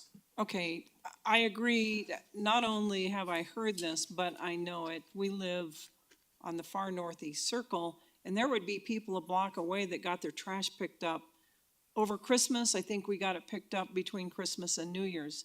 Then they didn't come. I mean, it snowed and they don't come. And so our trash will sit out there all week. And I think that Councilmember Woodward is right. We do need to pursue enforcing the rules with them. So anyway, but I appreciate that. Anything else, Member Russell or Member Woodward? Nope. Okay, I actually do have, I have a council request. I would like to know how much Section 8 housing we actually have in the city of Englewood. I know we have a couple buildings, but I think there's other Section 8 housing available in some of those apartment houses that we built also. So I would think Englewood Housing Authority might have that information. And then I have one other thing. I came by City Hall last week and there was a meeting going on between 3 elected officials and the city manager and the city attorney. And I would like to know what the official reason is for that meeting. And and you don't have to answer this right now. I would like a report from the city manager and the city attorney on the meeting. And I would like a report from the elected officials who attended, and would like to know if the meeting was recorded. And then lastly, why was council not informed about this meeting? I will answer that. So it wasn't 3 elected officials of this body. It was, of course, the municipal judge and 2 elected officials. And I'm only making that distinction because if the 3 officials were from city council, then it's an open meeting under the open meetings law. I thought I had invited each council member individually because, of course, we could have 2 council members there. And I apologize if I missed sending you an email about it. I think I updated everybody else, and I apologize. I will certainly send that to you about what was on the agenda and what was discussed. It was a meeting requested by the municipal court judge. He gave us a list of issues that he wanted to discuss, including some proposals, and I don't have that agenda in front of me, but I'm happy to share it with you because I also took notes on it. I had planned or had intended to try to record it, so council could access it. I could not get it to record. It's a Teams function from the meeting, so I don't have a recording of it to share, but I do have notes and I do have the agenda. The Mayor Pro Tem Ward and Councilmember Anderson did attend, and I had intended to invite every council member individually, and then whoever responded first is who attended. So that's how Councilmember Anderson was there as well. And I had invited a council member to attend because the judge is also elected, and I felt it's more appropriate so that council members can hear firsthand what some of the judge's concerns are, and that it's not filtered through my interpretation. They can hear it firsthand, and I think it's probably more efficient that way. Well, I appreciate that, and I appreciate your openness and transparency about that. So is it possible to schedule, when the municipal judge asks for a meeting, then could we just schedule a time that we could all meet with him? Absolutely, and I think the study session that Mayor Pro Tem Ward already requested, that's an open meeting, and it would be with him and all of City Council, so everyone can hear the same information at the same time. But if you would like to schedule an additional meeting to that, I'm sure we can make that happen as well. Okay, I appreciate that. Thank you. That's all I have. Thank you. City manager report. I'll just skip to one of the more timely items on my list, which is that the remediation of the Hampden Hall bathrooms has been complete, but unfortunately, the testing of meth contamination has gotten very crowded in terms of the need throughout the state. So our testing facility is a bit behind on that, but we believe it is clean. However, we have to wait for those tests in order to open that up. That is the same for the garage lobby on the first floor against the garage. And then the second floor restrooms will be next on our list for cleaning, and followed by the let's see, second floor restrooms, they have or haven't been tested? Excuse me, not tested, remediated. Okay, those have been remediated. Those are the ones we're waiting on the test. We're now moving to the first floor lobby where the trolley is against the fountain, and then the bathrooms probably sometime next week. So just wanted to let council know we've been moving as quickly as we can on that. We are proud to report that curbside library services have been up and running, going well, and much of our programming for the library, as you know, has been moved to the second floor community room. So we appreciate the support of the public and the patients, as well for the library, as well as for patrons of the Civic Center, and glad to answer any questions about that, as well as Director Victor Rochelle. Thank you very much. Any questions? Member Nunekamp? I'll just note that I used curbside pickup this week to pick up a book that was on hold. It was excellent, efficient, quick, and super proud of the staff of how they persevered through this. Any other questions for staff? Seeing none, I think we're good. Anything else, City Manager? No further items. All right, everyone. No meeting next Monday. I'll see you all Saturday. Meeting's adjourned. Have a good night.